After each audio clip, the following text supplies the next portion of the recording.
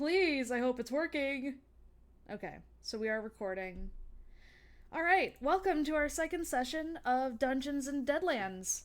I do have a little mini recap here, just to get everyone's minds refreshed on what happened last time. So, last time on Dungeons and Deadlands, our posse got to know each other for a bit in the old Dunmore Saloon, before one of their posse members got killed off at the smoking gun of Sheriff Austin Colt. Sheriff Colt rode into town with a band of his deputies and moved to take over Dunmore. After shooting the late Sheriff Douglas and claiming Silas's life as well, Colt retired to his brand new sheriff station at the crown of the town. With the inhabitants of Dunmore at a loss of what to do and forced to be locked down by the new deputies, the party was forced to retreat back into the town saloon by way of force and because of the impending storm. The storm grew fierce as our heroes entered the old structure, but the atmosphere shifted to one of dark gloom. Through satisfying final wishes and exorcising the ghosts that haunted the saloon, the posse banded together in order to cleanse the building of its unwelcome supernatural patrons. With the saloon itself seeming to sigh with relief, our intrepid posse finds themselves at the golden hour, standing amidst the fresh grief of a bruised and very battered town. At this time, everyone has had 1 hour of like an interlude to do whatever they want. Many of you have told me what you've done. I will leave all of that private. And here we begin.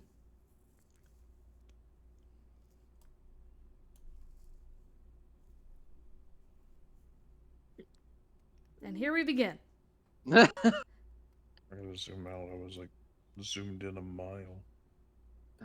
Let's. Alright, so is there anybody out and about, or is everybody still in lockdown? You've noticed that the doctor's office, it seems like the guys that were guarding it before have left. But and also the stables appear to be entirely free of guards, as with the inn. But the general store, the gunsmith, the brothel, and the fort has people, basically, deputies crowding around. Something else you notice too from the side of the saloon is 2 deputies are walking, and it appears they just came from the graveyard. Is there like a bell anywhere in this town? A bell? Like a... Like a ringing bell? Is there one at the doctor's office by chance? There's probably one at the sheriff's fort to call for town meetings. Yeah, that's not gonna help me. Never mind. But yeah. Is there anything I can glean off of the deputies that are returning from the graveyard? Yes. They're snickering to themselves. The guys coming from the graveyards or the graveyard is so there's 2 of them. They're quite burly. One of them has a gash on his arm, but he doesn't seem too concerned. They're kind of laughing at something, and you kind of hear them say, "Ha ha, stupid," as they're not talking about you guys or to you guys. They're just kind of muttering and smiling, laughing amongst themselves. And they walk to the sheriff's fort. By the way. Mm-hmm. Douglas's stagecoach. Why is he a horse? Yeah, why is there a horse? Oh. Oops. Yeah, we can see those 2 things. Oops. Thank you for the heads up. Let me go ahead and get that out of your And you can hide those 2 chats. Whoopsies. So did Stella just go immediately towards to the... Yeah. She was like, oh shit, that just happened, and I don't know what else just happened behind us. I'm gonna go to the graveyard. Okay. Where's the journals? There you are. Now I'm kind of confused. Stuck between 2 places. Let's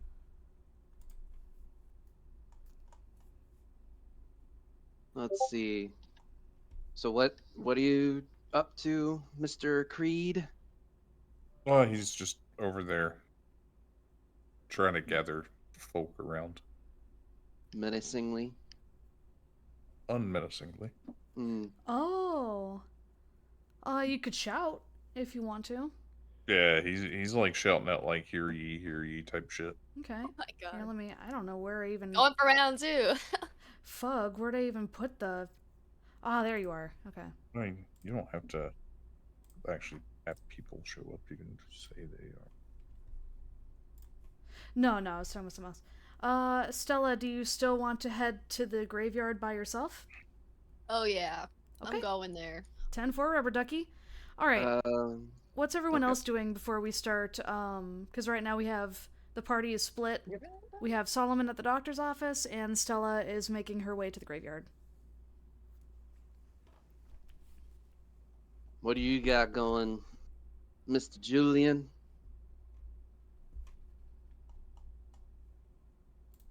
Are you thinking of exploring the graveyard?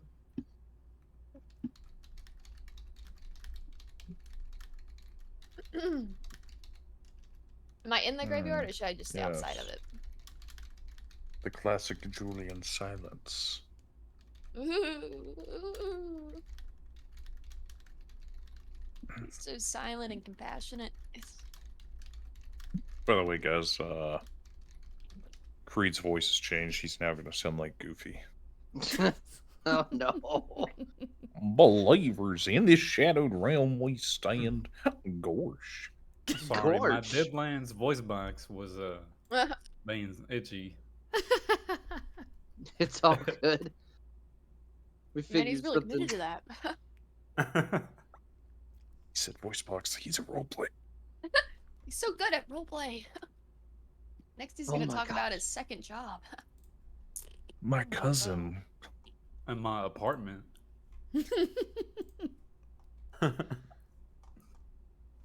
All right. Yeah, it's good to see you boys.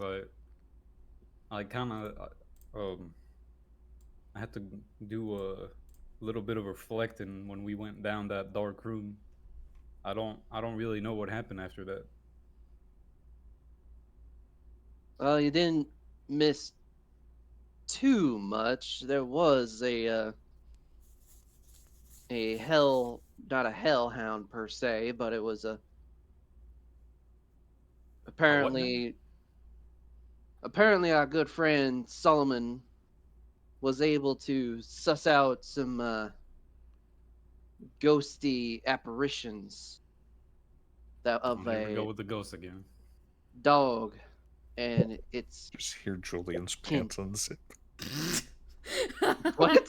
Oh no! Oh, Ghost. So cursed. zip. Julian's just like, oh, I'm ready for it. Where exactly was this ghost?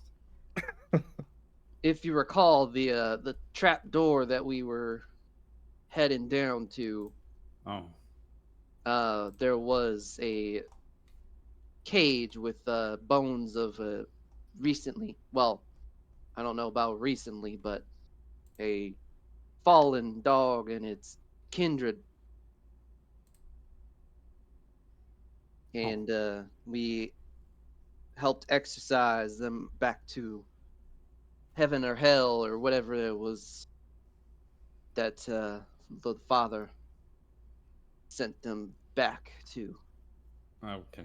Yeah, I don't know if you want to believe everything that Solomon says, but I see a couple deputies down there by the graveyard. I see Stella went to check it out, so I'll go with her if you All want right. to come along.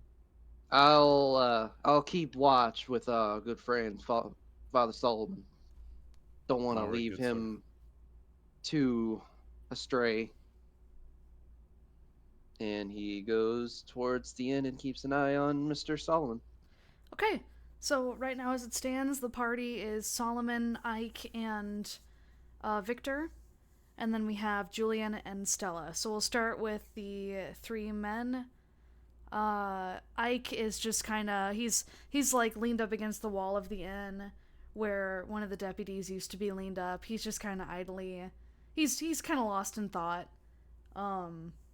With everything that happened, he's not exactly sure what to believe. He doesn't even know if what he saw was real, and he's just kind of lost in the sauce. So Solomon, did you say you're trying to gather a crowd? Yeah, is there a crowd? The doctor is in, but everyone else is, with Dunmore, it used to be really bustling, but now really the only people that are around are the people that man the shops that are still open. So the lady in the stable, she's there. The guy running the inn, he's there. The doctor, she's in. Gunsmith, he's at his place. And right now only the doctor's office, inn, and the stables and the rundown abandoned saloon are free of any deputies. But the deputies are willing to let you guys like mosey on around as long as you're not causing trouble. You get the feeling that they're just kind of there, and about like a good half of them are disinterested. They're just kind of standing guard, but they're not really paying you guys too much mind. Things have cooled down quite a bit since Austin Colt went into the sheriff's fort.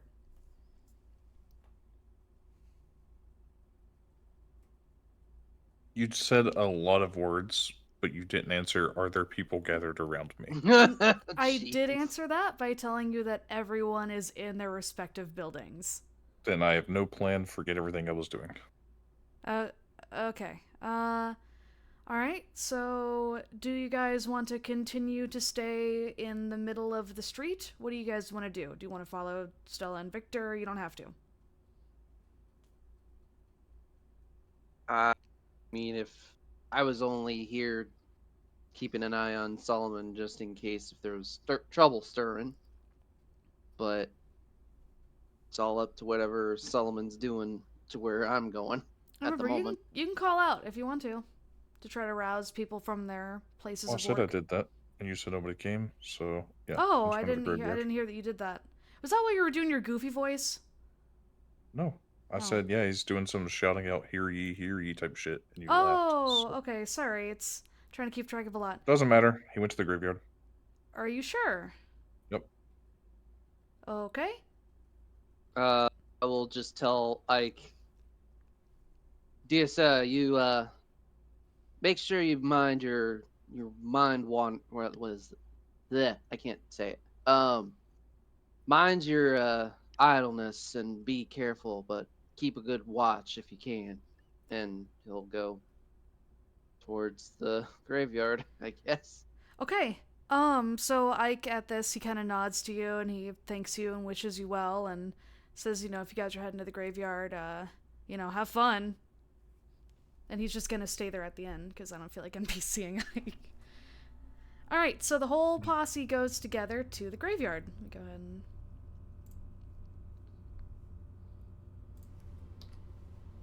Alright, so you guys have to let me know if... Well, I guess I can see Solomon's screen, so...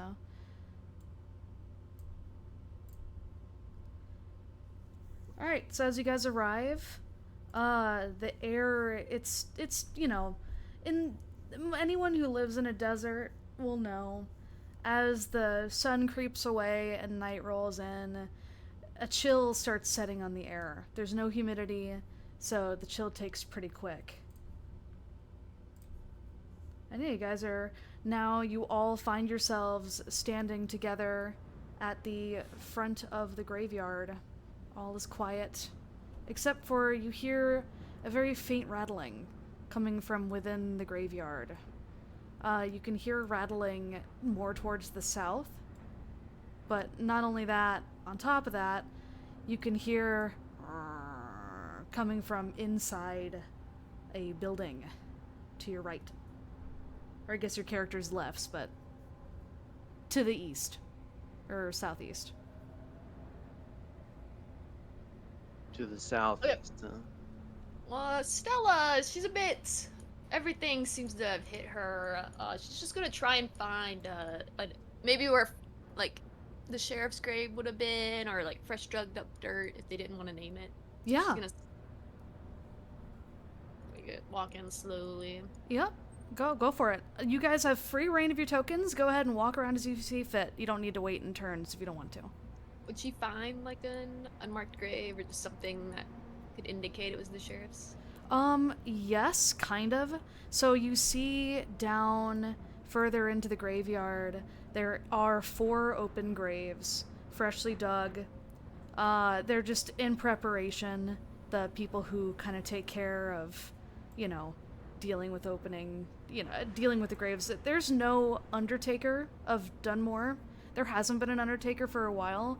It's usually a cumulative effort of, like, the doctor and her husband, or, like, the gunsmith sometimes will help, Well, that's neat. Dynamic shadows. Yeah. Yeah, how did you get in there without opening the door? Don't worry about it. Okay, well, if you're about to open doors or anything, you have to let me know first before you enter buildings. Yeah, okay. Where the hell is everybody go? Okay. Okay. Oh, Solomon, where did you run off to? Ran around the perimeter and went in. Okay. Okay. Alright, this time I'm gonna slow everybody down. One at a time. So, Stella, yes, you find 4 freshly dug graves. There's no sign of the sheriff's body yet. You have a feeling the doctor's still probably working on him, getting him ready for burial. And while she was working on it, somebody else came and dug these graves. And same goes for Silas. There's no sign of his body.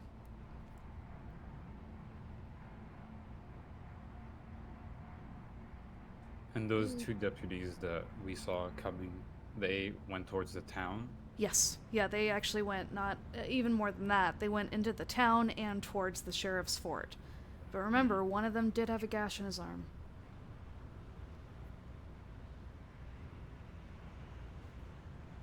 So I was just gonna look over these graves here and just a moment of reflection over who's gonna be buried here. Yeah, 100%. Stella I would say she takes her hat off too and puts it on her chest. Like half tied up blonde hair is all messy and frizzy at the top. Aw, yep, she does that, and while she's having her quiet moment of reflection, a very steady wind begins to roll in, and dust kind of settles over the graveyard. What's everyone else doing? I'm just kind of curious about. I'm kind of just trying to keep an eye on things and also look for any hints as to what. Yeah, just what those 2 deputies were out here for. Mm-hmm. Okay. So Victor's kind of keeping a watch on the area. Julian, Solomon? Keeping overwatch.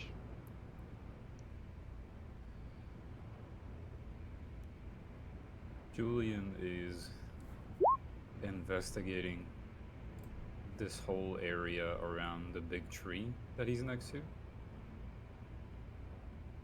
He's looking for any footsteps that seem fresh, something that might have been here recently, because we remember there was rain not too long ago, so if he kind of deducts that if he sees anything, then it has to be somewhat recent.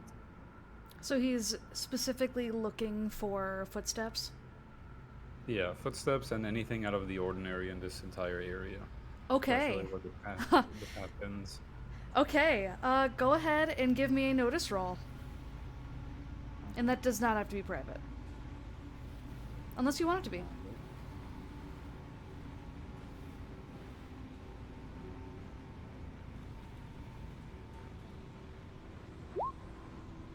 Okay.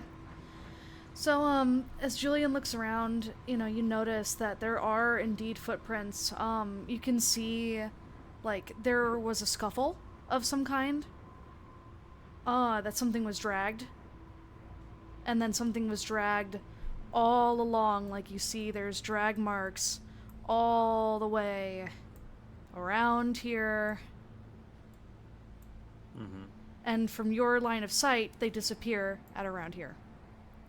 Okay. You also notice around here, there's some barbed wire of some kind. It's a very long, kind of stringy, black, wiry thing that is against the bars. Like, this whole graveyard is surrounded by large, long, gates, as it were, with spearheads at the top. But yeah, it's weird. There's not really barbed wire around the length of this gate, but there is right here. And it just sits there. Okay. And the origin, can I like kind of tell where the dragging starts, or whatever it is that was dragged? The dragging looks like it was started over here. And you notice there is a part in the in the gating itself that is damaged. There's a piece of, it's like a hole in the wall, basically. Wow. Big enough for a person to get by. Okay. Are you getting closer to the gate? You say the gate is what, around here? Yeah, like the whole perimeter of the gate. Okay. Yeah, I'm basically following where, I can see that it starts. Alright, stop. Alright, so as you are right there, that barbed wire next to you, you could swear it moves. And you hear a very faint sound. Fuck. And I kind of get startled and step back. yep, as you step back, you realize it was alive. This thing that looks like barbed wire comes alive, and you can't see where its eyes or mouth is. It looks like a piece of living barbed wire. It goes off of the side, and almost like a snake, it kind of comes alive off of the bars. It is very, very much a creature, and it very, very much is looking to attack you. So right now, I'm gonna need... how far away are you from everyone else? Because you're actually pretty far. Oh, wow. Yeah, okay, so, okay, so right now, Julian and this creature, which is it's called a blood wire. You guys are engaged in battle, so I am gonna go ahead and draw you guys some initiative cards, some action Right. cards. Okay, as this is happening, I'm screaming Perfect, okay. really fucking loud. Okay, so the graveyard... What the hell? Yeah, it's big, but it's not that big. You guys hear the screaming. While I'm drawing cards, Solomon? what does everyone else do? Victor will hear the screaming and kind of start put his notebook and his canteen away and shout over to the others. Oh yeah, Solomon, Stella, get over here. We got some company. It sounds like. Alright, Drew. And Stella. he'll draw his pistol and just head over. Yeah, Stella sighs and she'll as she puts the hat on, she kisses the top of it and puts it on securely, and then she'll grab her gun on her right side and she starts sprinting towards Julian. Get your goddamn holy water over here. She's sprinting. Solomon. Yeah, how far do we need to go before we need to stop for initiative? No, Yeah, stop. pushing out. Oh, yep. Yeah, because once you guys Everyone's enter supposed to initiative, be- then now you're in combat terms. I'm sorry, one more time, Solomon? So I was just trying to figure out what my damn speed is again. 6, okay.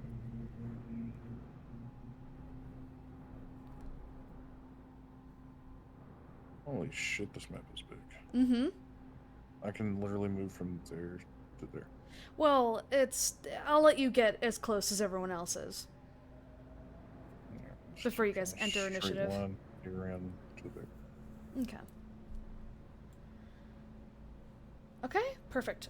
So all of you guys are now in the initiative roll. I went ahead and I pulled myself first, so... that's queen to me. That's gonna be an ace to Ori. And And then we just draw an action card. Yeah, I'm drawing initiative now. You guys should see Oh. above the graves, there's cards appearing. Yep. Okay, and we'll go... So we'll have it like this. if you click on people's tokens, like you see how that's got the little bars that pop up above them? Uh-huh. Oh, never mind, you're just gonna write them. Yeah, so like Zay. I was gonna say you can just type Julian. in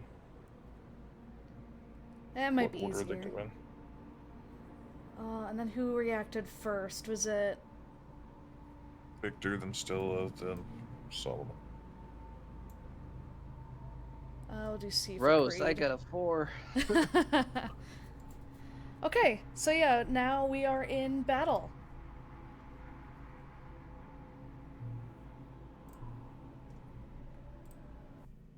X Who's up first. first? And even more, so like, as you guys are nearing, and I meant to do this before, by the way, for this battle, I'll have any creature you guys are fighting gonna go all in the same turn, just to save for the card pulling. So as you guys near it, you guys notice along the gate there is even more of these little fuckers. These blood wires come to life. At first they appear to be very innocuous looking barbed wire, but they are pitch black, they are covered in very sharp spines, and they're hungry, and they want to fight. And they are small. That's something else you guys notice. They're really thin. They are genuinely about the width and length of a piece of barbed wire. So keep that in mind as you guys are fighting, that these are small and they will be hard to hit.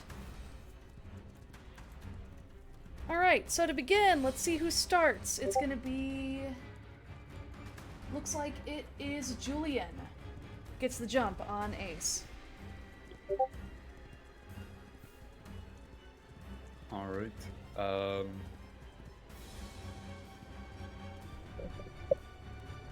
I'm pulling out the sawed-off Winchester. Out the coat. Now, can I pull out my shield as well? Would that be like realistic? to do You have both? you have a small shield? Yeah. So yeah, I'll allow it. I don't punish you guys for getting out weapons. That'll be free actions. Okay. Well, definitely taking a step back if that's possible to create some distance while I take out the sawed-off. You can, but the creature, there is opportunity attacks in this, so the creature does get the chance to lash out at you if you take a step back. Right Okay. now, the one closest to you is coiled like a snake, ready to strike. Mm-hmm. Okay, yeah, I'm just blasting right in front of me. Okay. Go ahead. So do I roll the sawed-off? Yeah, you should just be able to click the button. We'll see if it Yeah. hits. Oh, no. Okay. Oh no. Snake eyes. Damn. This is not great. Oh, well. Okay, so, and what are you firing with? Your sawed off? My sawed-off, yeah. Okay. So your Actually sawed killed off. myself with that roll. Yeah, not great. So your sawed off, it like you raise your gun, point at this thing, dead on. You're gonna nail the fuck out of it. Pull the trigger, click, click, click, click, click, click, and you can feel like this thing isn't just jammed. It's making a bad sound. Like, you can hear the mechanisms are... It's dangerous. Like, the bullet's still loaded, but this is this weapon, you get the feeling, you've worked with this gun before, you've had this sawed off for a long time now. You know, if you do the wrong thing, the gunpowder inside this gun could explode. So you're basically holding a little bomb. And yeah, it's Okay. totally inert, useless to you. This is not something you can just repair on the fly. You're gonna need to, like, really carefully, surgically take apart your entire gun and, you know, clean it out entirely and then put it back together later on. So sorry, but this gun is now out of use. You get the feeling if you try to use it again, it'll probably explode. Okay. Would you say the enemies were called? Blood The coil? enemies are blood wires. Oh, and blood wires. Okay. if any of you, if any of you would be versed at all with your characters in monstering, you would know that this is an extremely dangerous creature. This creature has been known to kill people, and it's the wounds it leaves they look to be the same caliber as small bullet holes.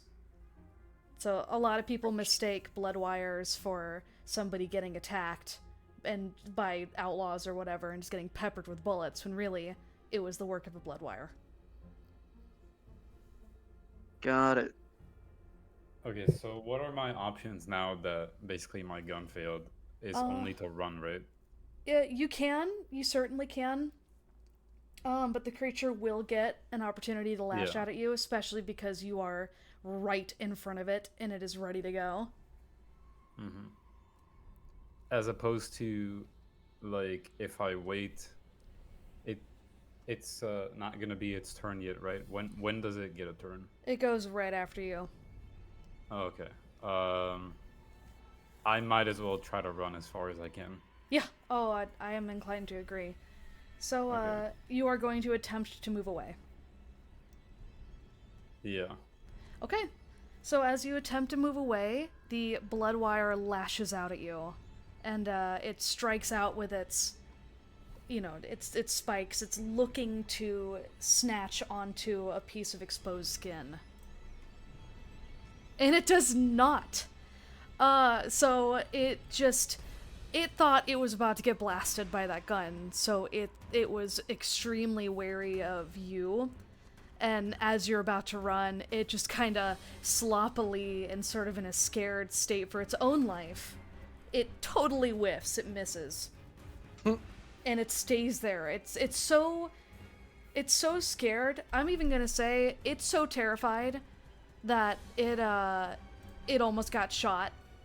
It's smart enough to understand that right now it is shaken. Jumps away like a manly ballerina. So yeah, go ahead And how far do I get to, like, run away here? Roll your, you should see a button with your pace. There's no button on pace. Really? Yeah, it just says 6. Or like running, or... There's no button that says that? There's running, yeah. Yeah, go ahead and hit me your running.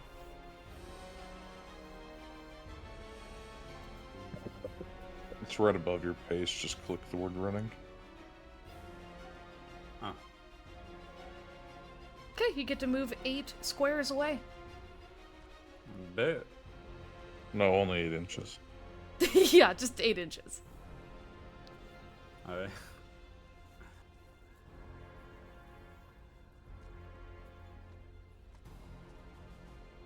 There you go. Okay. Do you want to do anything else? Look at the rest of the gang and say, help me, what the fuck, what the hell? Help me! What in the nation of Tor? Solomon, get your holy water. Okay, perfect. Now it is the Bloodwire's turn. The other two, they kind of see their, pack mate, as it were, get all unnerved at the sight of almost getting shot at, and they're pissed. They are immediately going to dash. Let's see how much. Oh, okay. Yeah, they also have the... So they're gonna go ahead and, like slither through the gravel and the dirt, and they're making their way towards you guys. This one here... Let's see. This one goes ahead and moves all the way up onto Stella. And at the same time, this one down here, it's gonna do the same thing. And he's dashing all the way to Solomon. So they're just heading towards the closest people. And both of them are gonna go ahead and... They're both going to lash out at the two of you. And try their Come on, hardest to... Corset, let's go. They're trying to get you. They're looking for any exposed skin.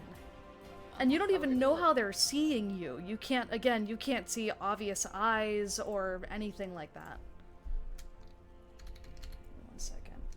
Thought I had their stuff there. Good thing the only exposed skin I have is my neck, where I have perfect vitals. Alright, so starting off, this one up here is gonna go ahead and lash out at you, Stella. Once again, it kind of like... It sort of, just like its buddy before, it sort of coils up a little bit and sways back and forth before trying to whip its spiny tail at you.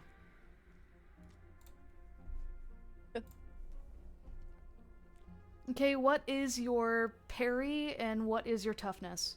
Well, I have my trademark weapon out right now, so... But my parry is 6, and then my toughness is 6 with a 2 beside it. Okay.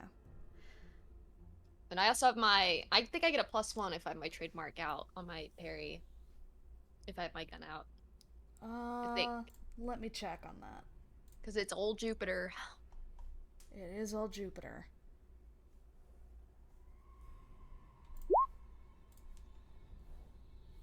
And don't worry, that was a whisper.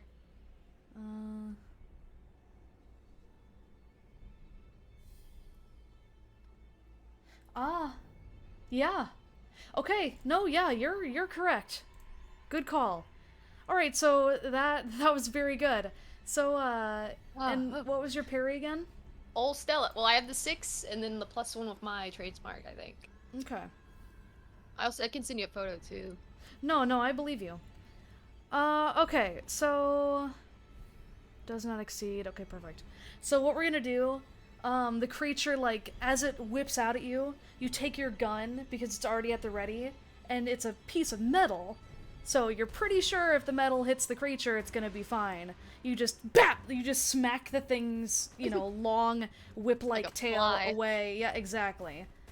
And it sort of hisses at you in anger and frustration, as it did not land its hit, and once again it goes back and coils, all of its spines prickled and ready to go for the next time. Alright, and then this one down here is going to do the exact same thing to Solomon, except this time it leaps and lunges forward, trying to smack onto any part of his body with its own body. I knew that corset was a good investment. Yep. And indeed, the creature totally misses. Just totally whiffs it. Maybe it's not so great that you can't really tell where their eyes are, because maybe if they had proper eyes, they could see better. But yeah, Bloodwire just right past Solomon, and, lands over here, and it turns and, rattles a hiss, a very angry hiss over at Father Solomon. And that's their turn.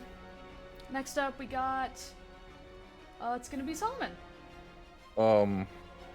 How far apart are the barbs on these things?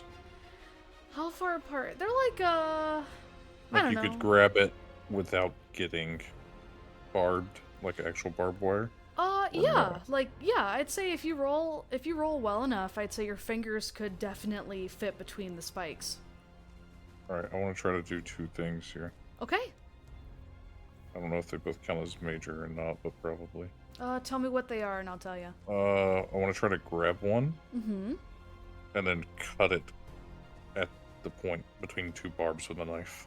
Oh, okay. No, grabbing is definitely a minor action. My special knife. Yes, okay, yeah. No, you can definitely try. So, with the grab, I need you to make me first a fighting roll. Oh, would it be fighting or athletics? I mean, it's the same roll for me either way. Just wondering for future.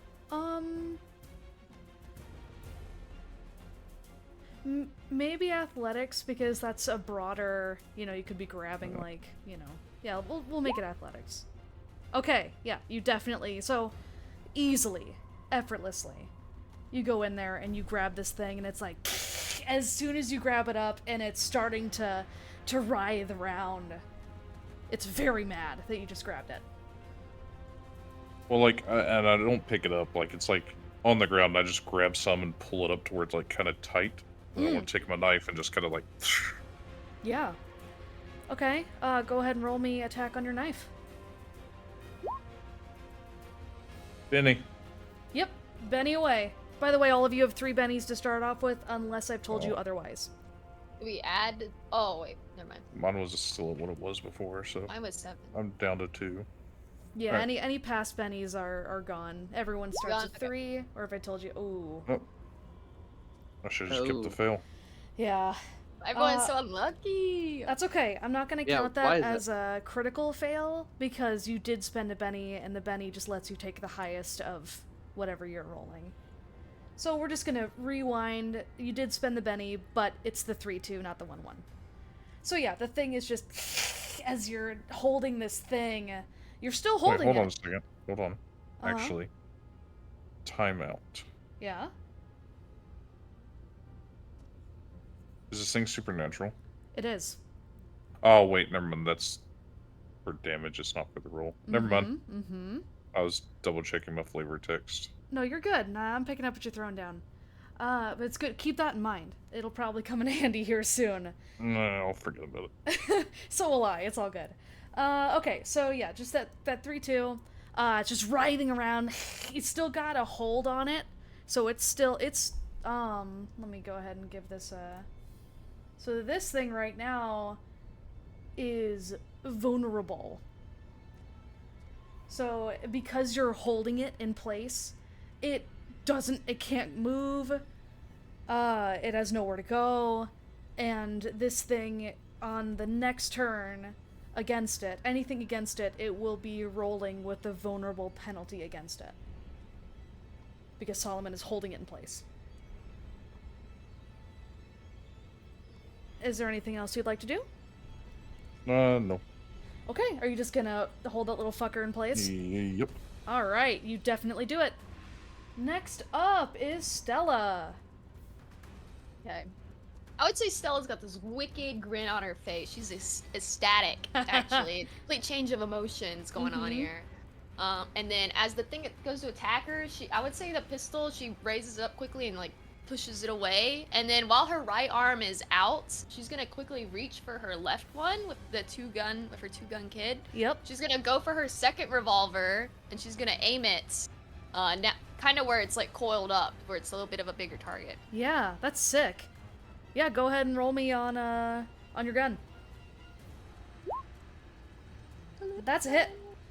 Alright, go ahead and roll me damage. So just hit the roll damage button on the chat. Okay, let's see. Oh, wow. Okay. And are you using, is that your... It's just because it's not the trademark. Got it. Okay. It doesn't matter anyway. So as you do this, you smack the thing away. It's like very angry, super pissy. It coils up, ready to lunge at her again. But in that moment, Stella takes out her second gun, aims onto the beast, and a bullet goes through not only where you'd assume its neck is because it's coiled, but it also penetrates through the middle of the body and towards the end of the tail. So one bullet goes through 3 times on this thing. And yeah, it's dead. The thing has died. It writhes around in pain before it succumbs and just lies motionless in the dirt. And it just looks like a piece of barbed wire. But Hell yeah. it is bleeding, you notice, so it is not just a piece of barbed wire.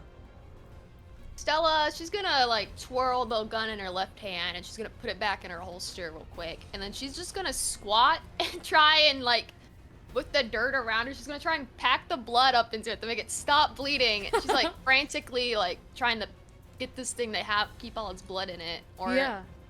And then, and just for an extra precaution, she's just gonna like grab her little rabbit's foot and she's gonna dip a little bit of the blood onto the Oh rabbit's my foot. Yeah. And then put it back on its little hook. And then she's gonna like just like ball it up a bit, and she's gonna like save it for later. She's gonna like slide it. She's gonna like try and slide it near this rock. She's like, I'll just save this for later, you know. So she's purposely like hoarding the carcass of this beast? Yes. Okay. She's like, come on, you're just gonna keep that there. She's gonna like put some dirt on it and all that. Yep. I didn't mean to leave the game. Yep. So yeah, yes ma'am. She does exactly that. The corpse, easily enough, it gets packed and preserved as well as you can do in the heat of this fight going on with these creatures. And yeah, it's They're fast. the blood slows down. And then could I move now, or was that my movement? I don't really care. You can move. No, 100%, because you just did your action. Now you're good to do any free actions that you want to do. Okay. I'm gonna have her try and move towards this direction that she was going towards. Okay, go ahead and make me a running roll. Thing back up.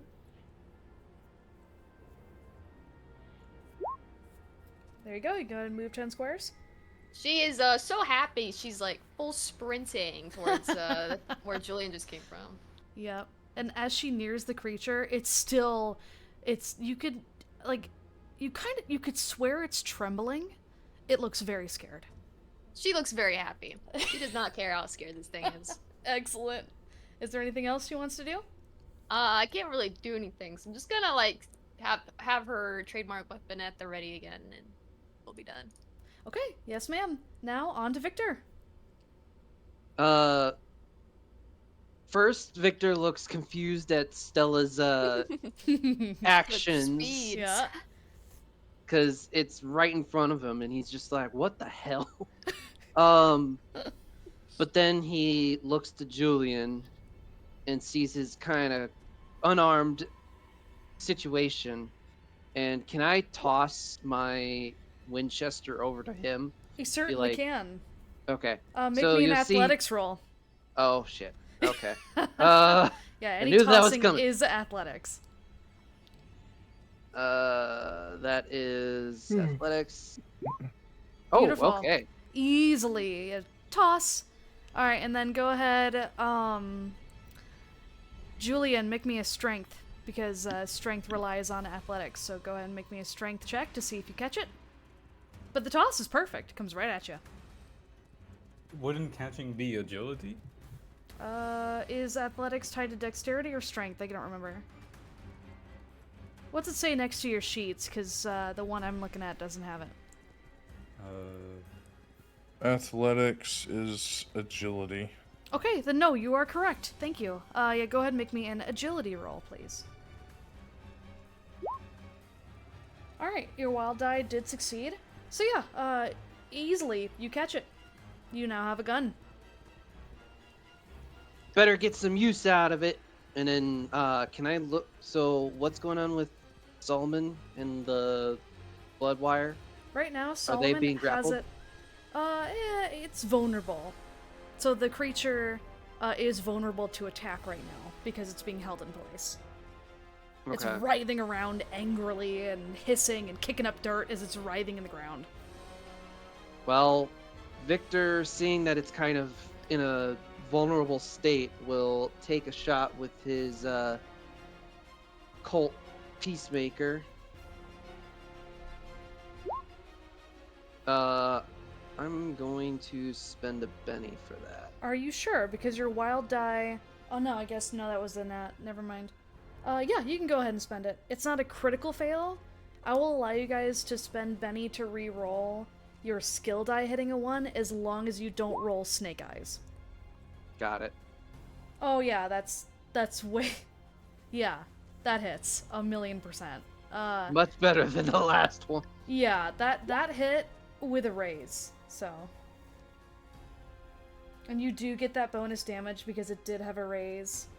So right now that's a 5. And... Oh my gosh. Okay, Oh! Okay. Oh yeah, this is the trademark weapon, so it goes... Oh no, it's vulnerable! Oh my god, okay. I'll explain here in a minute. So, yes. And that is your trademark. Do you have anything special for the flavor text of your trademark weapon? Let's see. Because the trademark did add your plus to that damage.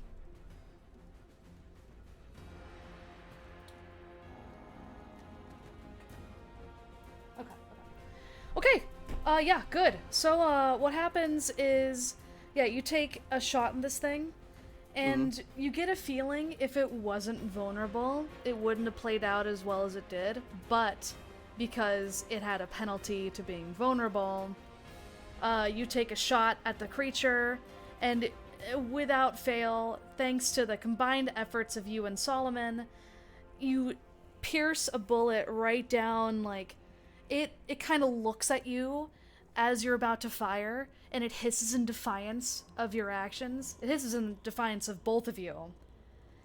And even, like, Solomon can feel this under his glove. Your shot, because you did it so well, the bullet entered through the creature's head, went down its esophagus, and it was basically staring straight at you. And then the bullet implanted itself into the soil right underneath Solomon's hand. So he could kind of feel the trajectory of the bullet as it was making its way through the length of this creature. So you basically filleted this creature from its head and neck down to its tummy. And it is very, very, very much dead. These things, you gather now at this point that they are real weak. Okay. And yeah, it didn't go out with a hiss, it went out with a whimper. And then it just falls very, very still in your glove, Solomon. Mm-hmm.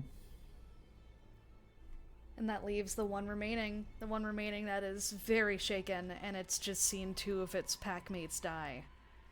So that's going to be the end of that. This will be my discard pile, and we'll go ahead and restart. We'll see who goes first. Oh, don't I get movement? Oh yeah, you do. So feel free. You can run, do whatever, anything you want while I'm drawing cards. Let's see. Oh. That is. Where's the button to? It should Press be right to run. above. Above your face. Yeah. And by the way, everyone, because Julian pulled a Joker, go ahead and add a Benny. Everybody gets a free Benny. Sweet. 1, And I will shuffle the deck. 1, 2. Oh no, that's 2, 3, 4, 5. Okay. Nope, that's my turn. Alright, beautiful. So Julian, because you have pulled a Joker, you may go at any time that you like whatsoever during the this round of combat. Would you like to go first, or would you like to hold and go later on? I mean, if I don't go first now, who goes first? If you don't go first, then it's going to be Creed is going to go first.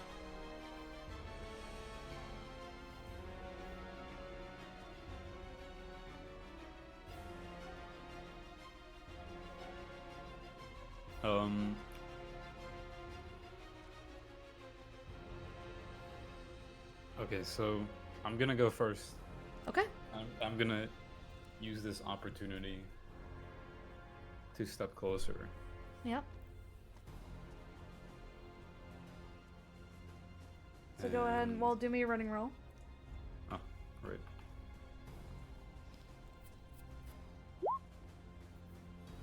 Alright, you can go anywhere within 10 inches.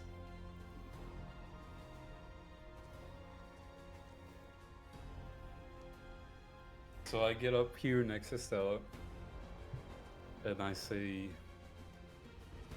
"Hold on, don't kill it yet." Stella is shaking and like she's like bouncing up and down, you know what I mean? She's like getting into the like, you know, like after a workout, you know, like she's hopping and popping a bit, like her shoulders are moving fast. And she's like, okay, and she's like, all right. And Still she's like, hopping she's and got like, bouncing. yeah, she's got like her right hand gun is like beating against the side of her hip really fast as she stares down the scared creature. She actually probably looks more like a monster right now than this fucking barbed wire of how like wide she's smiling and excited. But And yeah, I look at Stella, upset, She's knowing really that happy. she pushed me aside instead of tossing me a pistol. And I say, "Hold it! This thing's it's scared. Let's figure this out." Maybe Yeah, I I'm can- staring it down. I'm staring it down. I know it's scared. She had like no idea that Julian is the one that gets scared from that. It's right now, Maybe, it's coiled in a tight ball, and it's just nervously, you could tell what you think might be its head side is flicking between the two of you. maybe I can take it home or something and study it. Take it home. That thing, and she like Yeah. points at it with her gun and waves her gun around. That thing right there. Well, Oh. maybe we can find a way to remove the barbed wire. So, you just want to make like a stick bug? Is that what I'm hearing? Yeah, yeah. How the hell are you gonna yeah. do that? She looks. She stops bouncing. She's just now looking at you, very confused. Her shoulders are slumped. I've got this little sword in my jacket. Maybe we can try to A like sword. fillet it a bit. Yeah, I guess the cavalry's here or some shit. All right, and she'll just stare at him all blank. She's very disappointed that he doesn't want to kill this thing immediately. While you two are deliberating on what to do with this beastie, jeez, hurry the fuck up. Kidding. All right. So- Would you like to do anything else, Julian? Yeah. So I take out my sword and I Mhm. try to just fillet anything that's like spiked over it. Okay, so you're making a called shot against this creature. You're aiming for its spikes. Yeah, if that's what's that called. Yeah, that's Yep. what I'm doing. Yes, sir. Okay. Go ahead and roll me attack on your sword. Your sword. Your sword. Oh wow. Oh damn. Holy shit! Your dice exploded twice on your wild die. Yeah, I didn't just shave it. I waxed that motherfucker. No. It's smooth as hell. Even with the negative penalty that comes with a called shot, miraculously, yeah. This thing is so terrified of you. It, like, as it thinks it's about to get blatted by that shotgun, and even seeing the sword, it just scares it more. It's trembling, and it's so coiled up to where it's like it's flicking its spikes outside. Think of it like a porcupine. So, and as you're doing this, yeah, you make a... Go ahead and roll damage for that. Let's see. So, like, almost surgical. Everyone else can see this, too. With such a... He does such an excellent... Oh my god. Okay. So, with this uncanny surgical precision, he is starting to lob off the spines of this thing. And it's you can hear, like, in pain, it's like shrieking. This is an exceedingly painful process for it. Ugh. Yeah, this is not kind. This thing, and it's bleeding. It's squirting blood out of the little holes that Julian is making with his sword. Like, you realize now these spikes are not things like horns or spikes. It's actually protrusions of hardened flesh on this creature. Oh, ugh. It's kind of like how when you declaw a cat and they take off that extra knuckle. That's exactly what this is like for this creature getting de-thorned. So it's like, it's excruciating. And once he's done, you gather if it was anything other than just the spikes, this creature would be super duper hella dead. It's barely hanging on. It's very wounded. It's so, like, it's so hurt at this point. It's not even putting up a fight. It is just so beat up at this point, just for being, like, you know. So it's we can consider it incapacitated. So it is technically out of the fight, but it is not dead. It is holding on to life by a sheer thread. All right. Now we just gotta find a way to keep it alive. Somebody got a bandage or something? Let me find that good. Stella just has like her eyes scrunched up, and she's just like in pure shock at what Julian just did and why he did it. She's like, what the hell? What are you gonna do with this thing? You gonna like poke it more, or are you gonna use it later tonight as a toy? I don't know. What are you doing? What the hell is wrong with you? No, I need to study this thing. All right. Can When she have back you up? seen this thing? First time too, but you know, I got mine like a pile of dirt. You know what I mean? She starts backing up slowly and pointing her thumbs back as she does it. You know, I got a thing to do back here. You know. Okay, you guys are now out of combat. Everything has been defeated that you guys are aware of. Or that has made itself known. Stella's gonna carefully grab this thing, and she's just gonna coil it. She's gonna wrap it up. How big is it? Like, how long is this thing? They're pretty small. So they're like 2 feet long-ish, but they're real skinny.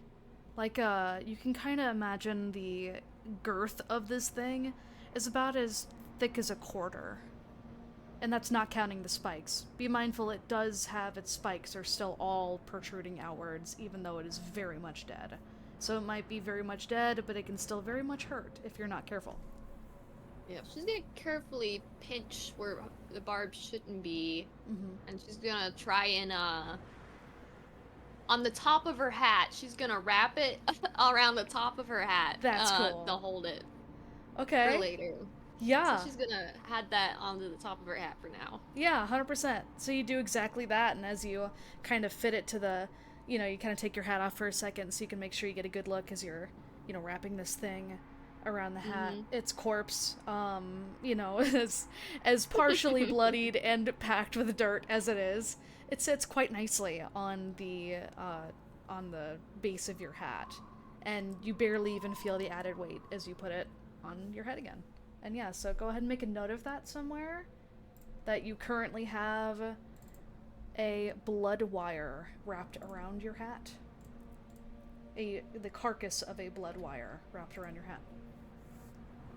Stella, I hope you realize that, hopefully that thing does not come back to life on your head, because then I'm gonna have to shoot that thing dead. Stella gives like a half smirk, kind of showing off like a little bit of a tooth gap here, and she goes, "Oh, I can handle it. I can handle it." Right.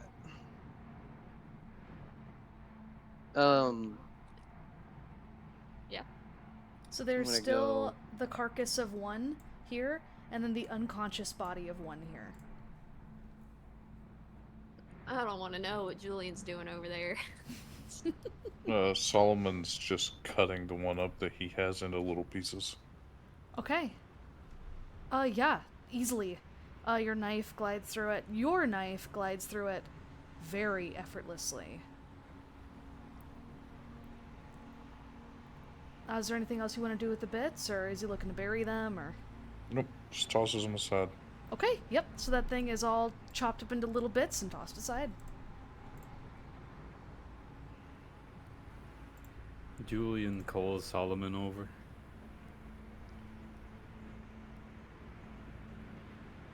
Victor is moving over to where you're situated.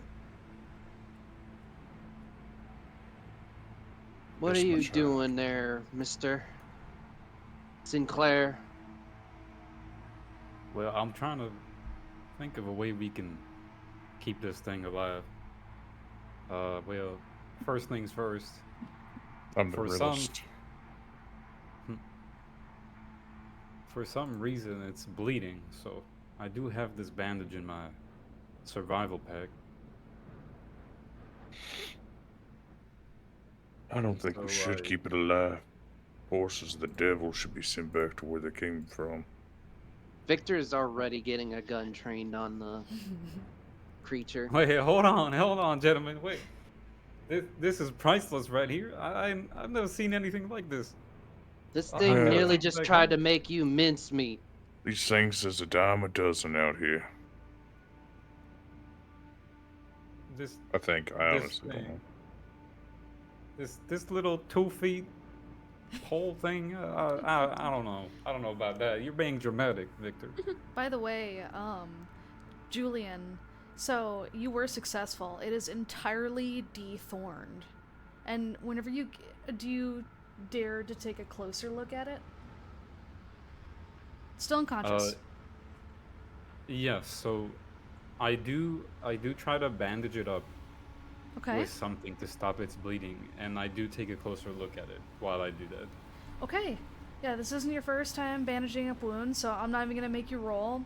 The thing's not resisting at all. It's totally unconscious. So yeah, you bandage it up. Now you have like a a very wrapped up a mummy stick. And Mummy stick. so if you get a good look at its face, you can see it very much resembles a snake. It's got black eyes that are it's got a translucent eyelid that is quote unquote closed over its eye. The eyes are two very beady little black eyes. It has two little nostrils at the end of its face. Its mouth is sort of ajar a little bit. And looking inside, you do not see any fangs whatsoever.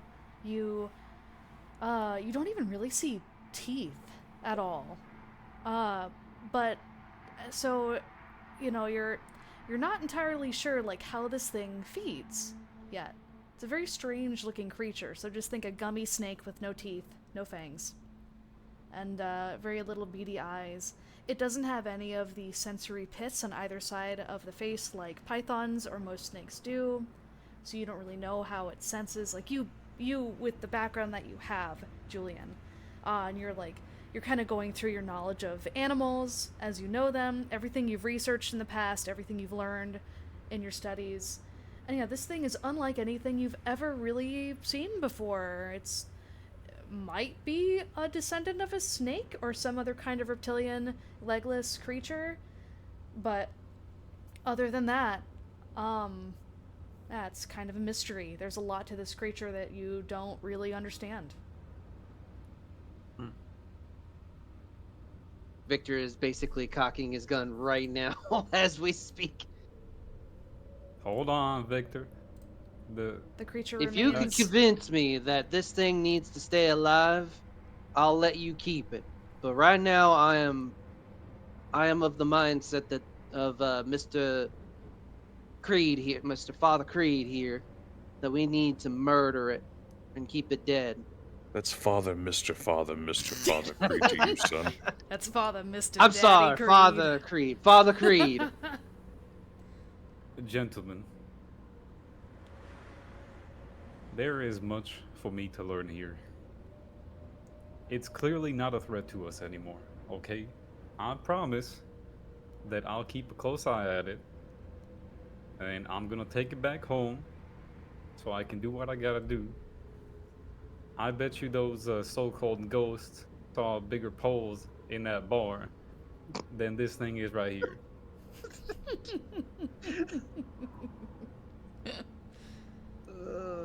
I'm so glad Victor was not around for that.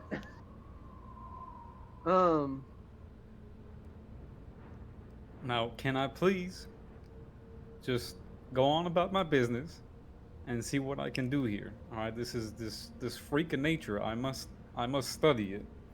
Put your goddamn guns aside. Creed's just gonna walk away. And also, before he does, he says, "Mind your profanity. Don't take the Lord's name in vain." And it just leaves. Okay. I was about to ask about that roll.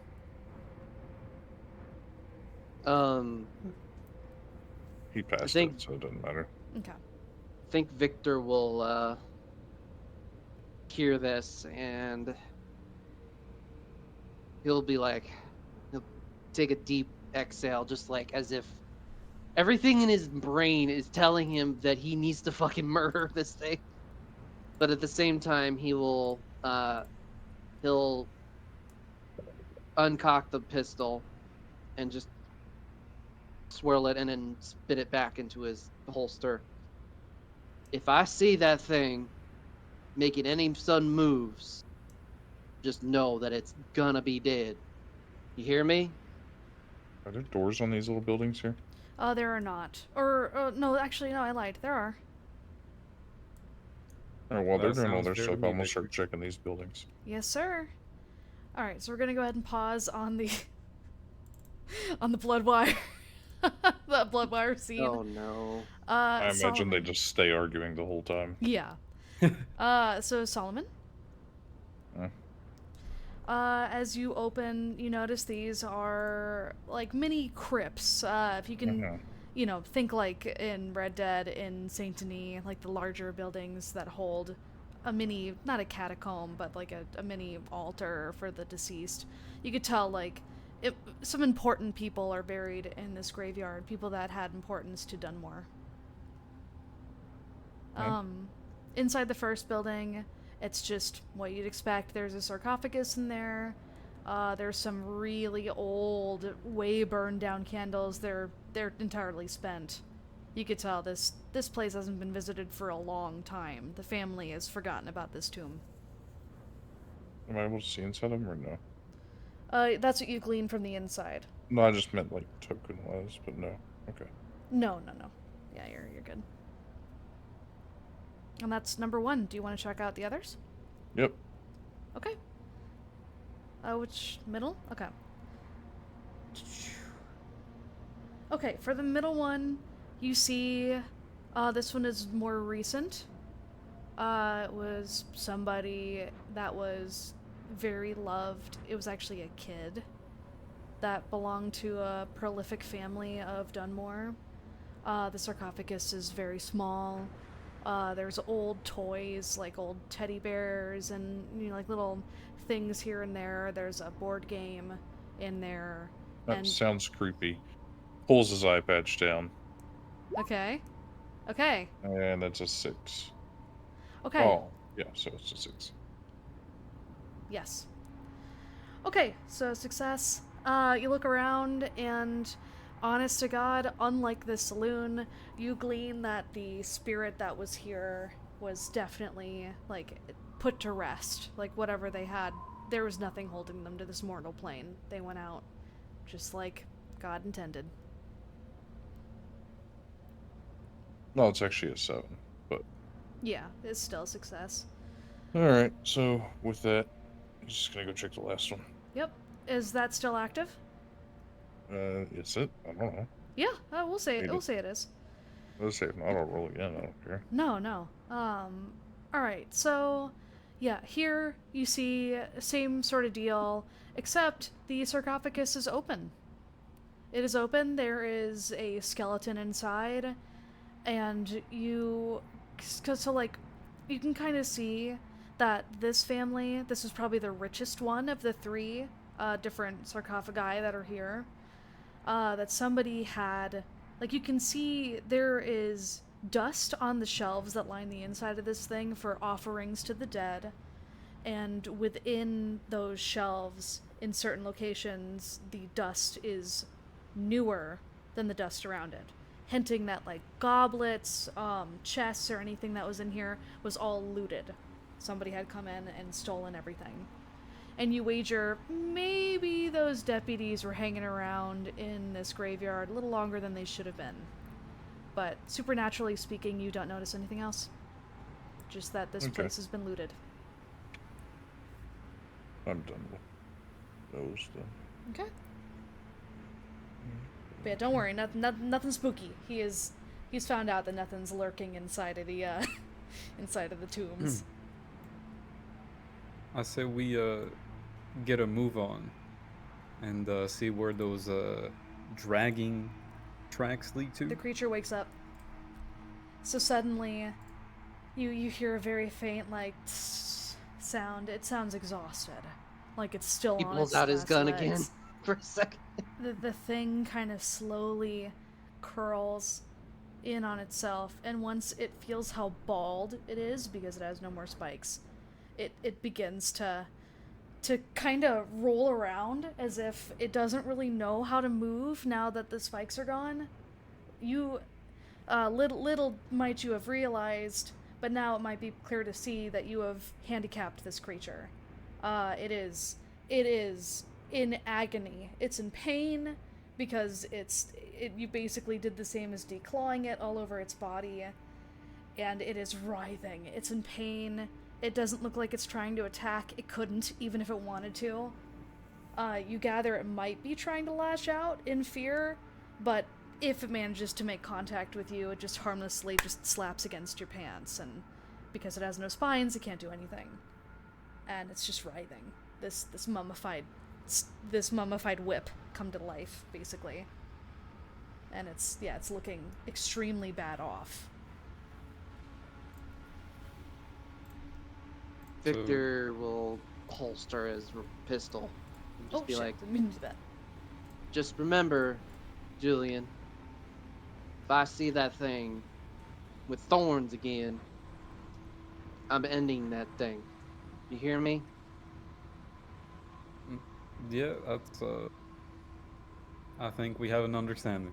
I'll just go ahead and see if I can keep it in my jacket or something here. Okay. Are you Just moving to if- grab it? Yes. Where do you grab it? I'm gonna hold it by what would be its neck. Okay. Is Julian wearing gloves? Yes. Okay, I'm not even gonna make you roll. It's so weak. And the thrashing I mentioned before is really just a very feeble attempt at lashing. It's so tired. You could tell. It's really bedraggled. Yeah. So you easily grab it. And yeah, it feels like you would expect. It's about a quarter's width and girth. It's about 2 feet long. Except unlike the one coiled at the base of Stella's hat, it does not have its spikes, so it is rendered entirely inert, so far as you can tell. If you were to put it in a coat pocket, it would just kind of coil in on itself in despair and in deep pain. You could tell this, you can kind of feel once you put it in your coat pocket, it's still trembling, and you can't really tell if it's trembling out of fear or out of pain. But yeah, so now. Yeah, I'm stuffing him into the coat.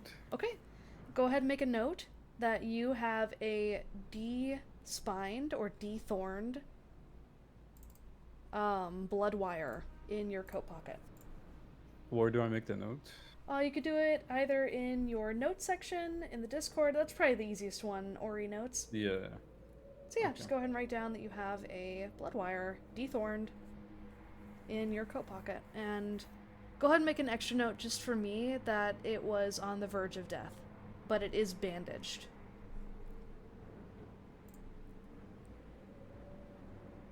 Got it. While he does that, what do you guys want to do? I guess follow those drag marks, you know, she's just gonna look around the lot, hands on her hip. What's Okay. going on? Surveying the area. Yes, ma'am. Anyone else? Victor will kind of look towards the 2 remaining corpses and wonder if one or the other is in really bad shape, like compared to the declawed, as it were, blood wire that Julian is carrying. Okay. What kind of condition is the 2 other ones? Yeah. Mine's on my hat.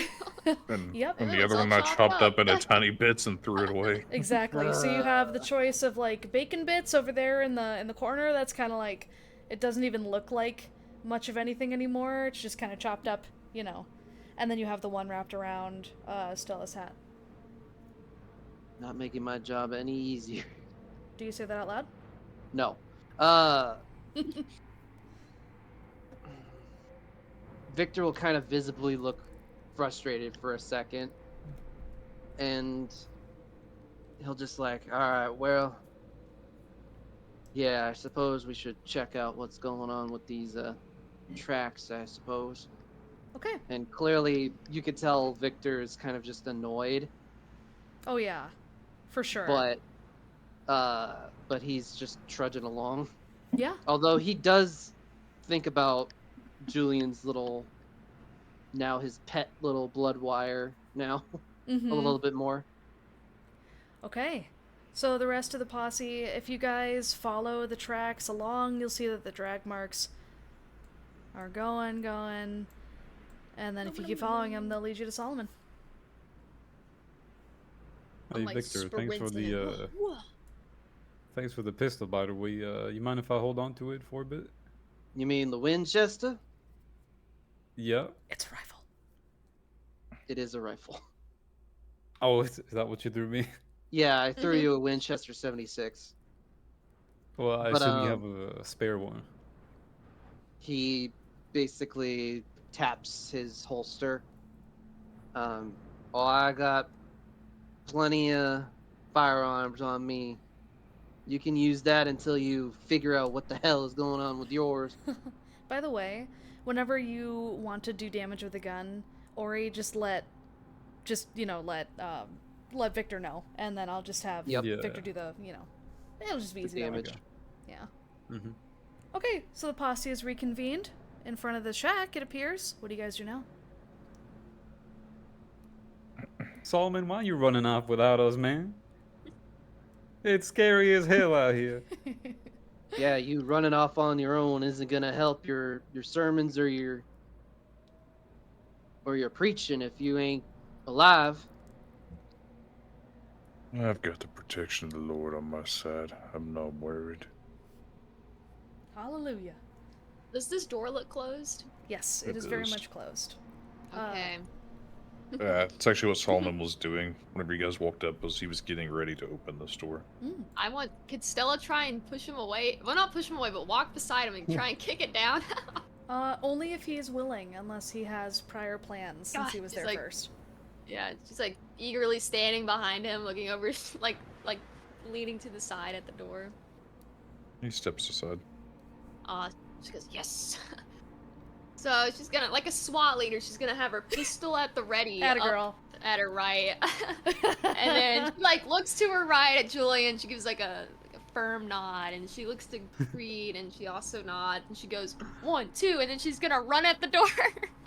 And Right as she should I- goes to kick it, Creed yells, "Button hook left." You get a Benny. So proud. I'm so proud. What did Maybe I straight- tell you about running into doors and smashing down doors? is it a strength check? Yes, yeah, go ahead and give me a She Oh, no. Okay. Wow, you guys are the snake eyes today. Oh my god. Okay. God, yeah. our luck is terrible No. today. So no, you do it.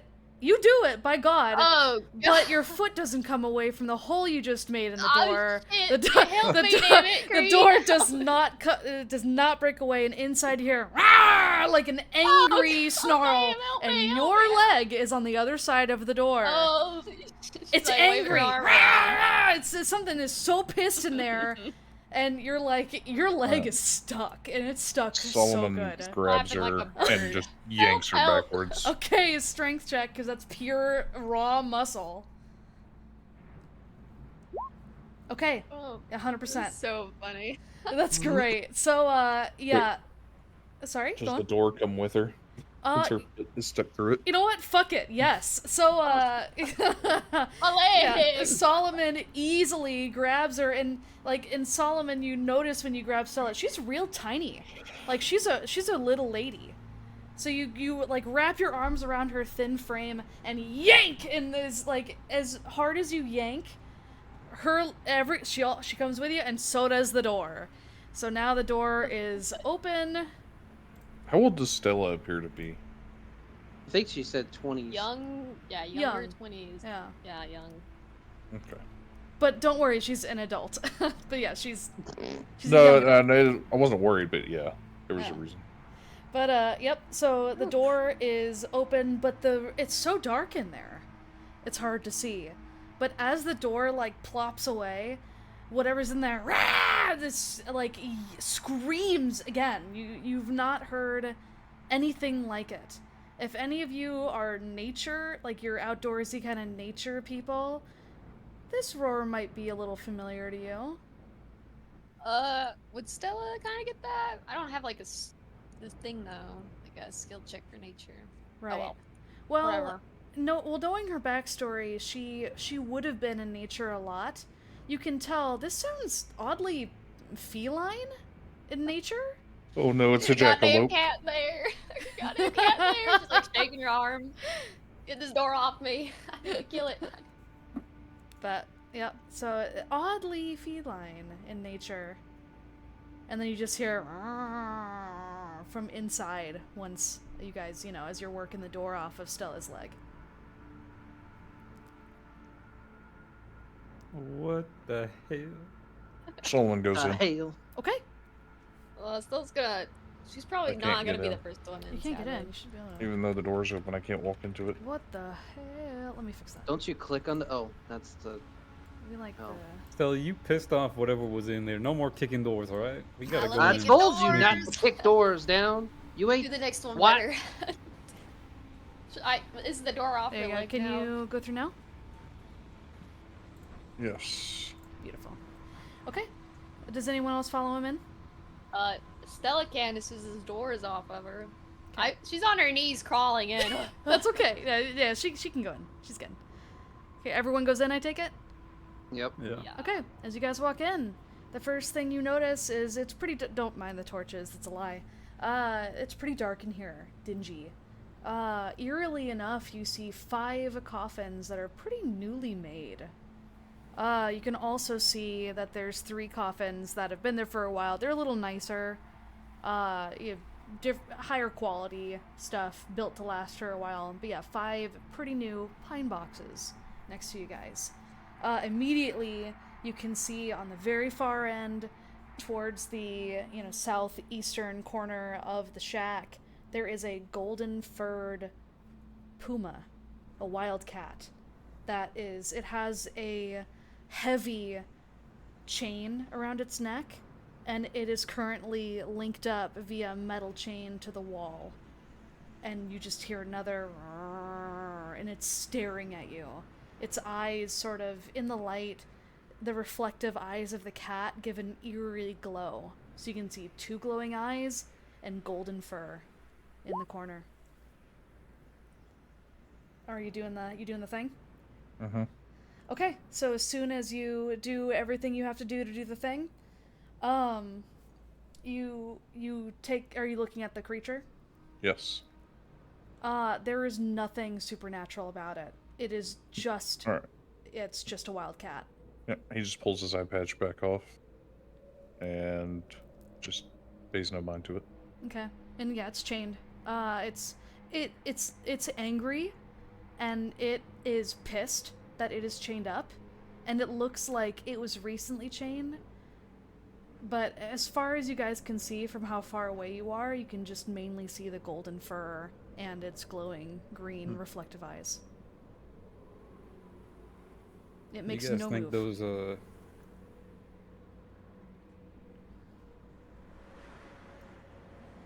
What? You guys think those deputies had something to do with it? Maybe they tied this guy up here, whatever that is. Like a puma. Poos. She's gonna squat and barrel roll into the middle of the room. Oh my god. Which side are the fresh graves? The fresh Or the graves. fresh, what is it called? The pine boxes. The coffins. Victor's standing right next to the fresh ones. The 5 identical, pretty plain-looking pine boxes there. Are they completely nailed down to where, like, you can't open them anymore, or... Oh, no, gosh, no. No, you can open them. Victor will open the first one to see what's inside first. Yeah, of course. So he does that. You open up the pine box, and inside you see nothing. Besides an old pillow on the head side of the inside of the pine box.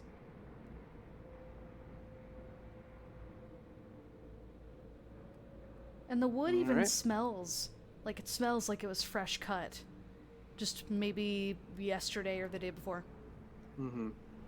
Victor will close that one up and look at the other one. Shunk. Again. Inside you see the exact same thing. Nothing but an old, gross looking kind of pillow.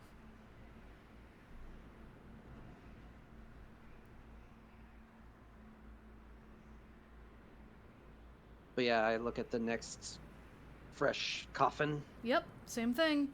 Just chunk, Nothing? closing the second one. Yep, third one. And again, nothing, just a pillow. Alright, well, somebody was clearly making these for new... But you said we know that there hasn't been a mortician? I guess that's what the word... Yeah, and Stella would know this too.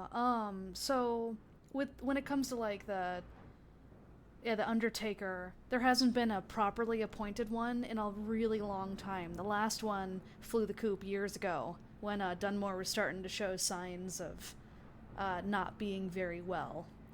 So the Undertaker, quote unquote, now is a cumulative effort of people like the doctor, the gunsmith, able hands that are willing to perform final rites or perform autopsies, prepare bodies for burial, and, then put them away. Communal effort.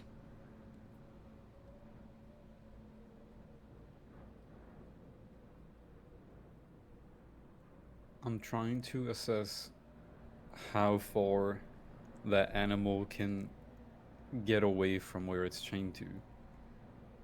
The chain's pretty small. Like, so the cat's starting here. And yeah, you assume, at least from let's see how much you can assume. Okay. From where you're standing, you don't think it can go very far. And at least from what you can see, it looks pretty securely chained to the wall. Okay. So, Julian's gonna walk up to this corner of the room and start checking.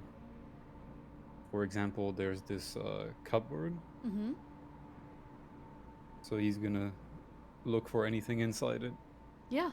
So as he does that, he's kind of pawing through the different, like, vases and jars and everything else. Everything with, like, a varying degree of dust.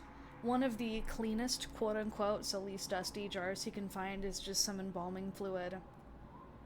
There's different things like different large gauge metal syringes for bloodletting, so that you can, in typical mortician fashion, you bleed the body first and then you pump it full of embalming fluid to keep the body not, in a better state of decomposition. Because decomposition happens so quickly, it makes the body fresher, quote-unquote, for longer, so that while they're doing funeral, while they're doing, especially for open casket stuff, at least, Julian would know this much in his research, that this is pretty typical for a shack like this to have when prepping bodies for burial or funerals. Okay. So nothing out of the ordinary. No, nothing that would be of concern at this moment.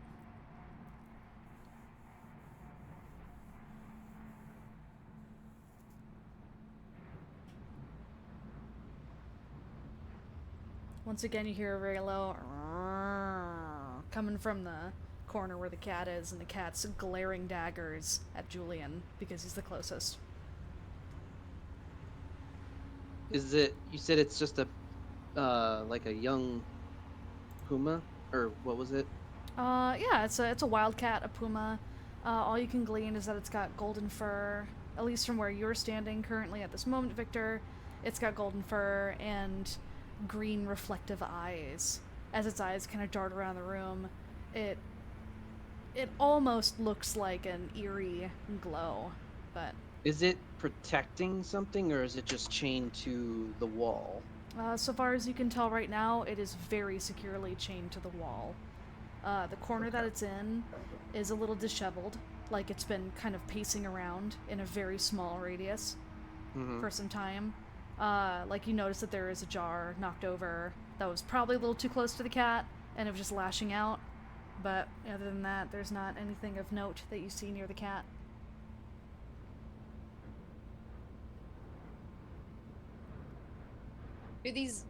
Stella's gonna, in a SWAT formation, Of course. she's Oh still my on her God. knees. She's She's like on like a weird like sniper gun pointed at the ladders. They seem to go anywhere, or are they just there? You notice that above you, there are rafters.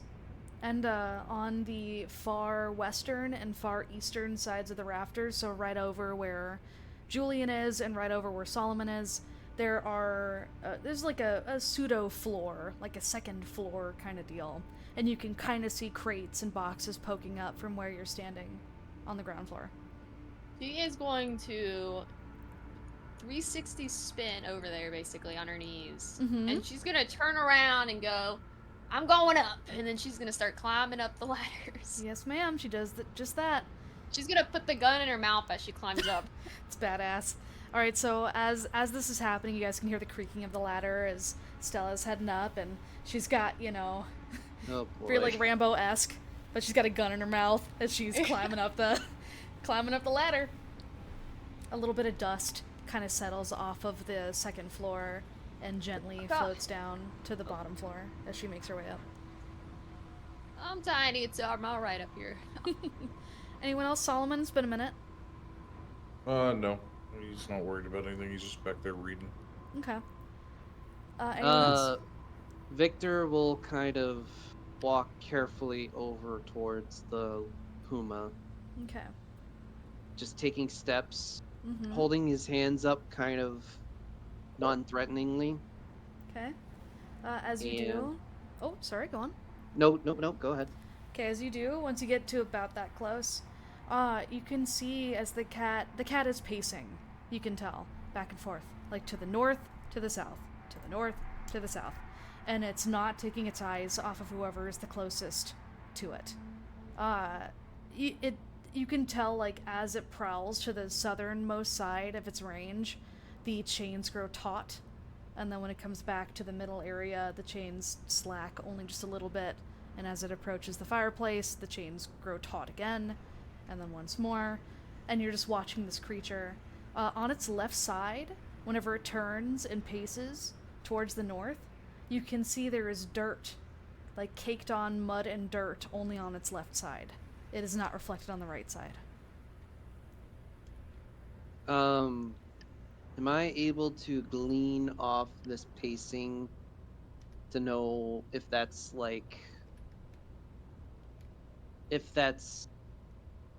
conducive of I guess maybe a predator kind of thing, or if that's like a cornered situation? I guess I'm trying to discern what the behavior is of the cat. Yeah. Right God, now. do you have a nature check or some kind of equivalent here in Savage Worlds? I do not have. I have survival. Or like But animal handling or no animal handling, no nature, Hold on, unfortunately. let me look at the I'm a city additional folk. skills. Yeah. I'm a city folk. Sorry, Victor, I'm borrowing your thing really quick. No, you're fine. Okay, let's see. So there's like, what is it? Is it considered unskilled because I technically... Otherwise, I see- have the survival, but... Yeah, see, I'm thinking because like there is no such thing as like an animal. So riding is something. If you're riding an animal or like riding a station wagon or whatever, Right. or even like driving a car. Or no, I guess driving would be different. Oh no, I guess driving. Never mind. So like riding horse. There is survival. There is common knowledge. I don't know. I guess because the way I see survival, it's like when you guys are out in the field and you're trying to like hunt something successfully. Right. Or like. I would think survival is also including like. Could also include like predators. Yeah. Out in the wild. I'd agree with that. But. Because yeah, if you don't know how to survive, I feel like you'd be more susceptible to predation than if you did know how to survive. Right. Let's assume that. I guess. Okay. So go ahead and make me a survival roll. Oh wow. Ooh. Okay. Wow. Holy shit. All right. So that's a success with multiple raises.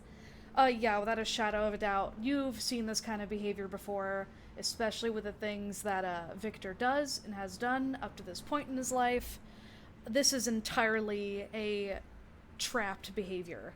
Like, the creature is scared, the creature is trapped, and it is just... You could tell, like, if it had the chance, it would run out of this room and into the wilderness immediately. But it cannot, because it is chained. Is there any food that it's lying around, or is it just left to its own devices right now? So far as you can tell, it was left to the same fate as the dogs. Okay. Does anyone have any meats or anything on them? Or actually, no, we have jerky for... Do we have dried jerky? Yeah, for like your survival packs? Yeah, I'd say so. It's a good common thing to have. He pulls out, or he goes to his pack and just kind of still trying to be non-threateningly. And then he pulls out the jerky and moves closer inching very, very carefully. And you hear it very low, its tail's lashing from side to side. And then he will drop the jerky right in front of right here, Okay. and then back away very slowly. Okay. Even like as you approach, it moves away. And then, but it's still growling at you. You could tell this thing is not out to attack you, but it is wary. It is Because of, being very, yeah, it's cornered, scared animal is a good way of looking at this. But let's see. Let's see how susceptible this creature would be. Because, yeah, it is probably pretty hungry. Yeah, mountain lion is what this thing is, if we're getting Oh, it really, is a mountain lion? Yeah, if we're Okay. getting super duper, technical about it. So it's kind of like... It's kind of sniffing at it and sniffing the air. It smells the dried meat. So it's kind of like, It sort of looks at you a little bit. And then... Let me see. Let's just make it fun. Okay. So it looks at you for a little bit, and then it very slowly approaches the meat where you left it, and it kind of sniffs it. And as it's sniffing it, it doesn't take its eyes off you. It doesn't even blink. Its shoulders are hunched. It's crouched really, really low, as if to pounce, but it doesn't. It doesn't even try. It doesn't, like, lunge or lurch against the chain at all. It just sort of sniffs at the meat. It takes a very ginger bite of it. And then as soon as it grabs a hold of it in its mouth, it darts immediately to the other side. And it kind of, like, shakes at the meat as if to make a kill. As cats do. They grab the meat and then they give it a good old shake to rip it from the bone. And just instinct at this point. It was so hungry that it just is gobbling down this food, and it's not paying any attention to you right now. It's just sating its hunger. Okay. Now that the mountain lion is kind of satisfied for the moment, do I notice anything particular around the area that the puma is at? Or not the puma, the mountain lion is at?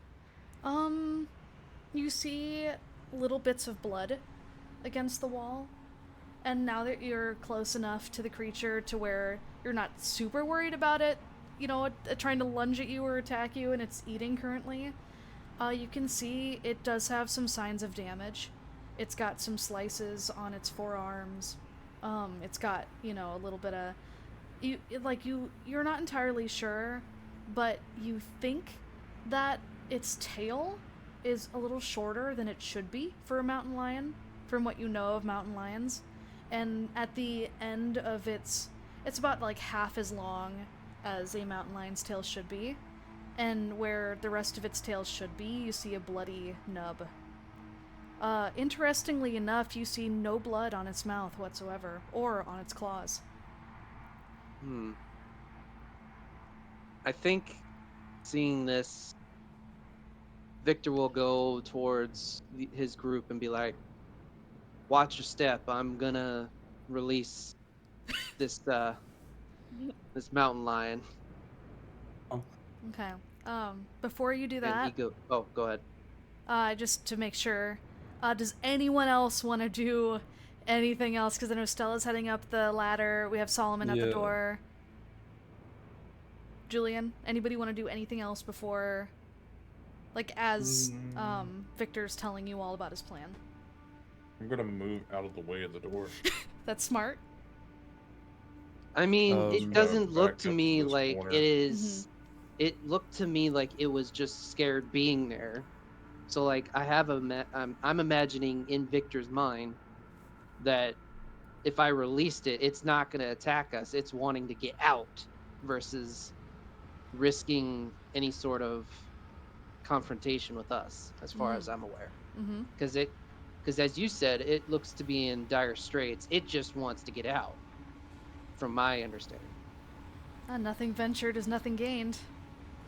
So, but yeah, he just tells the others, like, Well, Stella's already up on high ground, so she doesn't. Yeah. Hell yeah. She's True. probably okay. She's probably the most okay out of us all. Yeah. But Victor looks to Julian and tells him, like, you might want to find a spot to keep yourself away from the beast here.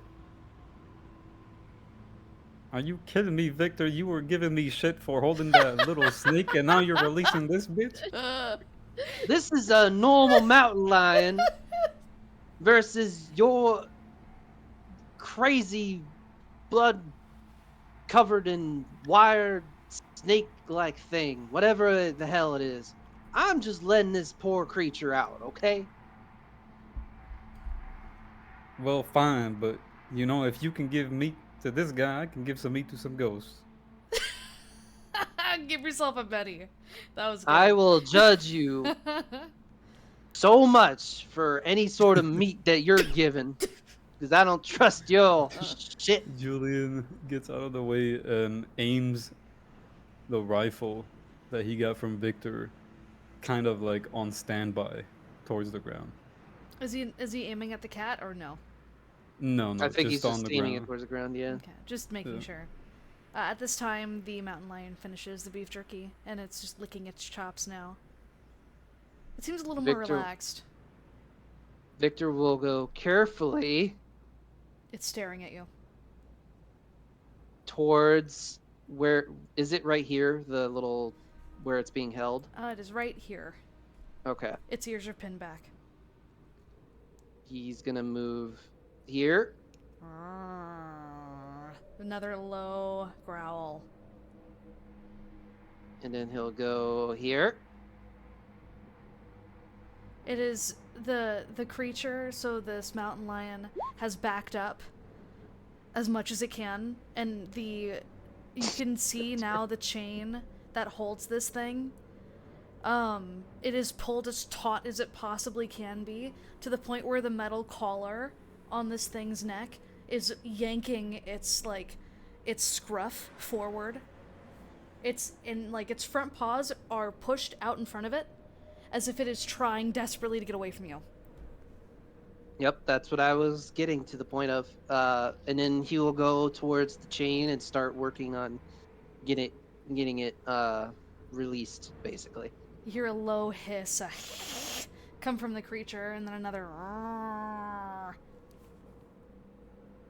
And especially whenever you do anything that moves the chain, you can tell the creature gets more agitated at you.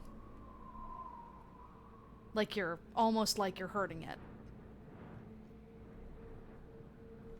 So Okay. how are you working with this chain? I just want to find the easiest way to release it, basically. Okay. If that means having to hurt it just a bit just to get it released, I'd be okay with it, but Yeah, understandable. So but otherwise he's basically being as careful as he can to not agitate the beast as much. yeah. But if it means that he has to agitate it to get it released, he will do it. Okay, so now that you're right there on this puss, and the Oh my thing that's God. holding it in place to the wall, you can see there's around a dozen links in this it's a large, thick, industrial-sized chain. And this is the first weird thing you've noticed in this shack. Why would there be a big, thick chain with a metal collar in this place? It doesn't make any sense if it's a place to prepare bodies for their final rites and their funerals.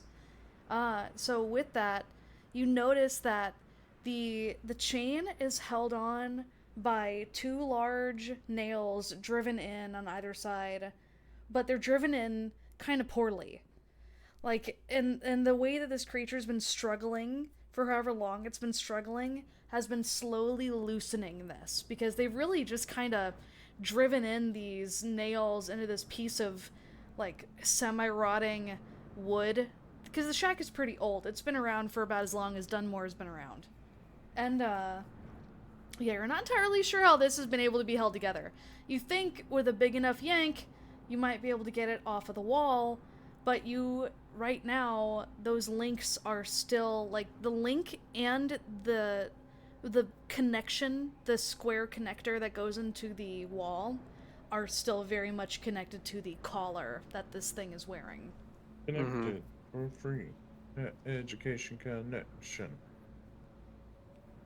But you're pretty sure that you could wrench this thing off of the wall, but as to what happens with the cat and the collar and the metal chain, his leash now, other than that, you don't know.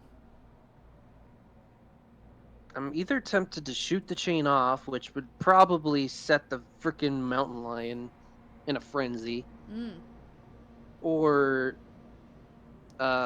yanking this off, but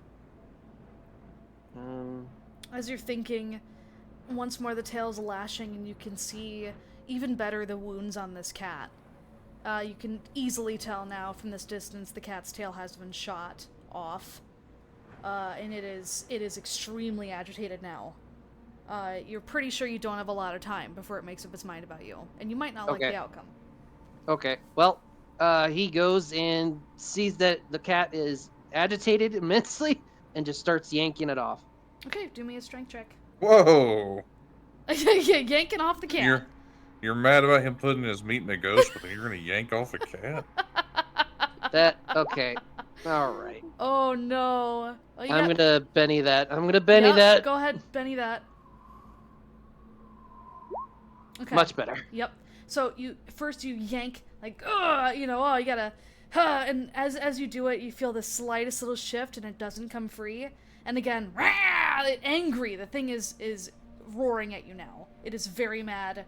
Whatever you did, you can see it's since it was pushed away from you and it was actively trying to like back away from you even more and it couldn't. You could see now its front claws have been jutting out and it's gripping the floor with its claws, whereas before it did not have its claws out. So as you're like, oh fuck, okay, it's now or never. And again, you yank as hard as you can, and with your success, with a raise, it comes free in a loud like clang, and little bits of wood kind of like jut out of the wall from where it used to be. And the cat is free. The creature is immediately it backs up even more to the corner here, and it's snarling. It's wide-eyed, and it's glancing between Victor and Julian. I will back up immediately, just giving it room so that it can do whatever it needs to do to get out.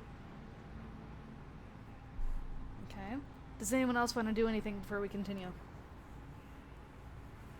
Nope, I'm just standing in the corner watching all of this unfold.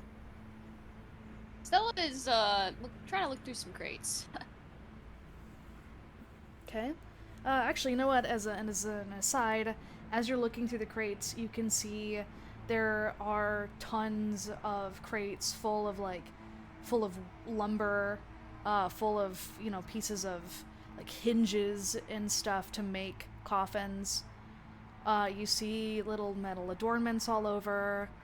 You even see upstairs there is a writing desk, and on this writing desk you'll see there's a whole list of things. And you being a local, you've seen all of the people, you've known all the people that remain here in Dunmore for all your life. You can tell right off the rip that this is the handwriting of the doctor. And you can tell that her handwriting it's very elegant and a little hard to read. She only writes in cursive with a very doctorly, impossible to read kind of way. But, it's... You're kind of going through and you're seeing... And it kind of hurts, because there's all the names of the people who've died in your town. Many of them you recognize. People in the past that died due to one thing or another. Either they were never heard from again and presumed dead, or their corpses were found mangled and people just passed it off as some bear got to them or something. But you always had a feeling, you always kind of knew that it wasn't just a bear, it wasn't just a wildcat, it was something much worse that you could never really put your finger on. And you knew that you couldn't really, like, anytime you talk about it, people were like, oh Stella,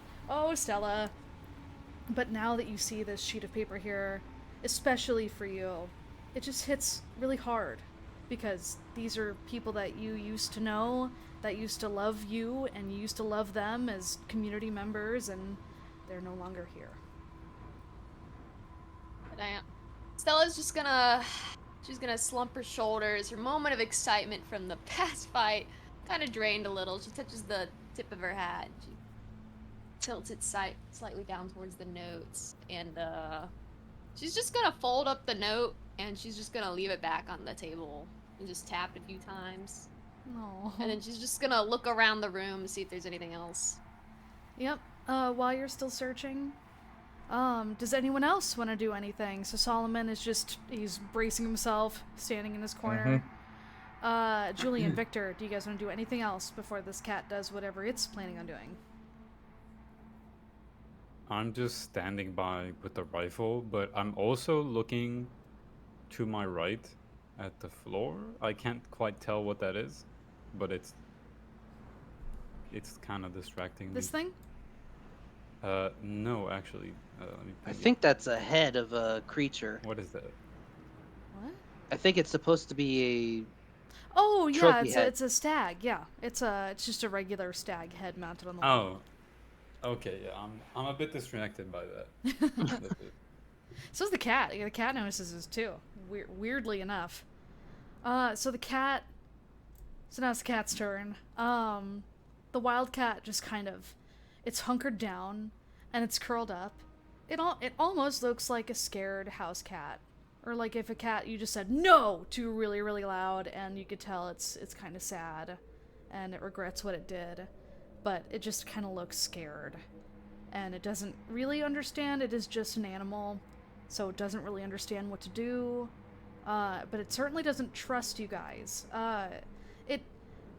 The animosity it showed to Victor dissipates. It's at least to Victor, because it got food from Victor. It seems a little more amicable, even though it's not really the right word. It seems more forgiving to him. But, like, this creature has no idea who you are and your people, and it's a wild animal. That's all it knows. So it just continues to stay in the corner. I think Victor will pull out another beef or another jerky and kind of just bring it over here and drop it right there before he'll back up once more and kind of leave that area. Okay. I guess I'm kind of trying to lead it gently without doing anything other than just leaving trail. Yeah, I follow. And so does the cat. So the cat, now it has accepted food from you before. So when it sees that you're producing something that smells very good, and you're putting it down on the floor away from all people and stepping away, it's sort of like, it's still, you can hear that low sound as if warning everyone, like, don't fuck with me. I'm a mad kitty. Don't fuck with me. Mm-hmm. And it keeps real low, and it crawls under the table, and it kind of goes, sniffs at the food before, and even, like, you can hear the chain dragging behind it. It's a loud, rattly sort of sound. So any stealth that this mountain lion relies on, you can probably assume that it'll probably have a hard time as long as it's got that chain around its neck.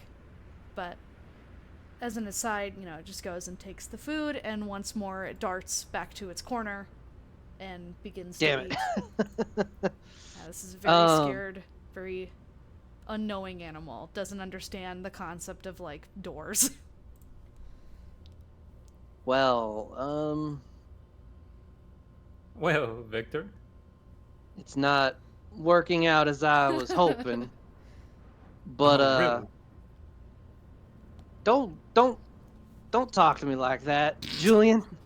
You have a beast. You know what? The logic is lost on me. Okay, all right. At that moment, Julian, you kind of feel like a little sad wriggle in your pocket as the thing flips over. But Victor will kind of just walk over here and look to the others, and I'm like, unless you guys want to do more investigating, I suggest we might leave this area to let the cat know. Well, here, he'll go to one of the windows and kind of open it up. Oh wait, no, that's locking. Why is that locking? Oh no, Yeah. it's not. Okay. He'll go to this one Well- over here. That one. And then he'll just kind of leave that open for the cat in case it wants to get out that way versus Okay. the doorway. Yeah, I don't know if you noticed, but as you did, you actually had to lean over a skinny table in order to do it, and the table is at the same length as the bottom of the window. Might make it easier for things to escape. Then he will leave that be Well, and let it go. Victor, What? how about when we're all done here, you can leave a bit of beef outside the door and he can find his way out. But I did see you open up some coffins, but you didn't open these ones here that seem to have a kind of like a skull death sign on them. If you want to give me a hand. Oh yeah, sure. I'll be more than happy to help. So we open this coffin. As you guys open up the coffin, you see this coffin's a little nicer than the pine boxes from before. This one has some very, very quaint padding on the inside. It's comfortable. It looks like it's made with a more reinforced, harder wood to withstand the test of time a little better. You can see that this may have, you're not entirely sure when it happened. It might have happened while you guys were in the saloon during the storm. But there is Sheriff Douglas's badge on the inside of this, as if someone had taken it off of his chest and put it here to show that this was his coffin once his body's ready to go. Huh. Solomon, get over here.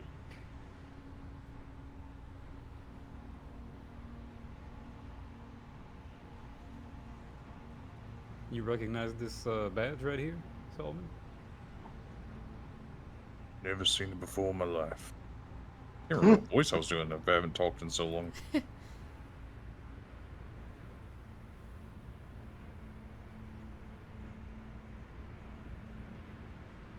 Do you guys want to do anything with the badge, or do you just leave it be? I'm gonna leave it be. You just notice that Victor kind of looks at the badge and is like, I'm not gonna grab that. That's not my place to grab those things. Especially if they're to be buried soon.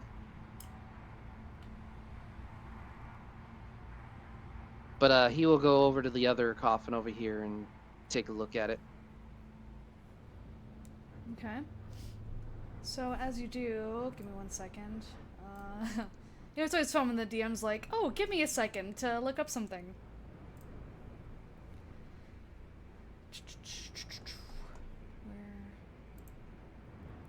Okay. So it's just you, Victor, who's opening this coffin. Yep. Unless somebody else wants to come over. Oh, I was there, but somebody called me over to look at a piece of metal. So you're on your own. Yeah. I'm coming over to help you see this through. Okay. Solomon, do you want to head back over, or Stella, are you still rooting around upstairs? Rooting around in the rafters. Yeah, if she can't like see anything else, I'll have her like start descending Nothing to the know. ladder. All you can glean is that there's some personal artifacts here and there. There's some notes and things like people saying families of the past. Obviously, most families have moved on from Dunmore. But what all else you can glean is people saying to the doctor and whoever's helping the doctor be the undertaker of the day, basically. Like, please do this with my loved one's remains, you know, please bury them with this, whatever, you know. Okay. Yeah, I'd say she gets down like halfway through the ladder and she'll look back at the free Puma, and she's just gonna like stay there on halfway on the ladder, like what is going on right now? The cat's still staring at everyone, but not moving. It's just cornered and it's staying there. Julian Oh, sees 1L or 2, I can't remember. Julian sees What's Stella that, coming 1L or down 2? and say, "Hey, watch out! Don't make any loud noises, cause What is one up of us with everyone geniuses and free the animals? cat." Wants to kill a damn thing these days. And I think it's 2 L's. I think you're right. Motherfucker, I see what you did there. My God. uh, All right. So everyone's in position that they want to be in for this? Yes. Okay. make it sound like there's gonna be something that's gonna pop out of this. Yeah, thing. boo. Please. Let's see. Oh, wait. Give me one last chance to move. Yeah. Yeah, Creed just leaves. Oh, okay. Oh, What? okay. I'm kidding. I'm kidding. He's like, see ya. He's just gone. See ya, bitches. Nothing for me to do in here, and he just fucking leaves. All right. So you notice that, you know, the coffin creaks open, and inside you see another badge, a badge belonging to Silas. This is also a very nicely made coffin. It's sturdy. It's, like, you could tell the people that were preparing this for him knew him enough. Like, he'd been in town for a couple of days before the events that happened. And, you know, they kind of knew that he was a sheriff and that he and Douglas were close. And also, you can see there is a ring in the coffin. It's a beautiful golden ring. And, yeah, it's just there. So that's it. Just the badge and the ring. But same thing. Then Victor will notice that and just be like, well, that confirms our suspicions that they're still prepping the bodies for burial. Yep. And he'll go towards the doorway unless anybody else has got something going on. Well, let's get out of here. There's a fucking mountain lion. Angry pussy. Stella is gonna open this window. Can she not? Oh, no, I got it for you. She's gonna lower her boot underneath the window and she's gonna lift it up Oh, and wait. she's gonna crawl through the window. Perfect. Actually, Yeah, she does now that. that you... Oh, she crawls out the window. Yep, she crawls out the window. And she's gonna Actually, close the window back. You notice that Victor kind of looks down at the coffin for a little bit longer than he realizes. Mm-hmm. I need to gleam something off here. As he stares at it, he just hears from the ethereal plane, "What the hell you staring at, boy?" Also, after Stella closed the window, Solomon, being the SWAT badass that he is, just runs and dives through the closed window. Oh, fuck yes. He absolutely does that. You're gonna scare the fucking cat, is what you're doing. Angry cat Stella sounds. is jealous of his amazing thoughts of action there.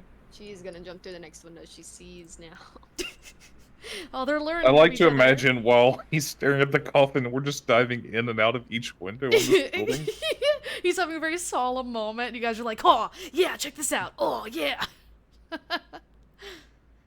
right. Bet you I can dive through the window on this northern side of the building, do a SWAT roll all the way across without standing up, and then jump through the other window on the south side.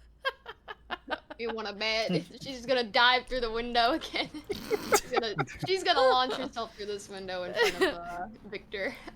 Wait, for Do real? it on all the Yeah, I'm windows. gonna do it. All right, Totally fuck ready. it. Fuck it. Yeah. She like face plants on the her face hits the coffin and she like bounces back and lands on the wall behind her. Oof. And it's crazy as she does Oh, this, my a gust nose. of wind enters the shack, and all the windows are just wide open now, and the cat is terrified. Oh, my nose. She's Stella, rubbing what her the nose. hell are you doing? Nose is bleeding now. See, this is why you don't rush into things like jumping out of windows, jumping in the windows, jumping in the doors. She crawls out the window. Whatever. Oh, all right, pause. So everyone's out of the building except for Victor, right? Yep. Yeah. I guess so. Victor, did you stay behind on purpose? Not necessarily. I've been kind of digging around in my little my pockets of secrets and stuff, but yeah, he's kind of sticks around for a second to look. Okay. little As bit further. he's kind of looking around and reflecting and investigating and doing the things that Victor does, you notice that the corner that the cat was in, the cat's not there anymore. You can hear that's like, weird. and remember this is it's a pretty dark place, so you can hear the rustling of chains though, from the northeast side. And, under this table, you can just see one very reflective green eye looking at you. It's crouched under the table. But it has moved. And it's not growling, but it's looking at you. Like, it's prowling, or it's You don't just know. wondering what I'm doing. You don't know. And you're pretty far away. All you can make out is that one green eye just kind of peeking out from under the table. And you can see, too, like, just very, very lightly reflecting in the extremely dim light, little speckles of blood. From, like, the cat, from where you can tell the path that the cat went on. Well, shit. Victor will take out his notepad and write some notes down for himself. Let's see. I'm just writing some notes down. So,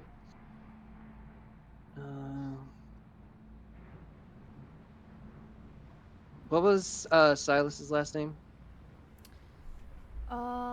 Silas's last Did we even know? Kane. Yeah, did he introduce himself as... Yeah, he Okay. told him he was Silas Rough Rider Kane. Perfect. Kane? Yes, Kane. Okay, Kane or Correct. Cane? Okay. Okay. Okay. Now that he notated that on his notepad, he closes it up carefully, not snapping it like he usually does. Puts it in his coat pocket, and then he slowly moves out. But he also leaves another piece of jerky out by the door. Well, actually, no. He'll exit the room and then place the jerky on the ground right in front of the door. Okay. Yep, you do that. And then he rejoins his party. Yeah, as you do, you can hear a very slight sound of rustling chains inside the shack. But no more growling, just rustling chains. What's the name of my album? Rustling Chains. Rustling chains. Okay, so All the right. door to the shack has been left open. There's a piece of beef jerky on the ground. Do you guys want to do anything else in the graveyard? No. Creed's gonna see if there's an outhouse and be right back. Yep. In fact, there is. Anyone else? Nah, she's just gonna leave. Okay. Oh, Julian, Victor? Why don't we go find those deputies that left this place? They might have some answers. Sure, I suppose. Are the tracks... Did anybody inform... Julian, you said you noticed the tracks, right? And did you inform us about it? Yeah. In character? Yeah. I did mention that. Okay. we were following the. The drag marks? Yeah. Okay. Then Victor will be like, I suppose we could investigate what happened with those deputies. So yeah, I'll be right on you. Did the drag marks lead to where we just were? Yes, and if if anyone who was close enough to the cat would have seen on the cat's left side, it was covered in dirt and mud. Mm-hmm. So anyone who was close enough to get that read could probably safe to assume that the cat was being dragged into this building after being roughed up a bit. Alright. Welcome back. Father Creed comes back from the outhouse. Alright, perfect. Okay, and so you guys are headed back to Dunmore. It is still sunset. But the And we shadows... sure did done more. Yeah, you done more with less. But yeah, you guys are... So now you are back. It's been, I want to say like an hour or so, so the shadows are real long now. The sun over the mountains, you can see there's plateaus and canyons off in the distance. The sun has just gotten past the point where it's starting to get dark.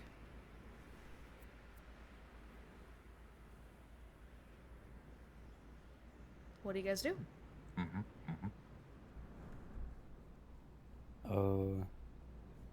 Julian's gonna head over to the doctor's office.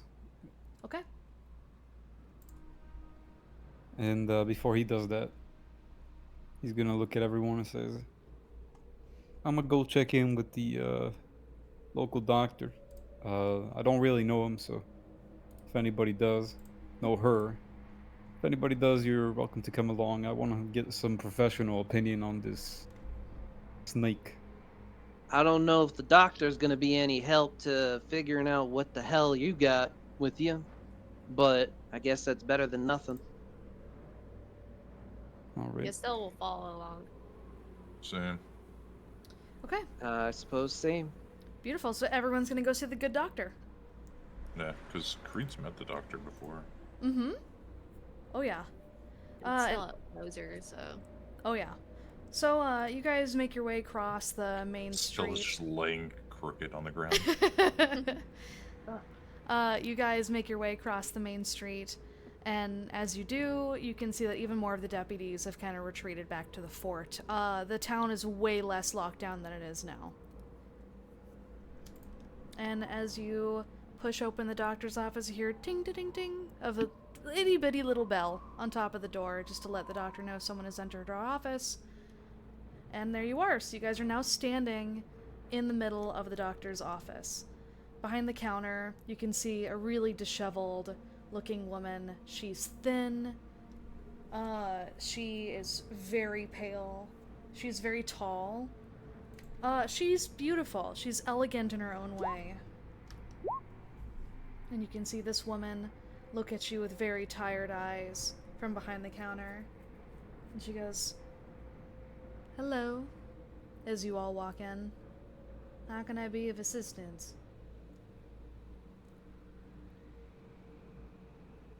Well, I'm sure there's plenty you can do for us, especially for Stella over here, but I happened to run into a snake today that I'd you like you get to take a bit? good look at. "Did you get bit?" she says again, and she kind of looks at you with a scrupulous, raised eyebrow. No, it tried to, it doesn't seem to have any teeth. Doesn't seem to have any. Are you playing a joke with me, mister? You understand, we just No. had our sheriff die. We had 2 innocent men die today. And you're coming in here talking about a damn toothless snake?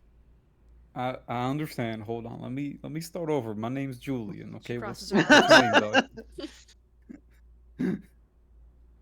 What's your name, doctor? And she kind of like sighs. "I'm Dr. Jana Richter. I'm the Okay. only damn doctor in this whole fucking town," she says, Mind your and she profanity. She stares daggers at Solomon. She goes, "You lucky you helped me earlier. Thank you again, by the way. I appreciate your assistance, Father," she says. And then to Stella, she notices the wave, and she like genuinely see her expression soften a little bit, and she like happily nods to Stella, thankful that she's okay in all the hubbub.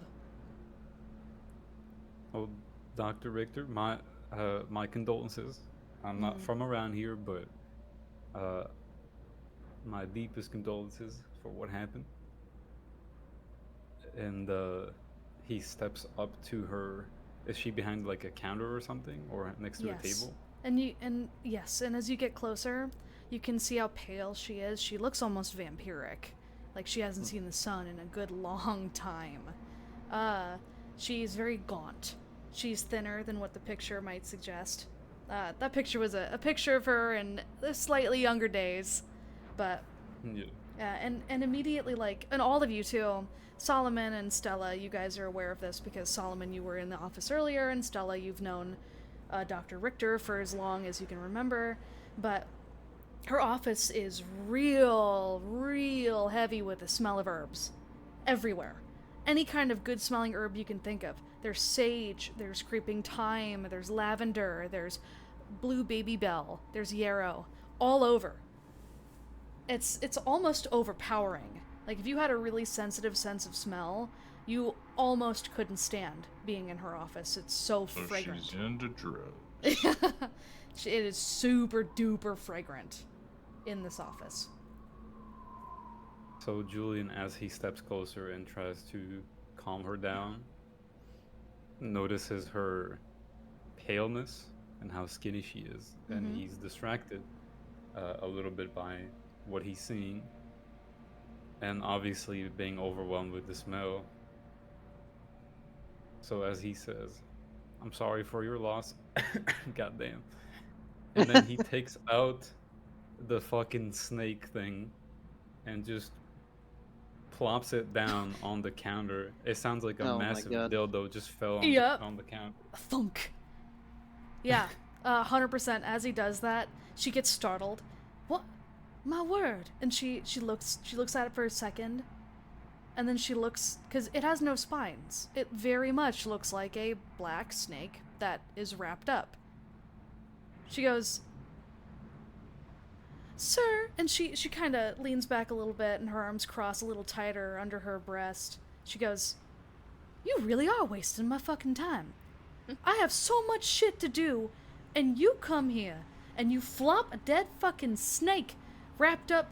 What, so you kill this thing and then wrap it up? What's wrong with you? Get out of my office unless you're sick." Hold on. Let me explain Victor myself. No, I ain't hearing this. And she goes, Bill, get out here, Bill. And then you see there is a back room where you can assume the bodies are. Actually, very much yes. You hear thunk, thunk, thunk, and then the doorknob turn of a door opening. Out steps this broad-shouldered man that Stella knows right away to be Bill Richter, her husband. And he comes in. He's a big dude. He's got a very stern expression. You can tell that his eyes are red, as if he had just been crying. That he is in no mood for shenanigans. And he, steps up. He's like, "What's going on, darling? You all right? Is this man bothering you?" He says, and because she points a very delicate finger towards Julian, and she goes, "Dear, this man comes in here bitching about a snake. He just plopped this dead fucking snake on my counter. At a time like this, we got much bigger problems than whatever the hell he's whatever kind of shit this dog's dragging into my office. Get him out of here." And Bill steps up, and he sidles up against you, Julian, and looks down at you. He is like a solid half a foot taller than you. Julian, I would take the high road and escort yourself out of here with the snake that you gathered, potentially. Julian kind of raises his hands up to show he means no trouble, and he turns back to the rest of the party, and he kind of like tells them, "Hey guys, help me out here." Ella Father just Creed, shrugs. at the sound of all the cussing after he's asked everyone to mind their profanity, just throws his hands up and walks out. No. He's fed up. Victor noticeably grabs the snake from the counter, Mm-hmm. and he goes to Dr. Richter, and he basically says, "I apologize for our dear friend here. We'll leave you to your business. We Yes. apologize for any convenience." Thank you, mister. That'd be very wise. We And have he, a lot of work to do. of course, and he gently tugs Julian along and is like, "You might want to give them their business. Let them be their business." Julian gets pissed off and allows himself to be escorted out, and he looks back at the doctor and says, "Well, I know I ain't coming here next time I got an STD at the brothel." She Oh my she goes, "Oh my word," and she kind of like covers her mouth with her hand. Stella. But yeah, Solomon just said, "Oh, she gets offended by talking about that." Stella is just gonna give a thumbs up and then just slowly back out. She goes, Stella, you take care of yourself, darling. We don't need to lose any more locals of Dunmore. You hear me? She just gives a sad little nod and walks out. Yeah. As Bill escorts poor Julian out, he you know, you can tell like he is his wife's muscle, because it's sometimes someone's got to be held down for medication or treatment or whatever, and he's the one she calls to do that. As he like clicks the door, you hear a little ching ching ching as the door, you know, closes and the bell rings, and he kind of, there's a moment of pause as this big man is just standing there, and the second he's not in front of his wife, you could tell he's tearing up again. And he just kind of looks to Stella, knowing that she's, you know, a local like him, and he opens his mouth a few times as if to say sorry, or as if to say anything, and he just closes it and looks away, not wanting the men to see him tearing up. Julian, you did actually go to take the snake. Yeah. Upon doing that, Victor will kind of look to Julian and lean in and be like, "I suggest we keep these details to ourselves. It's not, as you can clearly see by Dr. Richter's disturbed or her distress upon seeing such a thing, as well as the other factors. I suggest we probably keep these things close to ourselves rather than rattling off to these poor folk, if you get what I'm saying. Yeah, I These haven't thought people about don't that, need Victor. any issues." I'll What were you keep it to saying, sir? myself. I could probably look into the snake myself. I understand your need for research and for trying to get assistance, but at this point in time, I feel like this town has dealt with enough. Looks to Solomon for a second before he says, "Stuff." Aww. Try not to swear. But I appreciate your understanding of our situation. And then he backs away and gives back the snake as requested. While you guys were talking, Bill was trying very hard to be genuinely polite and not listen to you guys. He's kind of standing against the door to the doctor's office. And he's just minding his own. But he looks very forlorn, extremely. He's in mourning.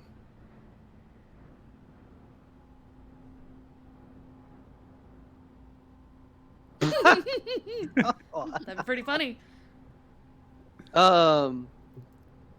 So Victor, after giving the snake back to Julian, he kind of looks around, kind of curiously for any other signs. Aww.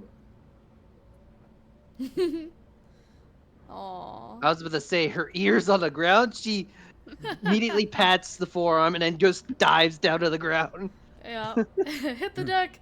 Hit Bill, the deck. as Stella pats Bill's hand, he covers her hand with his own, and like her tiny little dainty hand is just dwarfed by his massive mitt.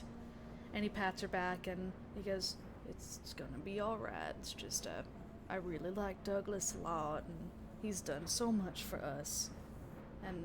And he goes, I'm sorry for Jana. She's hurting real bad, even if she don't show it. All of us are. I'm sure you are too, Stella."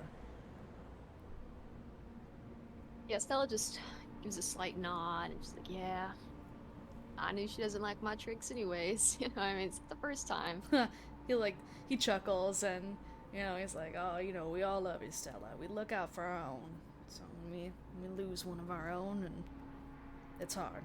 There's not a lot of us left." Mm-hmm. Yeah, she'll just one last pat and then walk away. Yeah, he gives her a curt nod, and at that you hear ting ting ting ting as the door opens again. Bill heads inside, closes it behind him.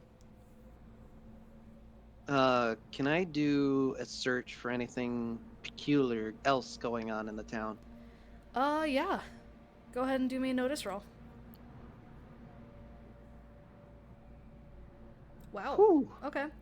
So, yeah. You look around and, you notice that there's no deputies at all in the street at all. They're not in front of the general store, the gunsmith, anything else.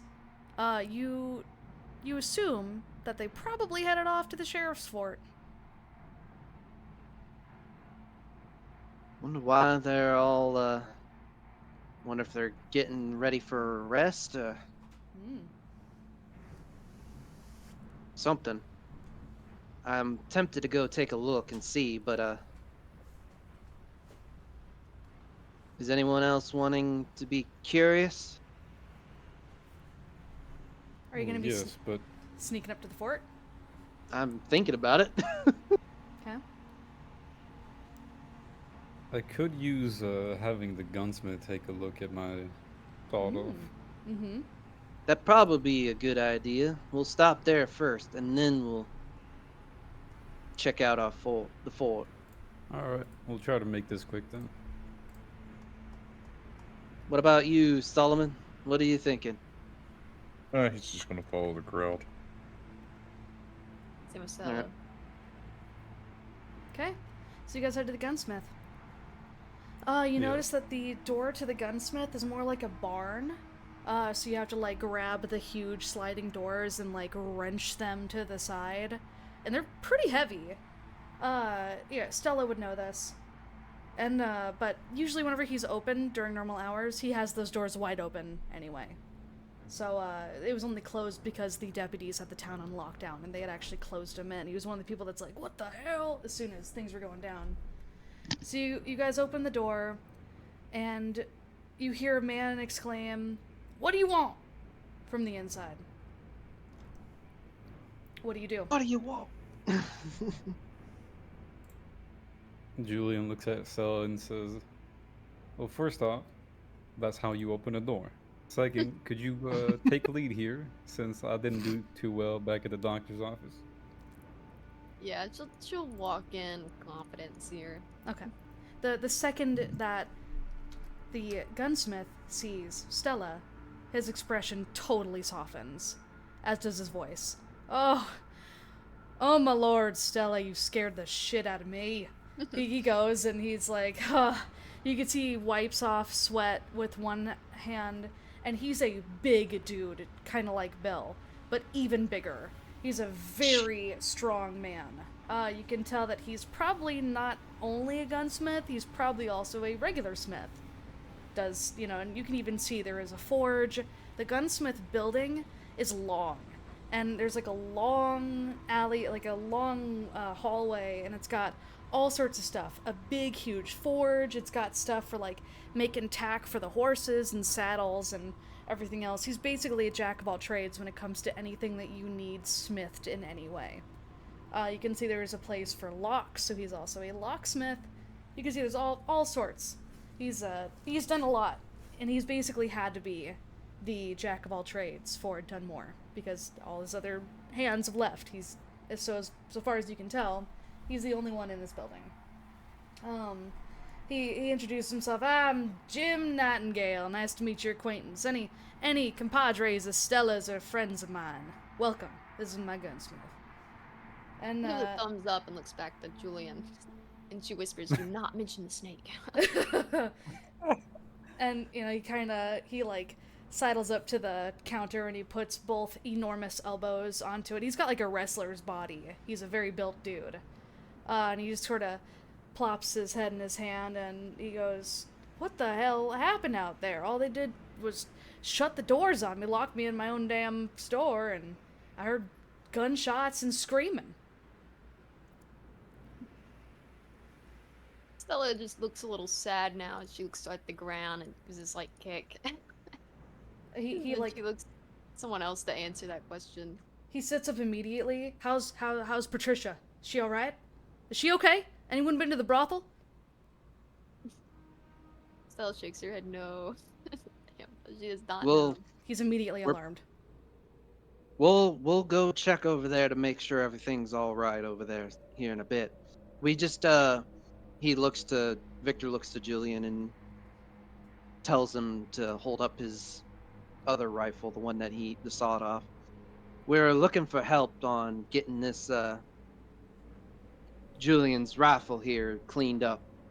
The one that he tried to use earlier ended up almost misfiring. All due respect, I'd much rather check on my wife. Put it here, and you can tell like he's a well-to-do dude. He's like a gruffer gentleman, but he's a softie.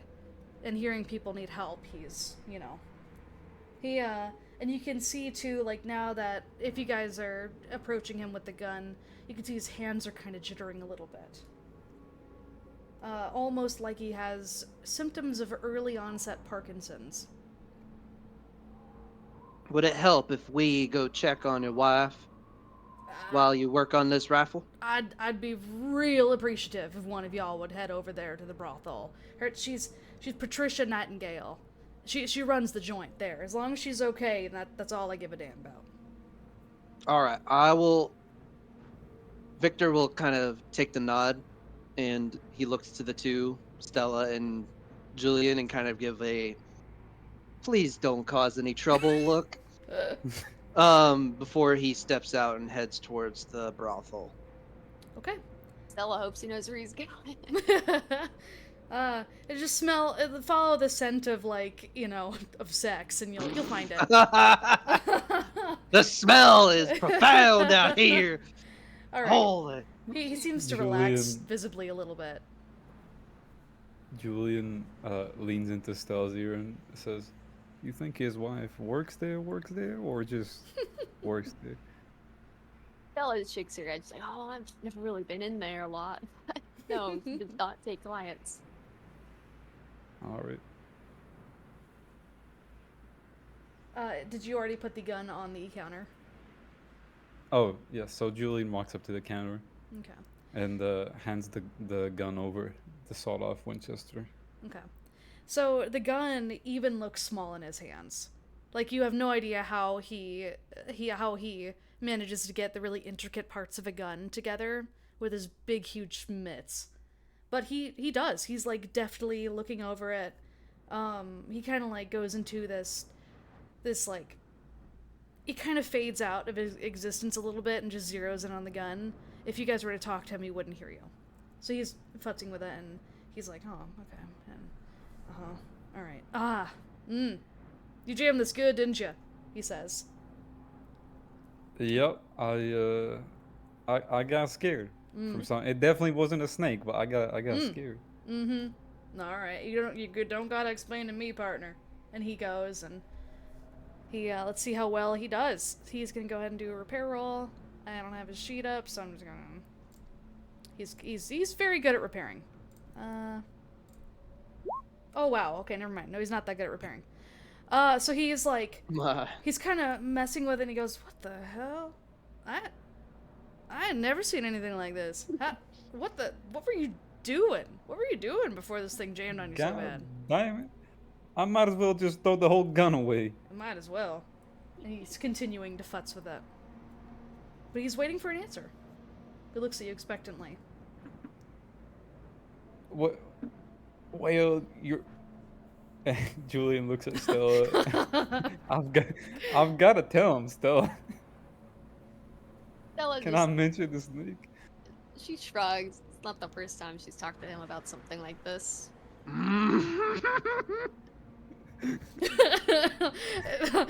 She knows the outcome, but yeah. For no reason, one of Victor's blood vessels in his head just burst. Just he knows something's wrong. Well, sir, you see, we went to check something out at the cemetery, and one of the cemetery. What are y'all doing at the cemetery? Well, we thought we heard something back there, so we went to check it out. It's a plot of land that's got nothing but dead things in it. If it ain't me in the dock, then nobody should be over there. What kind of sounds you hearing over there? Well, we were following we wanted to see what was going on because 2 deputies left that area.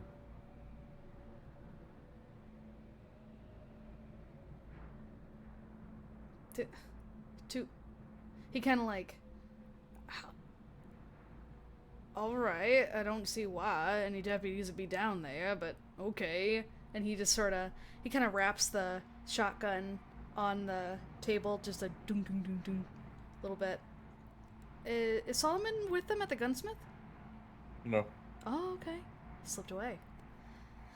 But yeah, he's like fucking with it, and even like you notice too, like the gun where the base of the barrel is a little bloated.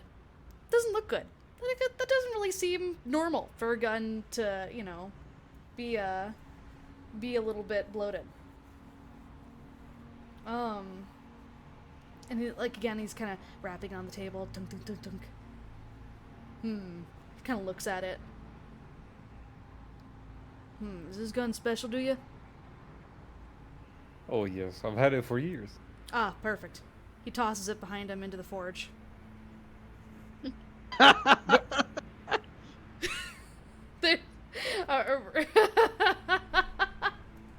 love that. It's like, it's kind of important to you. Yeah, I had it for years. What in the nation of Tor? Oh, that's beautiful. Yeah, that was good. Give yourself a Benny. Let's see. I'm looking at your things here. Okay. Yeah, so in that moment when the gun is in midair, do you do anything? The gun is I mean, what the fuck am I gonna do? You could do anything. You could try to shoot it to mess with its trajectory. You could try to lunge, because you are right. So, like, we're in my head, you are right in front of him. And there's just a countertop between you and him. And the forge is to, let's say it's, like, to his left. So you just, like, toss to the left. You can intercept it if you want to try. Oh my god, okay. I really regret Victor leaving this. Julian tries to lunge and grab the gun, like, okay. Before it, yeah. Go ahead and make me an acrobatics.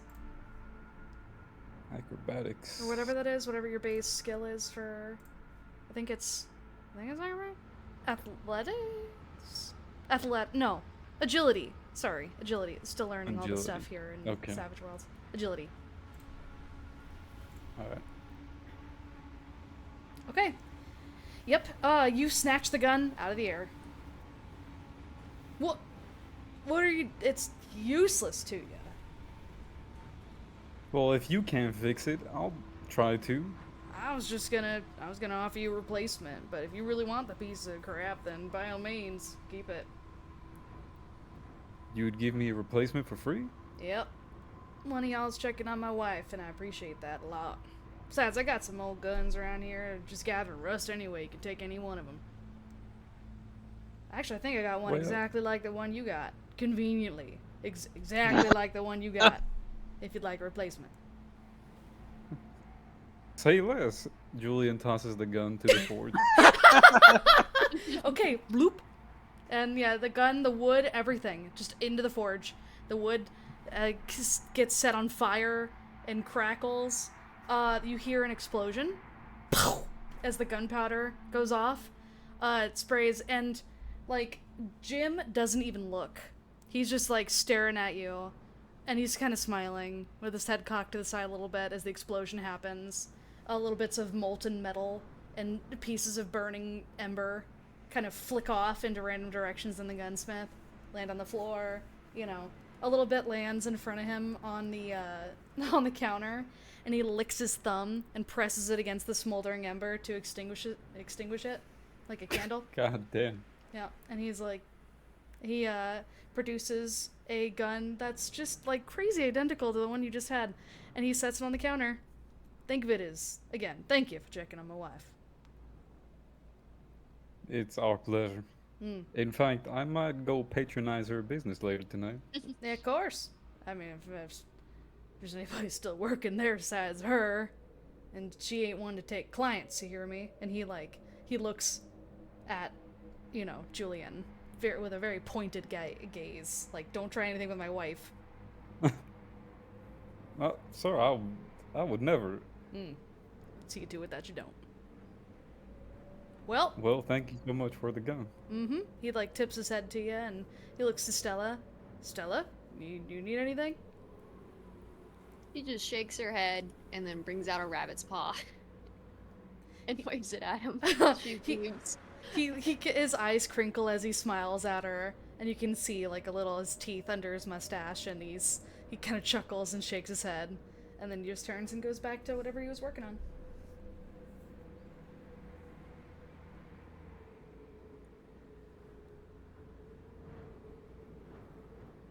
The ballad. The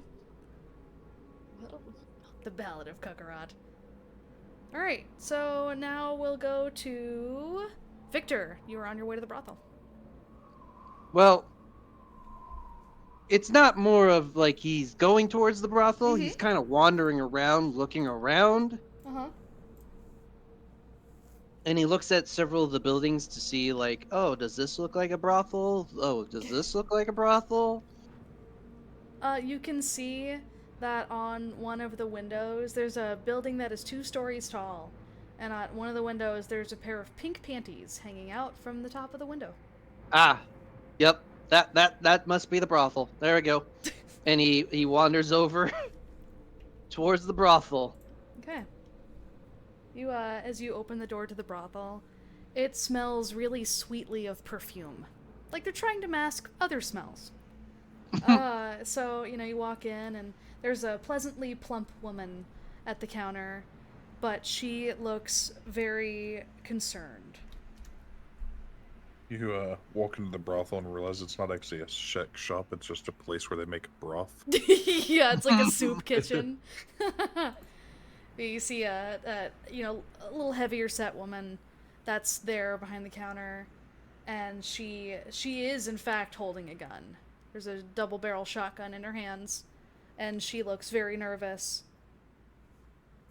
And she, you know, not recognizing you, she, you know, she's kind of like gripping her shotgun with both hands. You can tell, like, she probably doesn't really know what to do with that shotgun. That was probably a gift from her husband saying, like, yeah, hold on to this, keep it under the counter for whatever happens, and, you know.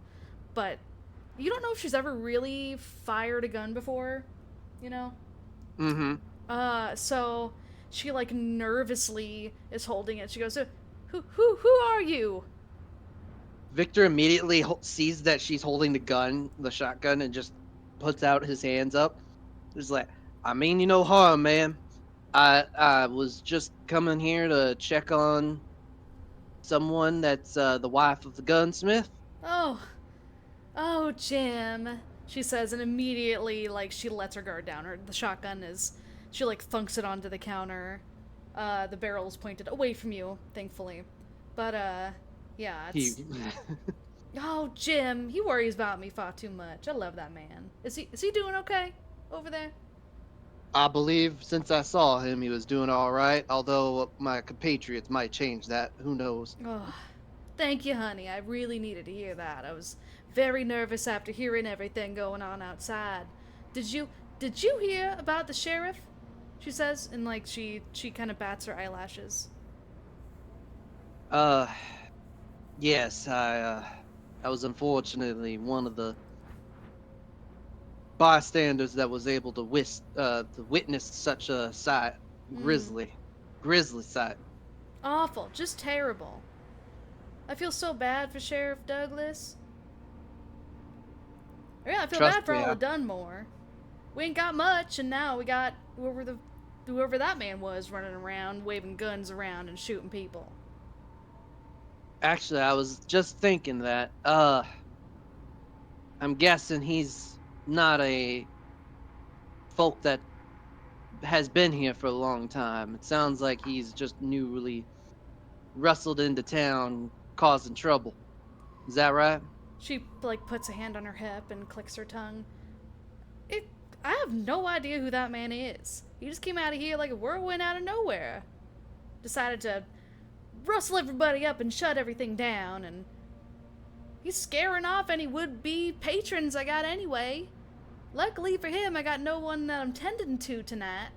I was like, probably wouldn't want to stay in Dunmore. I wouldn't blame him. I understand your frustrations, and let's just say that some people are looking to right the wrongs, as it were. And we're hoping to get this sorted any way that we can. Oh, thank you so much. We'd all really appreciate it. As you can see, we don't got much here anymore, and for the life of me, I don't even know why that man and his men under him would even waste time on this town. It don't make no sense to me. It is a curious thing, but these ruffians don't really care for the law, as it were, so they feel like they can just take everything that they see in their eyes, and they don't quite care if the bounty here is worth the time, as long as they can take control, as it were, you know?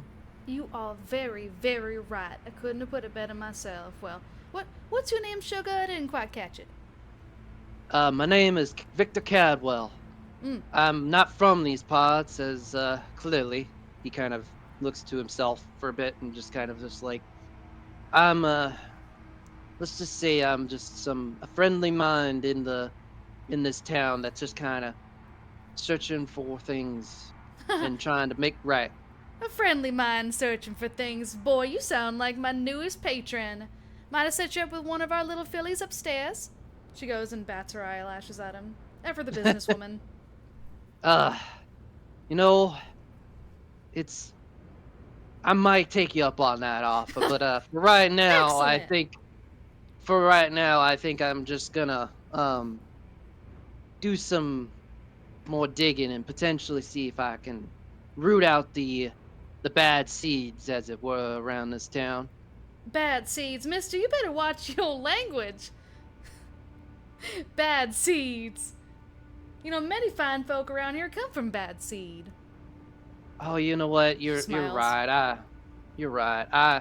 I mean the ruffians outside, you know, Honey, the ones that she kind of like puts up her hands. That was a sex joke. Don't be so wound up. You do need a little bit of R&R. Oh, Victor's just kind of like, he kind of grips his little shirt and just like, you don't know half of it, lady. A little missy, Oh, she doesn't. but I will definitely take you up on the offer sometime. But for right now, I'm gonna return to my compatriots and let your husband know that you are doing fine, as it were. Julian's like, I sense pussy. It's not the Oh one in my the god! shack in the graveyard. I said pussy. All right. Is there anything else you'd like to do at the brothel before you go? I guess maybe other than the fact that she's looking for business, Yep. Always. he kind of asked briefly, "Is there anything I can do for you other than assisting in your business, as it were?" Just make sure my husband's okay. He's a gunsmith, Jim Nightingale. He's everything to me. I couldn't imagine what I'd do without him. I love that man dearly. I will inform him of your status and let him know that you're doing all right. And yeah, I'll do that just for you. Thank you, mister. I appreciate it. She says, And and then she sprays a little more perfume into the air. Just he'll tip his hat to the lady and then put it back on his head, and then he'll walk back out okay. and head towards the gunsmith. Okay.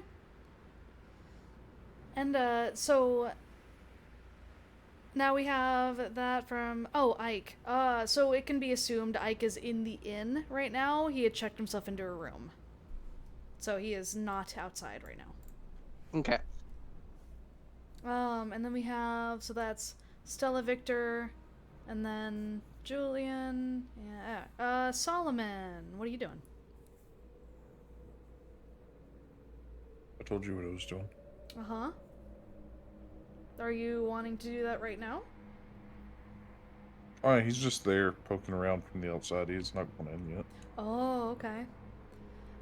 So for Victor, Julian, and Stella, do you guys all kind of meet up in the crossroads?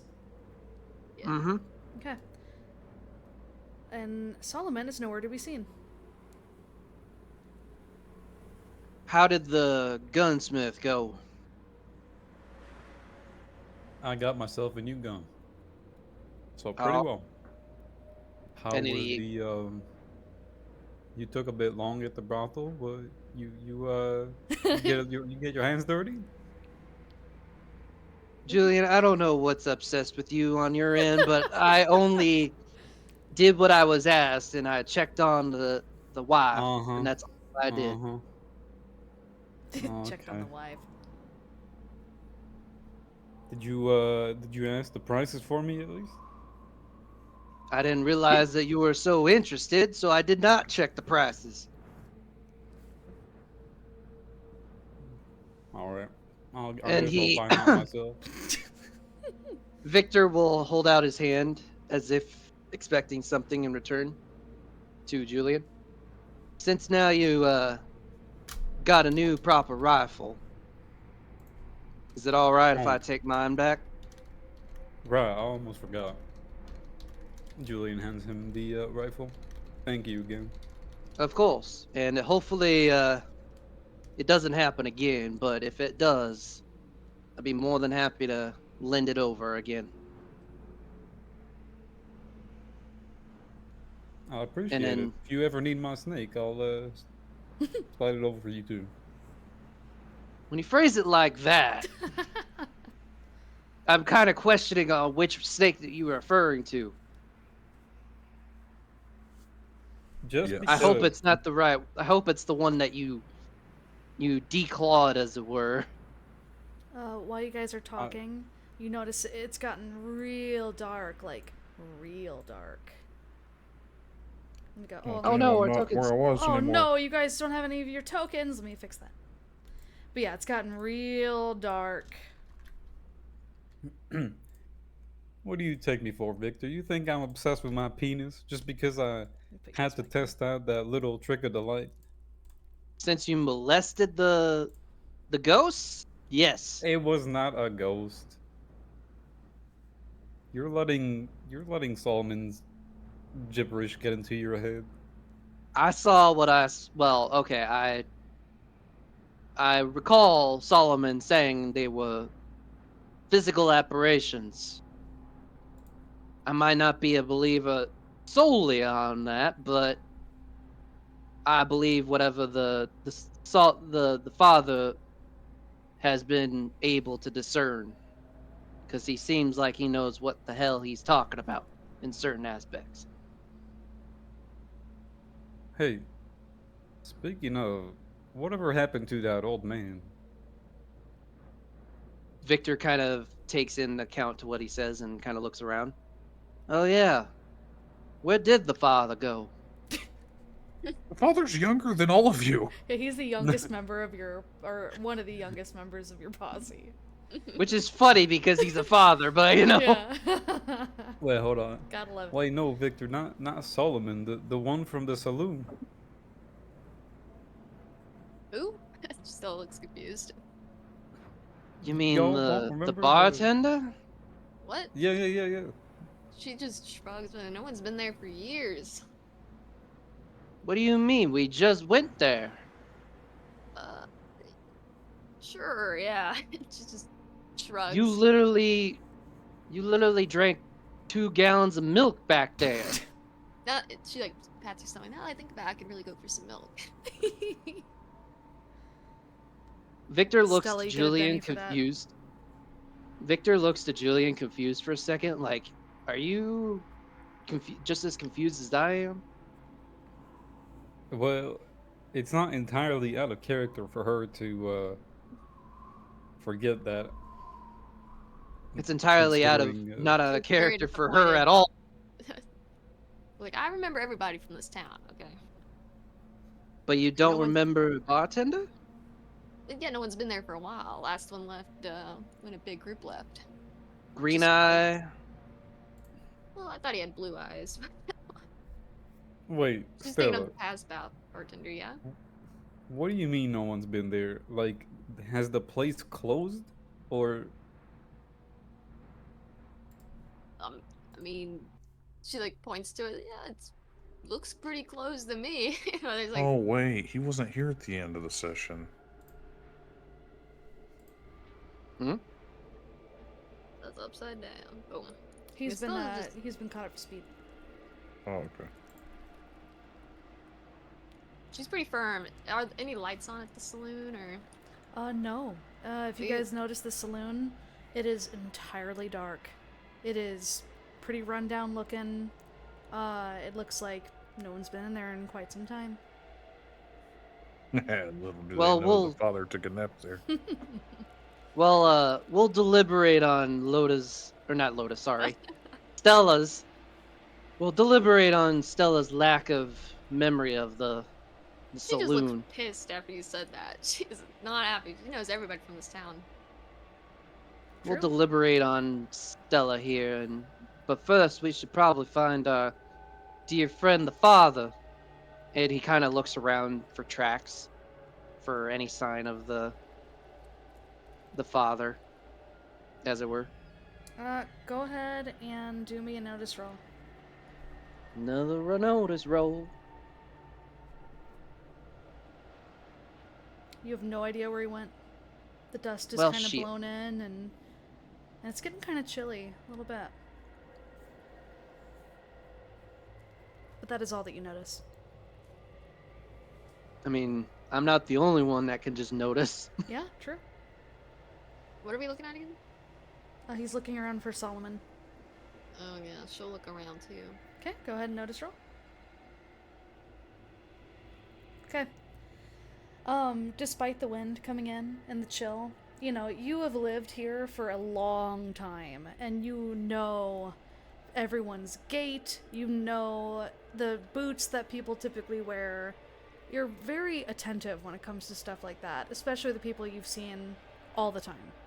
So you will know if there is a certain walk or certain boot imprint that is unfamiliar to you. And yes, you do notice that south of the gunsmith and kind of leading back to the west, or no, to the east, sorry, there are footprints that weren't there before when you guys came over this way. Stella looks down, squats down, rubs a finger in the in the boot mark, and then she'll start following it without saying a word. Okay? That happens. And she'll have her gun out. She'll have Jupiter out. She'll take this weird way. I dig it. I Dodging the imagine that- cactus. Whoa. Oh, look at that. Look at those maneuvers. Yep. There's a barrel. Victor roll, a seeing side this- one. Victor seeing Stella just maneuver completely out of the area for a minute. So Kind skillful. of looks to Julian. I'm gonna inform the gunsmith of his wife's situation, and then I'll meet with you guys. Alrighty. Try not to run into any snakes. Julian, what do you do? Follow Stella. Okay. All right. And as I walk to her, I say, "Oh, Solomon, I got some holy water for you." I love that's your lure. Yeah. All right. So as a quick sidebar, yeah. So Victor, you go into the gunsmith and you tell him that his wife is okay. He seems extremely thankful. He immediately is very relaxed, and he's like, "Thank you so much for checking on her, for the kindness that you've shown. You know, if you guys need anything, consider me owing you one favor." Victor takes a nod and also bows his head and tips his hat before he walks back and heads towards the direction where his compatriots supposedly went towards. Beautiful. Okay. So, you guys, it is now dark. So night is settled in. The chill. You're starting to feel a little more. Any of you that have dusters or coats, you kind of draw them over your shoulders a little more, ruffle them into place, button up any buttons that you've got, or tie up any ties that you have. And you make your way to the mines. You can see, standing outside of the mine, there is a very familiar man, clad in black, standing there.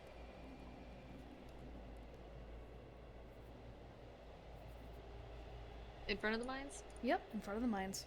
He's standing outside of them. Stella just looks around. She's As like, she "No gets one-" up close, he just turns around and goes, shh. She covers her own mouth Yep. with the gun. And he just goes back to listening and watching. Solomon, once again, you can hear a faint chittering, just like before, from inside. And you hear clinking, gently. Like the clinking of things rubbing together. You hear that, little lady? She gets closer and leans her ear in. I guess so. The other two walk up and same thing. He just turns around and goes, shh. What the hell are you? Shh. What the hell are you talking? Oh my! I swear, if you shush me one more time. Victor, shut up. Let him do his thing.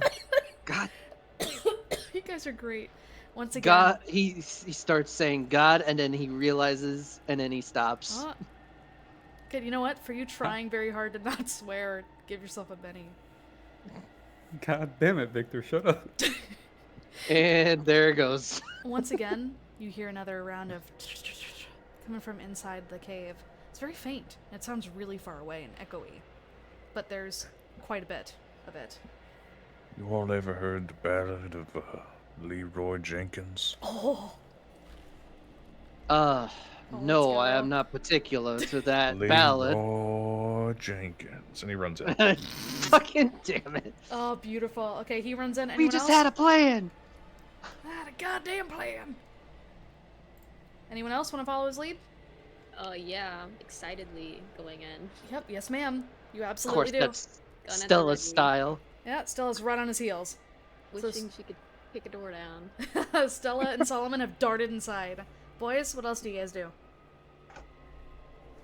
They Victor vanish into pulls the out his dark. pistol. While they're deciding, Solomon builds a door really quick so Stella can kick it down. Then they keep going. No more doors. Victor looks to Julian and just like, well, shit. It sounds like we gotta follow after them. Otherwise, they might get into Julian, trouble. Julian Down the tunnel, you just keep briefly- hearing, Leroy Jenkins. Julian looks at Victor and like briefly considers just going home.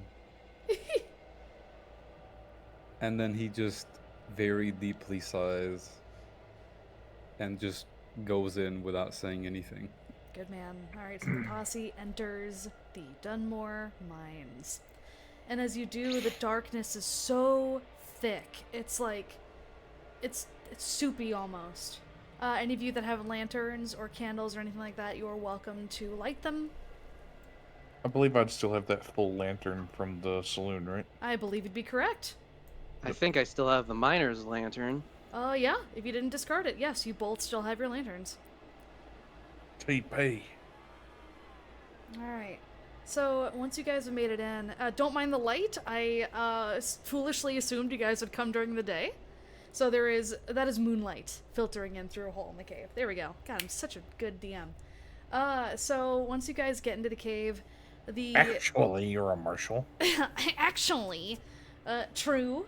Once you guys get into this mine, it opens up into this huge cavernous maw. And inside, you can see to your left, there's like some ores and stuff. And ores of all different kinds. Some are, from where you guys are, it's so dark.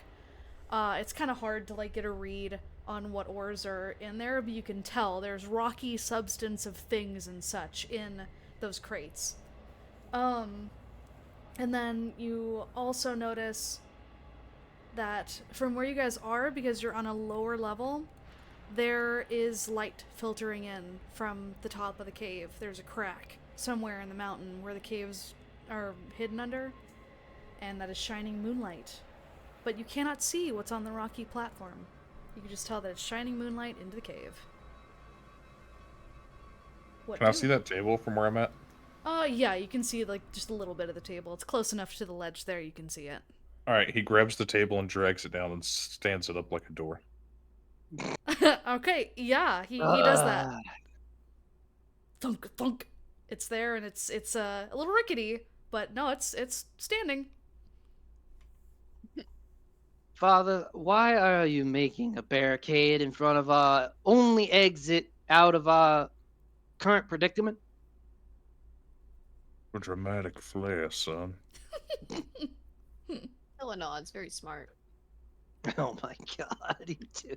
Where do you prop up this table exactly? Yeah, it's. I was gonna have it in front of us and just have her kick it down, but since he spoke it, that I put it blocking the Oh, exit. It's behind whoops. us now. I didn't Okay. realize it. No, Yeah. okay. Oh, jeez. So the door or the table now is blocking the exit. No one can follow us in now either. Why did I get Cajun? Alright, he's Cajun now. Yeah, there you go. That's a good one. He's Cajun. Don't rattle my Ugh. cage. I'm kind of curious. See? What Yeah. the? That was good. That was good. Fucking take a Benny. You guys have been so good. I want to just shower you guys in bennies. I feel like I haven't been as humorous as I was the last session, but you know. Oh, actually, no. For talking about for the bad seed joke, if I didn't give you a Benny back then, I meant to give yourself a Benny. At the I brothel. didn't even realize I made a joke, but if that works, I'll take it. Yeah, 'cause she was making a sex joke at you, and just like Victor's innocence, just kind of. Victor's just blank out of like Yeah. nowhere. It's just like what? Jenkins. Yeah, so you guys, Uh. Leroy Jenkins. Oh, is okay. So Solomon took off. Else I was just gonna run behind God, Yep, Damn Solomon and Stella, the double S They're duo. all rolling. Yeah. Victor. I don't looks- think you should call us that. Double S duo. Oh yeah, no, no. What's wrong with that? I'll tell you, not on recording. Oh my gosh! Yes. Did I do another? I did it again, didn't I? Kind of, but not that bad. Not as Okay. bad as the one before. Okay, thank Ooh, God. Yeah, I just realized what that meant. I don't do get that. Let Quickly, All I'm DM. saying is, Ori's really offended. Ori might be really offended. Yes. Think about it. Oh, wow, I'm so uncultured. I'm so stupid. I didn't even mean that. Or the Wolf and Creed. But There you go. anyways, Wolf and Creed. Yeah, Wolf and Victor- Creed ham. there you go. Creed and Ham? Is that what you said? it No, was? Wolf and Creed ham. Oh, okay. It's the brand. We're gonna open up a I'm so dumb. boutique. Because whenever I think SS, I think of like a boat. Same. That's usually what you want to picture, but then Yeah. your brain, yeah. Uh, Anyway, And you talk to us a history nerd, and then yeah. Sorry. and then the history I nerd is don't like, think of "Oh boats." God." Yeah, my mind was immediate like nautical because I love nautical things. But oh well. All right, go on. But Victor will briefly look towards the metals and ore and wonder what kind of metals that they're mining in here. Can I What kind indeed? can I look to see what type of metals and ores they're mining? it's Yeah. pronounced Ori, not Or. You're gonna. God damn it! You're gonna have to clamber up the side, but it's easy enough. Like there's a walkway up there. Yeah.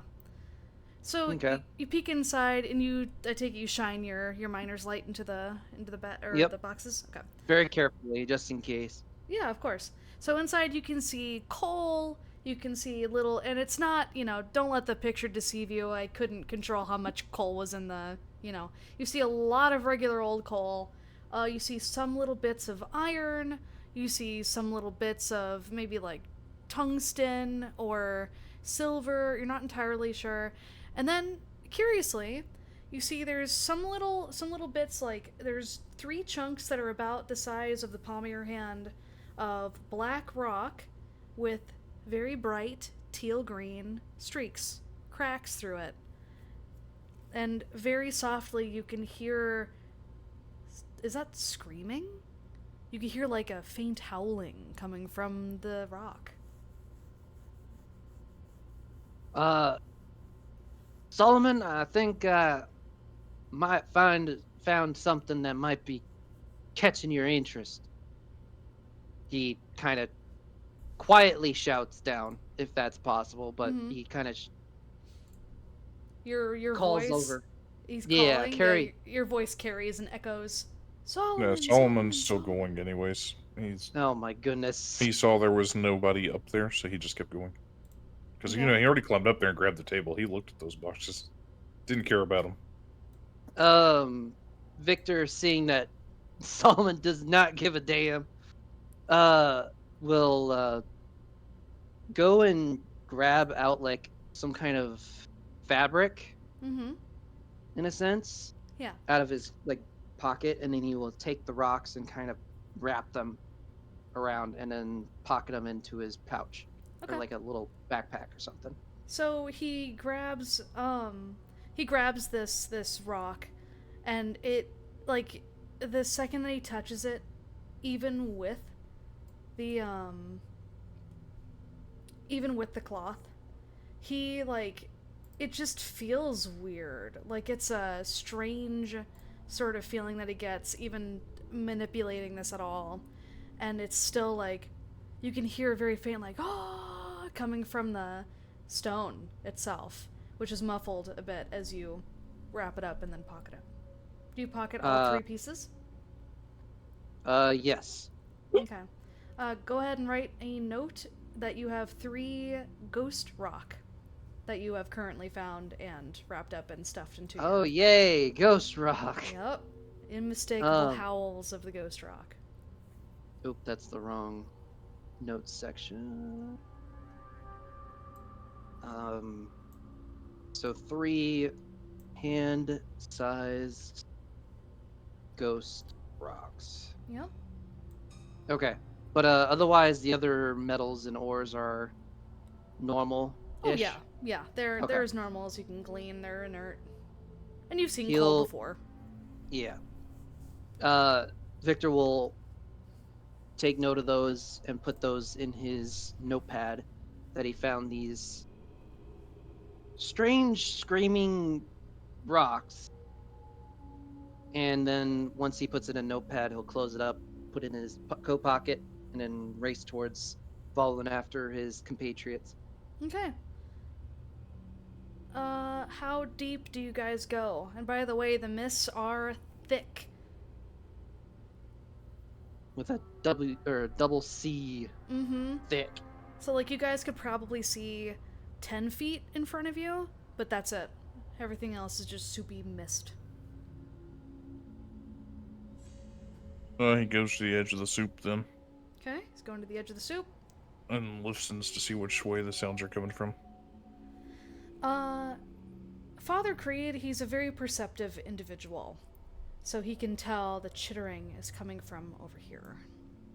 He continues in that direction through the soup. Okay, he does that. Does anyone follow his lead? Oh yeah. I recommend we be careful with any sort of fires, as there are hints of coal in this mine.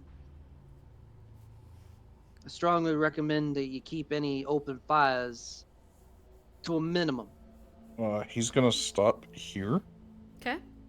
and he's gonna pull out his cross and whisper a prayer for a thing. Uh-huh. Go ahead and do what you gotta do. I think it just happens, right? If I remember correctly. Let me look at my sheet. Yeah. I'll trust. I think you're right. Persons, objects, or effects in sight includes a lot of different things. Okay. Let me take a look. But I think you're right. I just want to It just happens.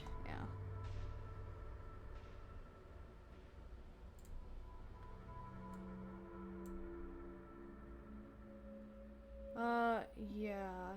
Okay, so go ahead and do what you gotta do with the thing, Yep. Pulls down his eye patch. Yep. Adjusts his monocle. Goes full swap mode again. Okay. You do that. So as you do, are you doing this in front of others? Oh, they just see him praying. Like, Okay. all they see is he just is holding his cross and he prays. Okay. Hooks the cross back on his side, pulls the eye patch. They've seen him do this so many times now. Down over his good eye. Okay. Is he going to continue holding the cross? Negative. He hooks it back on his side. Okay. So, as he does that, the thing, and you're doing the top path.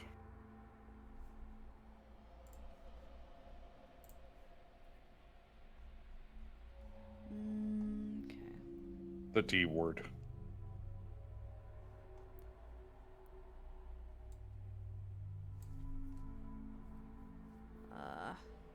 Go ahead and whisper that to me, just so I make sure I'm not confusing what you're doing. You can just copy paste. No, not the thing that actually deals with the cross. The very bottom one. Oh, okay, yeah, the D. Okay, got it. Okay, never mind. Disregard. Okay, okay. Okay, I understand. I understand entirely. Okay, so you notice, Solomon, that, like, in this soupy fog, it's kind of hard to make out stuff, and you almost, it very much feels like this fog, now that you've had a chance to really get like, you're in it, you're absorbed in it, you understand this is supernatural. There is And then he goes... There is something very wrong. And he sucks it in through a straw. Okay, as he Oh my slurps God. as he sucks the juice, you've tasted, like, ghost air, but as he's vaping the air, you've tasted ghost air before. Doesn't taste anything like that. It's sicker. It's sicker and older. It's drier.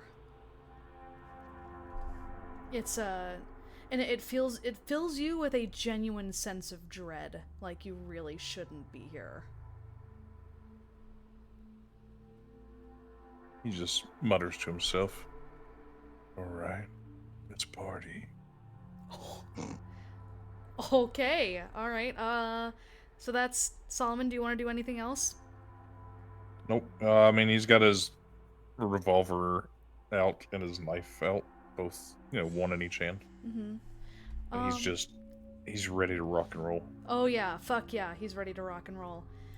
So for everyone else, you guys can see Solomon, after he mutters. If you don't quite catch what he says, doesn't quite matter, because you do see him ready his weapons. Alright, and then the three of you, what do you guys do?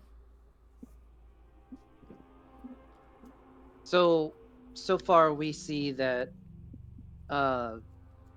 Solomon just basically goes down on a knee and prays. And then he stands up and readies his weapon and holds his cross or his knife. From what you guys can see, something's tipped him off to something. That something's wrong. And you know Solomon well enough by now that he would never ready his weapons like this unless he was certain there was danger afoot. Victor, Yeah. seeing this, will definitely ready his revolver. Danger afoot, or at hand, or ahead. Danger! Evil!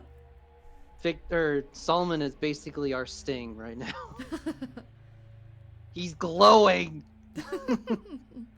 So does anyone But, else, do you guys want to... Oh, yep, by all means. Victor? No, I was just saying Victor readies his revolver and just like, well, I'm trusting that you know what's going on, so I'm gonna interpret that as we might need to be ready. Yep. Yeah, she's gonna have her gun ready too. She's like, you gotta teach me that sometime. Really interested. And she'll stand beside him. Perfect. Alright, Julian?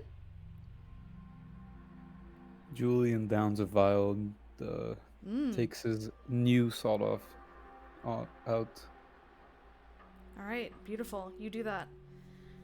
Okay, so as you guys are readying your weapons, you hear another clacking.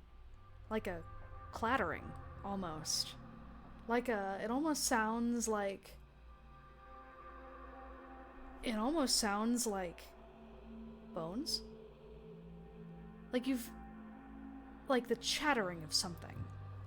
The skittering sound from before that sounded almost insectoid, now doesn't sound like insects. Or if it is insects, they're huge. And it's coming from the hole.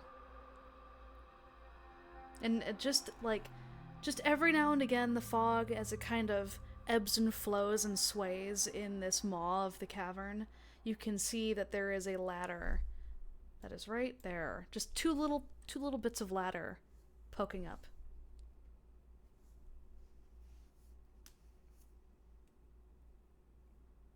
What do you do? Can you ping it again? I was looking at my sheet. No, you're fine. Right there is where the ladder is. He heads for the ladder. Okay. Carol rolls He stops over. at the top and, looks down first, but obviously, he goes straight for that ladder. Yeah, of course. I take it He's- Stella's right there with him. Oh yeah. Sorry, Solomon. What you were saying? Yeah, so he's just, sniffing out the danger. Oh yeah. Oh, and sniff he does. Literally sniffing. He's slurping the danger. I love that, by the way. He's tasting the evil. So as those of you, as the posse approaches the hole and you peek inside, you can see now there's these beautiful glowing red crystals that you couldn't really see so good when you were in the fog or the mist or even at the mouth of the cave itself. You can see there is a note scribbled on a piece of paper hastily and poorly right next to the ladder in big capital letters written in pencil, "Do not climb the ladder." You gotta jump the ladder. Yeah, Solomon said, sounds good. Just gonna jump in. You're gonna slide down. That's it. Besides that note and the little crystals, you guys hear more of the clattering. And now it's indistinguishable. Like, you cannot mistake it. It is the sound of clattering, specifically.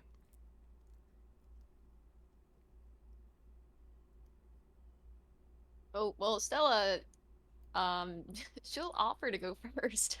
Oh, okay. Well, she'll look down. Can they see like a bottom or? What you can see, as the ladder recedes down into the darkness, you can see just the faintest glow coming from not only, there's blue, like a faint blue glow of something, and a faint purple glow of Are something. these crystals Oh, I'm glowing? gonna do something The really crystals dumb. are glowing, yes. Oh Can no. Stella take a bit of Oh no. the red crystal off, like hit it with the holster of her gun, grab a little of the Uh, red crystal? yeah, let's say, go ahead and do me a strength roll, because you're like, because you're not gonna beat up your guns enough. Okay, no, you do it. So yeah, you kind of like pick out one of the crystals that looks like it's already like partially out of the ground anyway, and you just like, bam, bam, and as you do this, bam, bam, the clattering stops.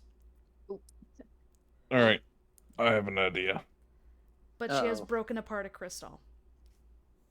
Solomon's gonna run back and up to where those oars were, Mm-hmm. and like one of the lids, Yeah. he's just gonna break a plank off of it, Yeah. and then bring it back and light it on fire and drop it down the hole. Stella's gonna drop the red glowing crystal down the hole too. Victor Can is they do it at the same visibly- Do them time? at the same time. You can Yeah, do it they at the same run time, at yeah. the same time. Yep. So that happens. Yeah, Solomon races back. What if we just made a holy hand grenade and didn't realize it? But Victor is visibly and audibly sighing over here after he just literally said no open fires. yeah, and then they're like, I have an idea. Fire. Fire immediately. All right, so yeah, 100%. And the board comes away easily enough. The wood is old. It's not as sturdy as crystal, so I'm not going to worry about making you roll for that. You find a weak piece, you rip it off, and you come running back through the fog. And then together, you guys use a little bit of the oil from your lantern, douse one end of the piece of wood with it just to make it flammable. And then one of you strikes a match, so now you have a flaming board of wood and a hunk of crystal. And you guys decide to toss both items down together in tandem, correct? Yes. Mhm. Okay, so you do that. And the Oh, chittering boy. has again stopped. It is deathly silent in this cave. Nothing. Not even background music. And and then you just let go of the crystal, and you let go of the flaming board, and anyone that's peering down over, you can see now the glowing crystal and the fire from the board light up a small area, but big enough to where you can see the edges of the hole as it's descending. So you've basically made a ring of light, of red and yellow light together, as they're both careening down and falling. That makes purple. Yeah, When they're yeah. combined. Yeah, no. A red and yellow light? He's But joking. I know. So now as they fall, it's a good thing that you guys did this, because as the way it's falling down, the wood clatters against something solid at the base of the ladder. But then even further beyond that, you can see the cavern goes even deeper down, and the crystal falls away from it, rolls away from the plank of burning wood, and it rolls down into the dark abyss. And you can see like the crystal falls off of that ledge, and the ledge is like pretty far down, like a solid 70 feet down. It's deep down there, and the fire was able to reach your guys' eyes from a pretty good distance down. But the crystal fell off of that ledge, and it keeps going, and it keeps going, and it keeps going. And then finally, the glow from the crystal is snuffed out by darkness.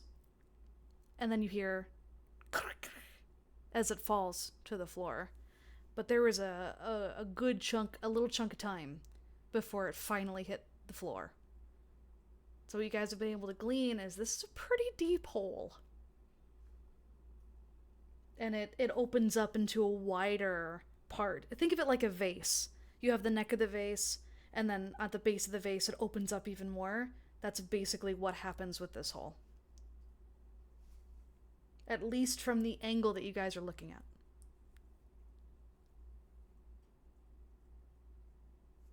What do you do? Is the Well, did you- chattering done, or Pardon? did the chattering start again, or no? No. Silence.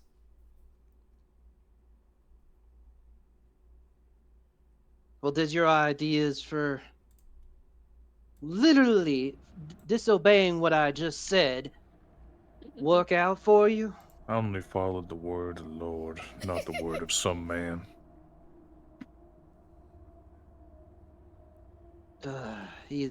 Victor is visibly frustrated. She's like, well, what did you gleam off of this dumb idea of yours? I retracted And he my come pickaxe. It's wandering cool. over. Mm-hmm.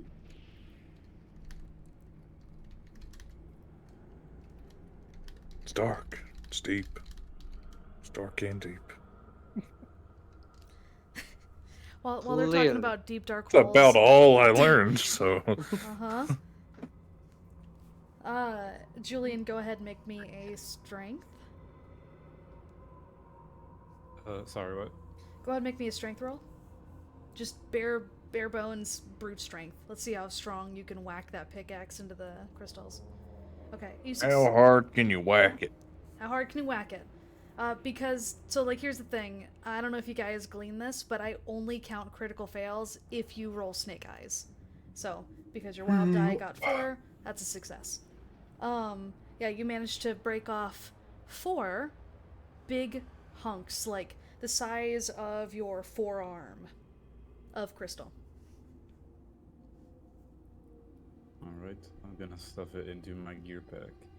And every strike that you guys hear from Julian, which is loud, like bang, bang, bang, it's echoing throughout the cave.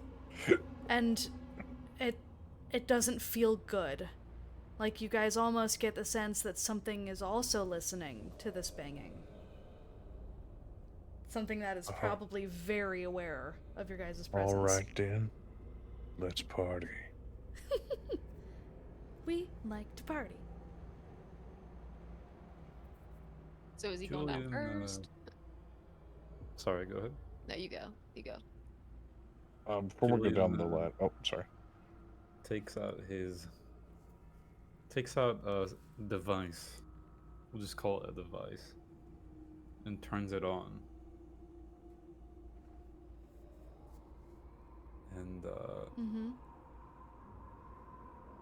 he's trying to detect the presence of a certain material in the area. Yep.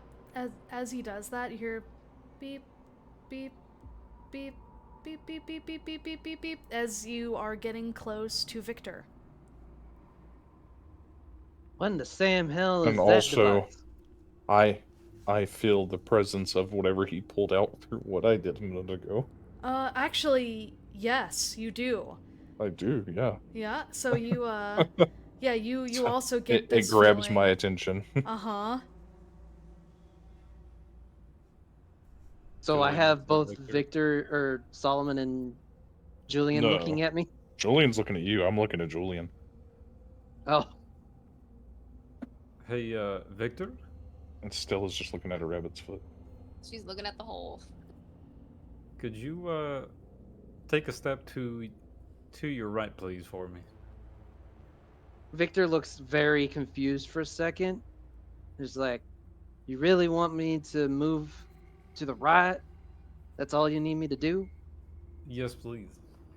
Victor Like will to party. hesitantly nod and move to the right. As this happens, because you're still facing where he was, you hear beep, beep, beep.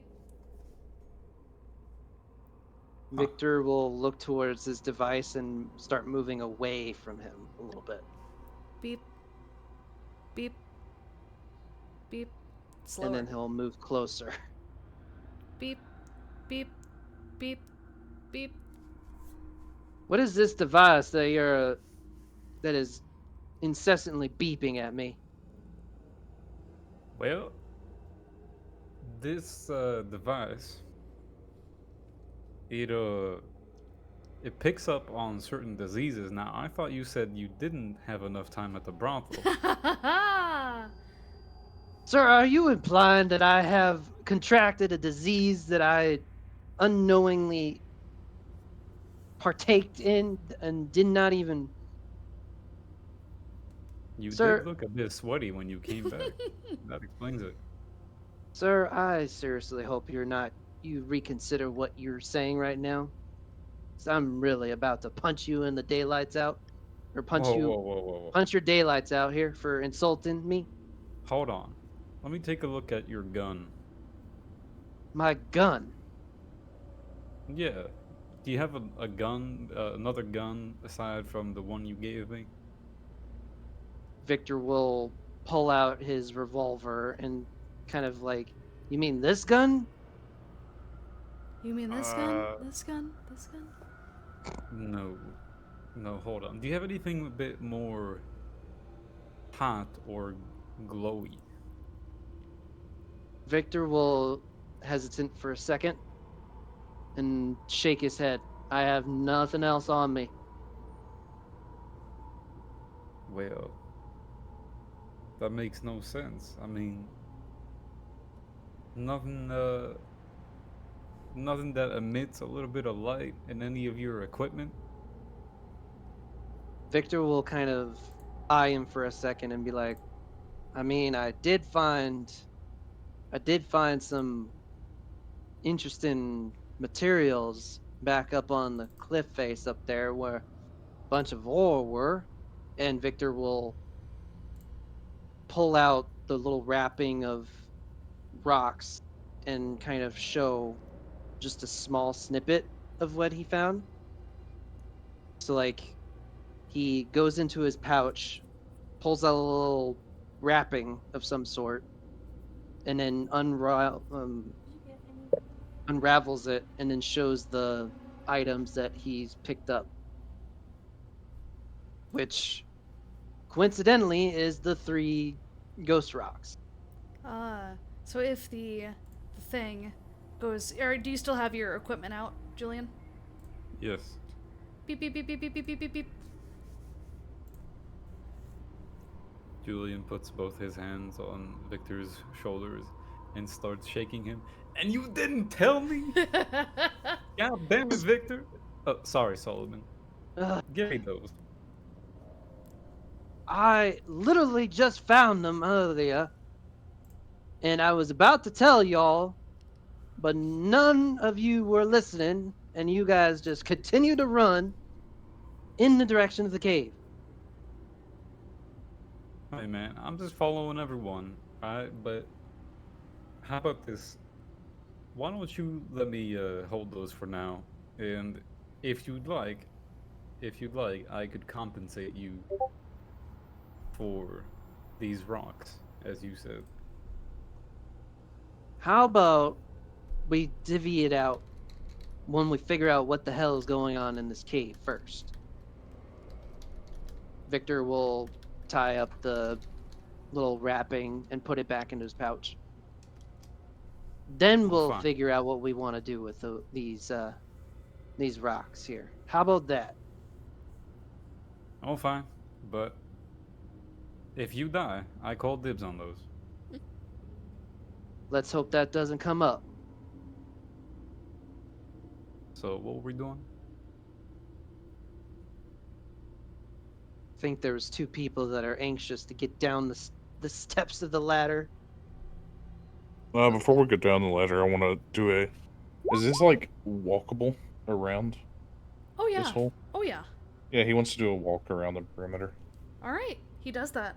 So you're walking around, you can kind of like hear and feel the stones creaking and cracking a little bit under your weight, but it's secure. You don't feel like you're gonna fall off the side at all. Alright, nobody up here, so he just comes back and says, looks like we're all clear up on this level. Lay raw, and starts going down. Okay, so he is first down. Yep. Who is next after him?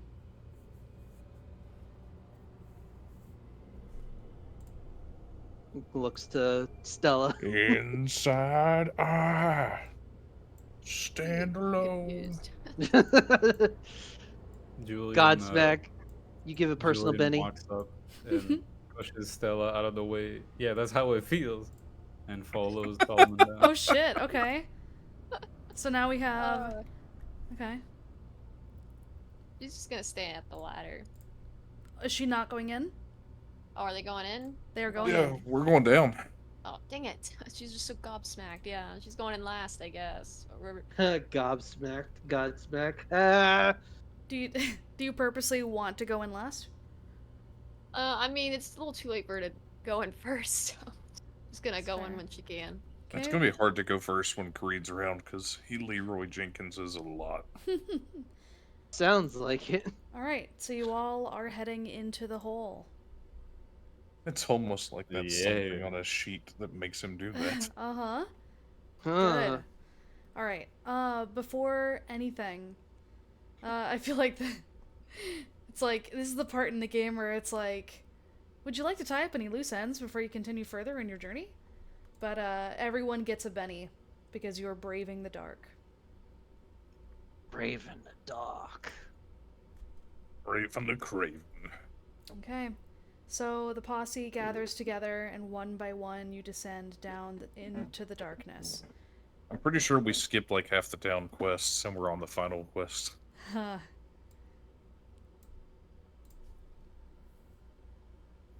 Probably somewhere All right. along the lines. So you guys are working your way down. I've kind of arranged you guys in some sort of pecking order here in the ladder. Everything is from a side view, you can kind of understand. But as you guys are heading down, once more you can hear the clattering. And it's almost deafening. It's loud. You can hear, and then like as you're going further and further down, you can kind of feel like stop. So you get down. So Solomon, you go all the way down to the bottom, and around you are these crystals, and they're glowing, but there's like an unnatural darkness here. It's very gloomy. It's musty smelling. It smells like carrion, and it smells like mold down here. Lots of death and decay has happened down here that you can glean. It's like it almost smells like you've crawled into a rotting wound, because you can smell copper on the air. You can smell just nasty pus and rot and filth. It does not smell nice down here. And the crystals down here, it almost feels like their glow is blocked by something. And do you still have that thing going from before, Solomon? So it lasts for 5 minutes, so... I'd say, yeah, it'd be starting to fade at this point, but yeah, I'll make it for flavor. As you get to the ladder, you are filled with that dread that you felt before is magnified tenfold. This feels so wrong. It feels like you shouldn't be here. It feels like there is something truly horrendous here waiting for you and hoping. He's gonna re-up that thing. Okay. And also do the top thing that you thought he was doing originally. With his cross? Nope. Okay. So everybody would just see him like kneel down, hold his cross, say another prayer. Okay. Get back up, draw weapons again. All right. So he's also got his cross, right? Like in one hand and gun in another? I don't think he has to be holding it. Okay. It just has to have it. Okay. So his cross is on his hip? Yep. His hip. Attached back into the little holster thing he has for it. Yeah. He can, like, the bit of his skin that just exists next to where that holster is, where the cross is. The cross is so cold, it almost feels like there is a block of ice in that holster. It is just deathly cold. And you are still, as you re-upped that one thing you were doing before, you are just like it. You feel so shitty being here. It is so wrong. But here you are. Here you all are. And as the rest of the party descends down the ladder, you guys can all still hear the clattering of something that you couldn't really put your finger on it because of the echoes and the reverberations. The acoustics were sort of warping the sound a little bit, but now there is no doubt in your mind those are bones. Solomon's gonna like look up to everybody and be like, "Listen, some kind of super dark evil force of the devil down here. Y'all like to go back up. Stay safe."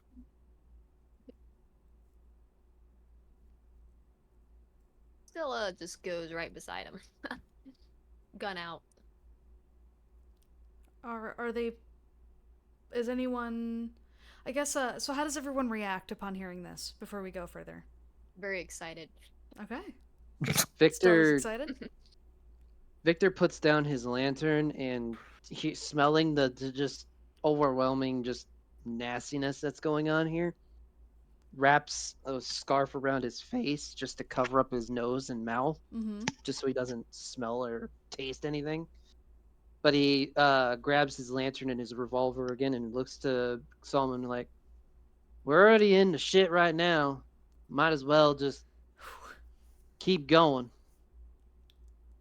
Or sorry, not shit. Stuff. We're already in the stuff now. Might as well see through it. Okay. Yeah, you do that.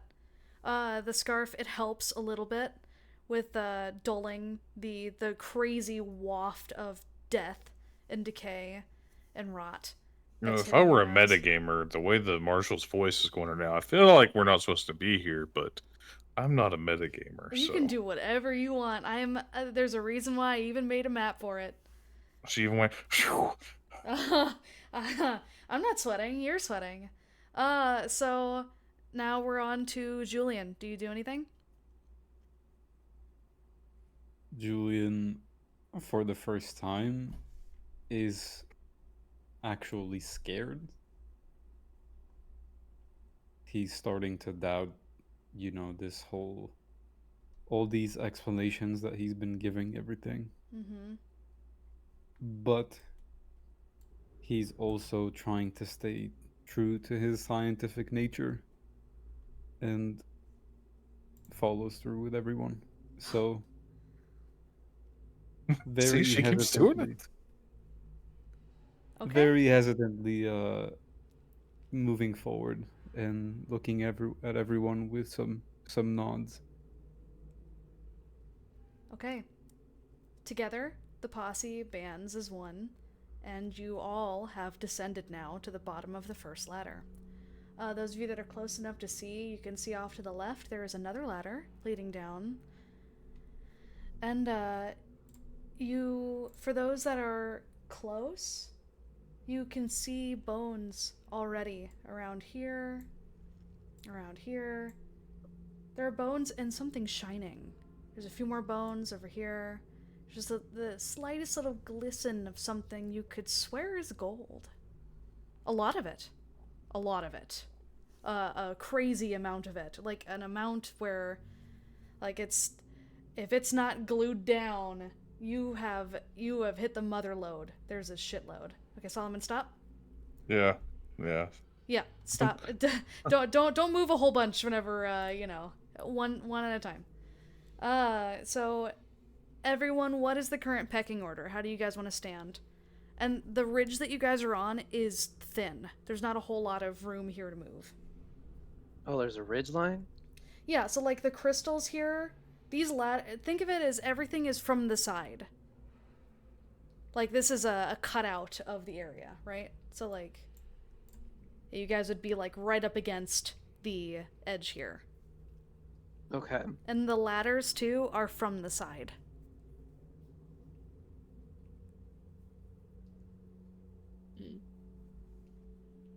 I believe I'm still in first, so yep, that's where I'm at. Okay, so as you guys continue down, the clattering is louder, and you can hear coming from deep down in the belly of this cave. But there's a lot, and you can tell the hisses and the different whispers there are multiple voices down here. You can discern at least 6 voices, at least, from what you can hear. We're approaching the gates of hell again. I'd advise you all to go back up and be safe. And then he's preparing himself to continue down further. Okay. Everyone else, what do you do?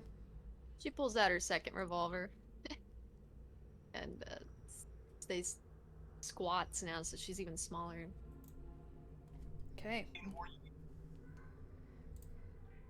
Victor just kind of shakes his head like, well, too late for that now, partner. Like she wants us to go back up or something. I don't know. Yeah. Before we all actually start going down, Creed reaches into his bag and dips his hand down into one of the jars and just does like a little anointing on each of the party members. Aww, Blessed. that's very sweet. Power of Christ compels you. Man. Ooh. Okay. Amen. It's almost like everybody has holy power now. Ooh. It's almost like that's not how it works. It's That's almost not- like roleplay, and I said it. It's almost like I'm the Marshal, and that's not how it works, because that's way too strong. Okay, so, Julian, you're the last person I've yet to hear anything from with this next part of the journey. What do you do? Just smile nervously and nod at everyone. Okay. You guys too, like, as you're passing by, you pass by the burning piece of wood. And at this point, it's just basically cinders. Solomon and Stella, you can see at right here, there is a faintly glowing pink crystal. And there is next to it is the red one from before. But again, it's not glowing nearly as bright as it did up there. Almost like there's a unseen, supernatural kind of darkness filling this whole area. What do you do? The clattering resumes. Continue down. Alright, you continue down. You move me where you want me to move, so I don't accidentally move Okay. on you. Alright. Oh, I see what you're talking about. It's angled, or it's meant Yeah. to be a side view of the cave. Okay. Yeah. Yeah. I was like looking at it from the top view again. And I Yeah, was like, I oh. know. Some of my maps are uniquely made in the way where you gotta shift your perspective a little bit. So Solomon first. You get down to about the third rung, and you can see them. You see a writhing mass of bones, and there are 6 piles in particular rising out from this huge mass grave of bones, and they're chittering and hissing and like guttural. They're speaking a language to each other, but they so far as you can tell, they are just kind of hanging out, like guarding their lair for now. Except but you can see these things. They're massive. They're hulking. They are made up of piles of bones. They have multiple heads to them, multiple rib cage, multiple arms, and they all have very sharp claws and like fractured splinters of bone that act as swords. They are very scary. And the second that your eyes see them, I need you to roll me a fear. The first Is it fear just check. him or everybody? Where's fear? Just him. It should be, let me...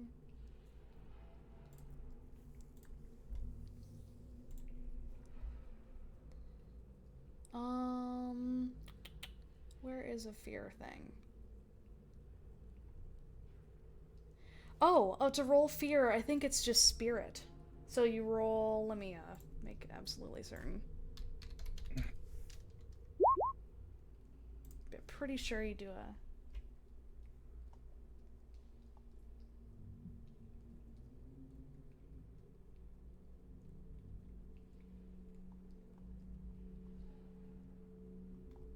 Yeah, pretty sure it's a spirit roll. Because it's like the yeah, it is. It's the, like you're testing. Oh, there's how a strong the conviction. will is. Oh, wait, no, it doesn't do anything. Okay. Do you have anything to help with fear rolls? Because I know some people may or may not have the ability to, Nope. Okay, well you did succeed. So you're not shaken, by these things, but they are horrific. They are terrifying. And I'm supposed to make you roll for each and every single one, but I'm not going to make you roll 6 times. So, He says, I've seen worse. these things are monstrous. He And, repeats, I've seen worse. okay. So these... Actually, how big are these things? They might actually be hulking. He looks back up to the party and says, Bone daddies. Stella walks forward. That and very intrigued by his language. Okay. So is she, like, just one rung above him? I would say so. Okay, go ahead and do me a fear check. So go It's ahead and just roll spirit, spirit. right? Yeah. Is there water Does that down work in that? or no? That works, but... oh, wait. Because I got that one thing, and if it's better, I'm totally down to spin a penny.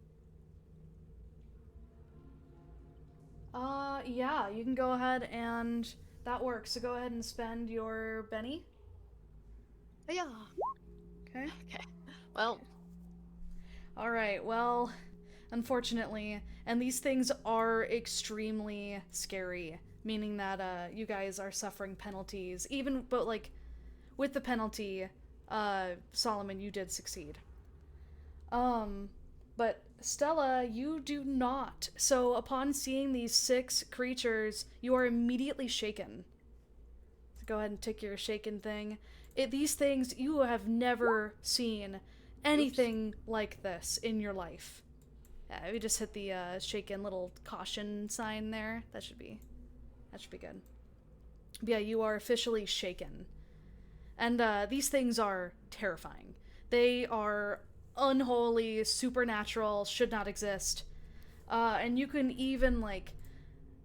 It's weird because it's so... The only thing you can think of is, what if these things are the remains of people that I used to love? Like old Dunmore citizens. And these people are, they are unholy amalgamations of bone and hatred and spite.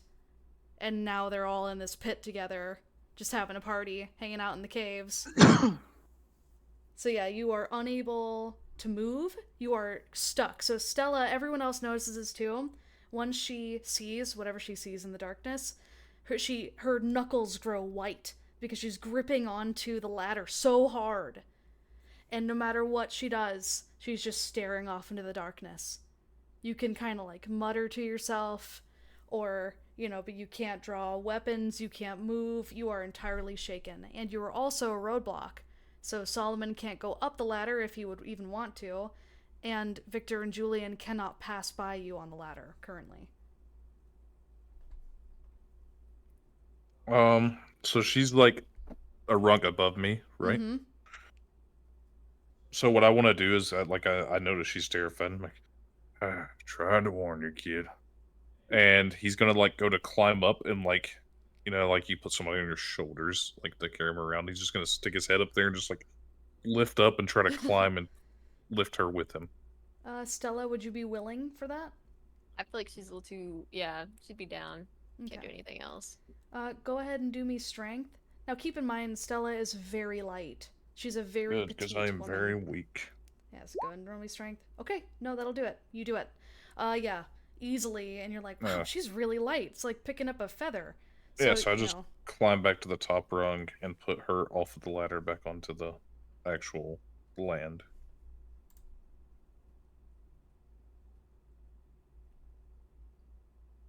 She's just trying to control herself, I guess. And then I pee holy water down below me. Because I have to pee. Okay. Alright, so while he pees, Victor, Julian, what do you guys do, seeing all this unfold?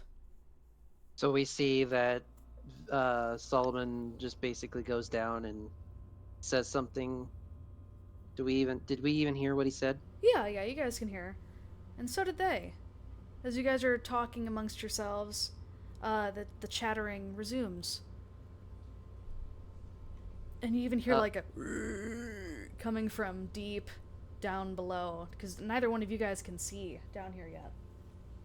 What in the Sam hell are you guys talking about? And he climbs down briefly one ring. Okay, so he can get to where Or Solomon one is? rung, Yeah. I guess, or whatever. Okay. At this point, yeah, you can see only one of these writhing masses of bone. I'm gonna need you to make me a fear check. So go Oh, ahead and roll yay. spirit. Yep. So as soon as you see this, it's like, oh shit. Whew. I feel like I remember- come back up and tell everybody 2 words and just say, "Oh, daddies." Bone daddies. I'm gonna use one of my bennies. Yeah. Go for it. So maybe. Oh, whoops, that's not one. I think I had 5. Wait, did you get a feared too? There we go. That's better. No, we did not. So you know of these kinds of things, doing what you do, and your history. So you're kind of like, oh, your nerves are steeled against things like these a little more than the common man would be. Ah, yes. Bone daddies. Yep. So you're like, oh shit. Ah. Yeah, I see what you're talking about now. And now that you got a good look at it, I think, due to your background, go ahead and pay attention to your DMs here in a minute. Alright. Since, my background and my Bible that has a crap load of notes at the very end of it, Mm-hmm. can I do an occult roll to see what I would know about bone daddies? Absolutely, yes. Bone daddies. I'd be offended if you didn't. I'm gonna Benny and re-roll that. Uh-huh. Come on, get a raise. Come on, get a raise. I'm gonna Benny and re-roll that. Okay. Oh my I'm gonna gosh. Benny and re-roll that. Okay, okay. Oh I'm gonna man. Benny and re-roll that. Uh-huh. I'm Okay. gonna keep that. Yep, yes you will. Okay, gentlemen, give me 1 Damn, second. I used almost all of my bennies there. Yeah, you know their fucking dad did. name, their Yeah, grandmama so name. with your notes, Solomon, and your history there, Victor, yeah, you both will know. Let me, because yeah, it's, yep.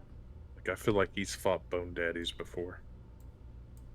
With that much of a knowledge on Yeah, him. that's a chunky raise too. Holy shit, that is a big race. Damn. Okay, so, so you guys will not only know quite a bit about this thing, but you will also know about some of its special abilities. A magician cannot reveal all of her secrets, but I think it would be very fitting. Okay, so, but yeah, it's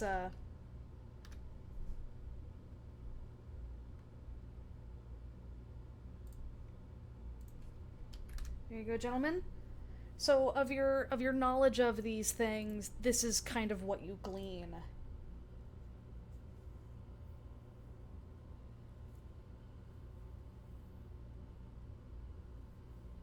And you have come to understand what these are and what exactly you're about to face down. And that they are extremely dangerous.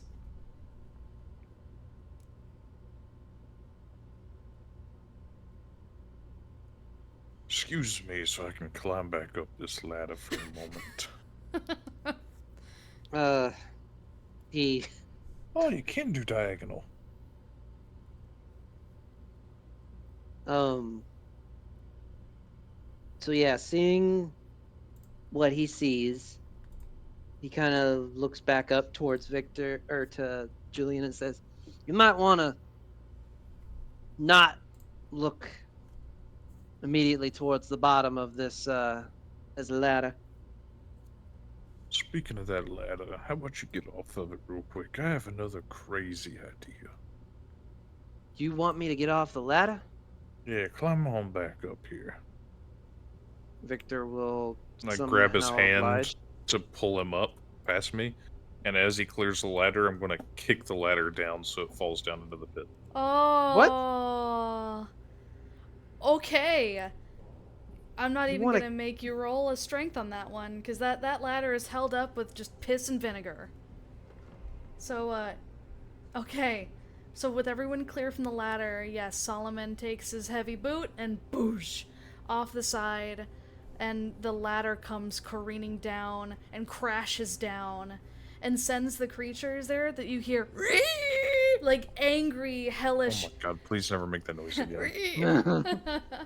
They are shrieking, and they're clattering, And now they're trapped here forever. and you get the feeling if you didn't do that, like it was only a matter of time. Almost like I was just letting you guys have a round to do one thing before they had their round. That just right before they were about to do something, you stopped them from ascending. And in that moment, they are skittering. So they Alright. like are coming out. Can I do part 2 of my plan before they go crazy? Yeah, of Because course. this was a 2-part plan. Yep. He also, while everybody was talking over there, noticed that this drops down. He's throwing a holy hand grenade jar of holy water down into the hole. Okay. Yeah, no, Oh, you do that. So just letting gravity do its thing, Solomon just whoop lets the thing go, and the holy water goes careening down, twists and kind of tumbles as it falls down. And the second you hear the shattering of glass, you hear "Rah!" like crazy, shrieking, just like angry.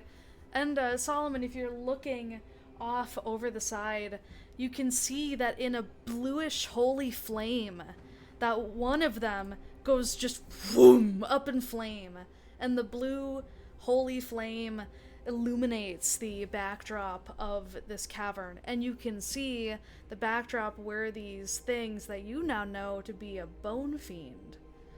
The backdrop is like a light, and you can see there's even more bones that were pressed up against the back of the cave. This is it was very they had made a lair down here, and you had just successfully defeated one. And then as it burns and crackles with a blue holy flame, the others are darting all around and scattering. They're like cockroaches, like big. That's 85 foot down. Yeah, that's a big fall. That's like that will kill you kind of fall.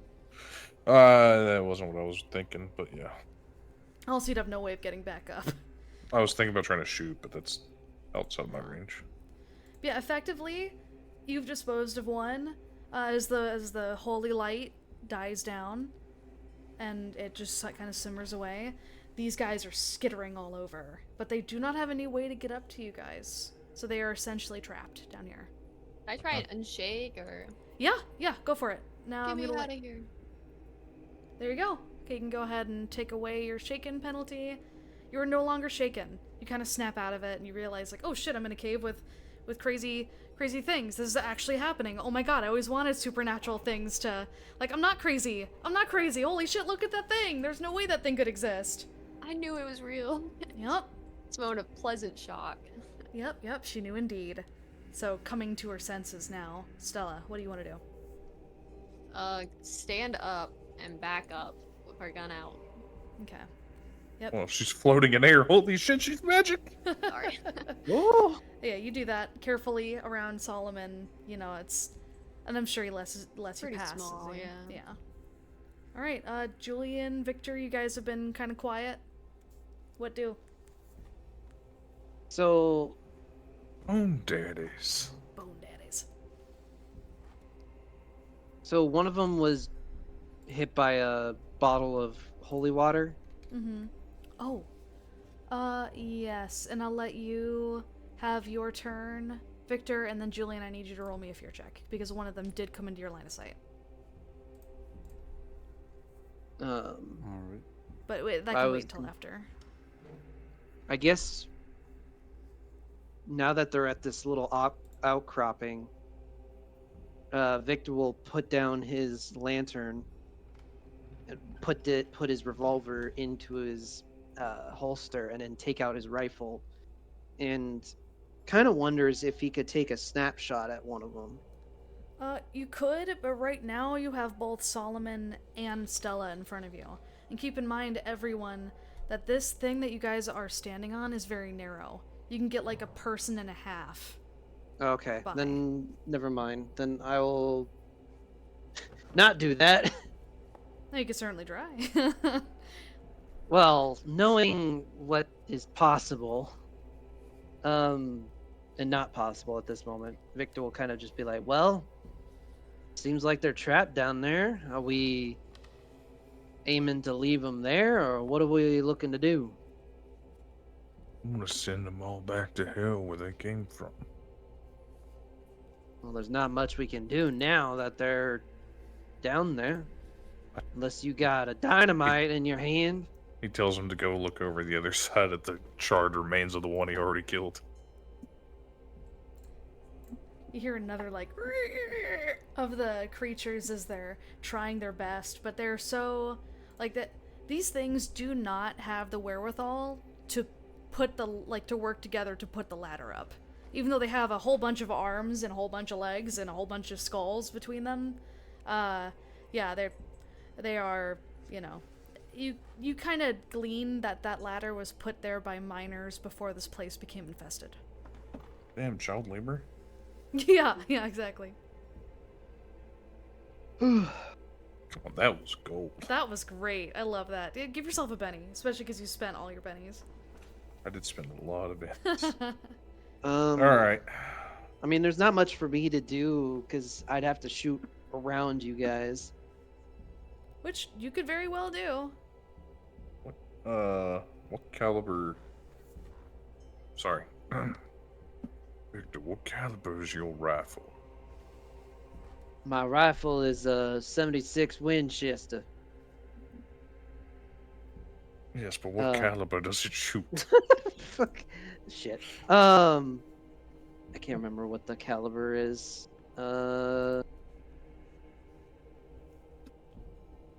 Does it say? Crap. If I think it is, then I might have another plan here. Let me. It did. Yes. Well, I mean, as long as yours does, depending on which one you picked, it might be working for what I have planned. I think it's a 45, wasn't it? Say. What caliber is The his rifle? rifle? Is it a 45? It should say. Does it, It not doesn't say?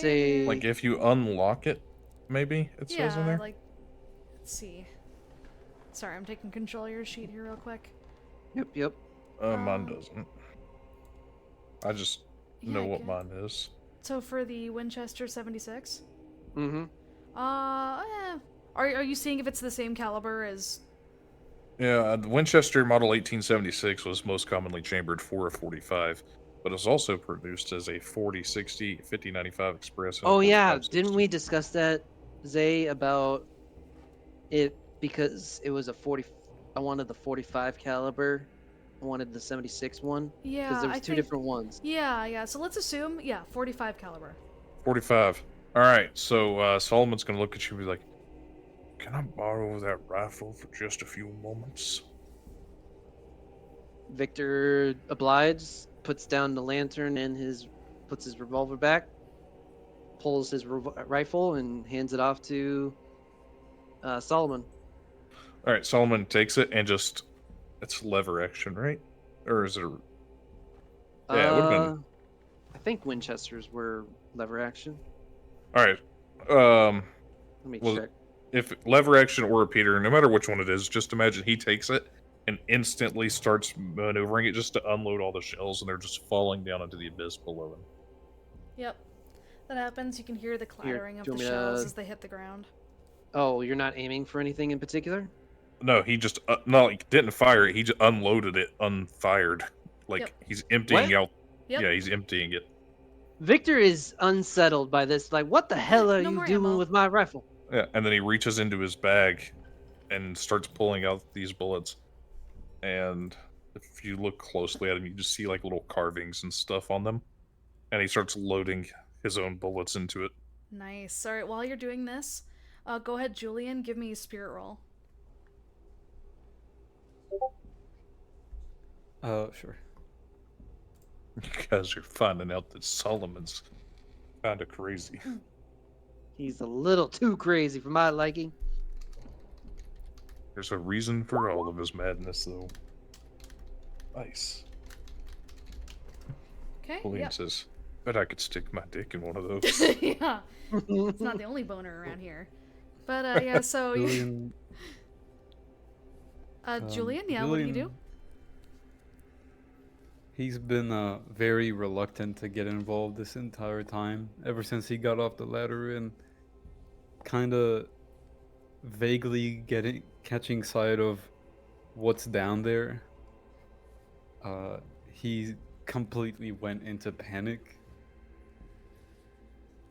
and he looks at everyone and says, "Guys, I don't know what those are, but Bone daddies. that's where I crossed the line. So I am not staying around to find out. I'm heading to the brothel. I'm sorry, guys.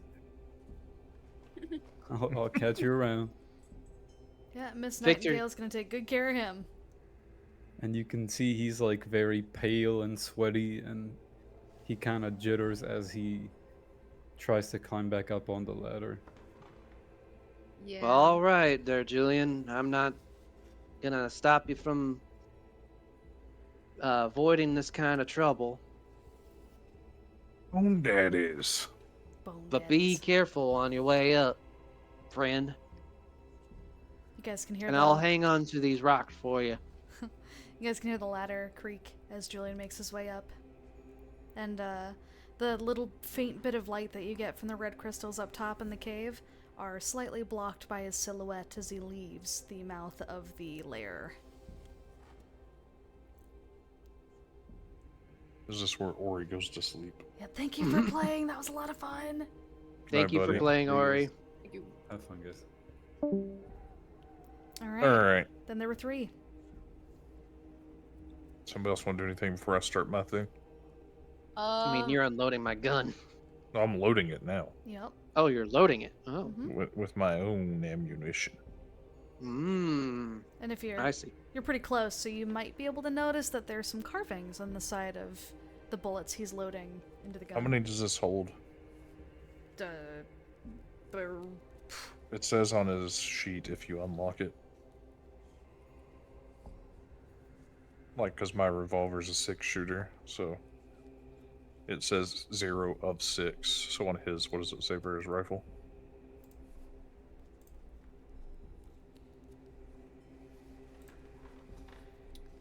Oh, are you...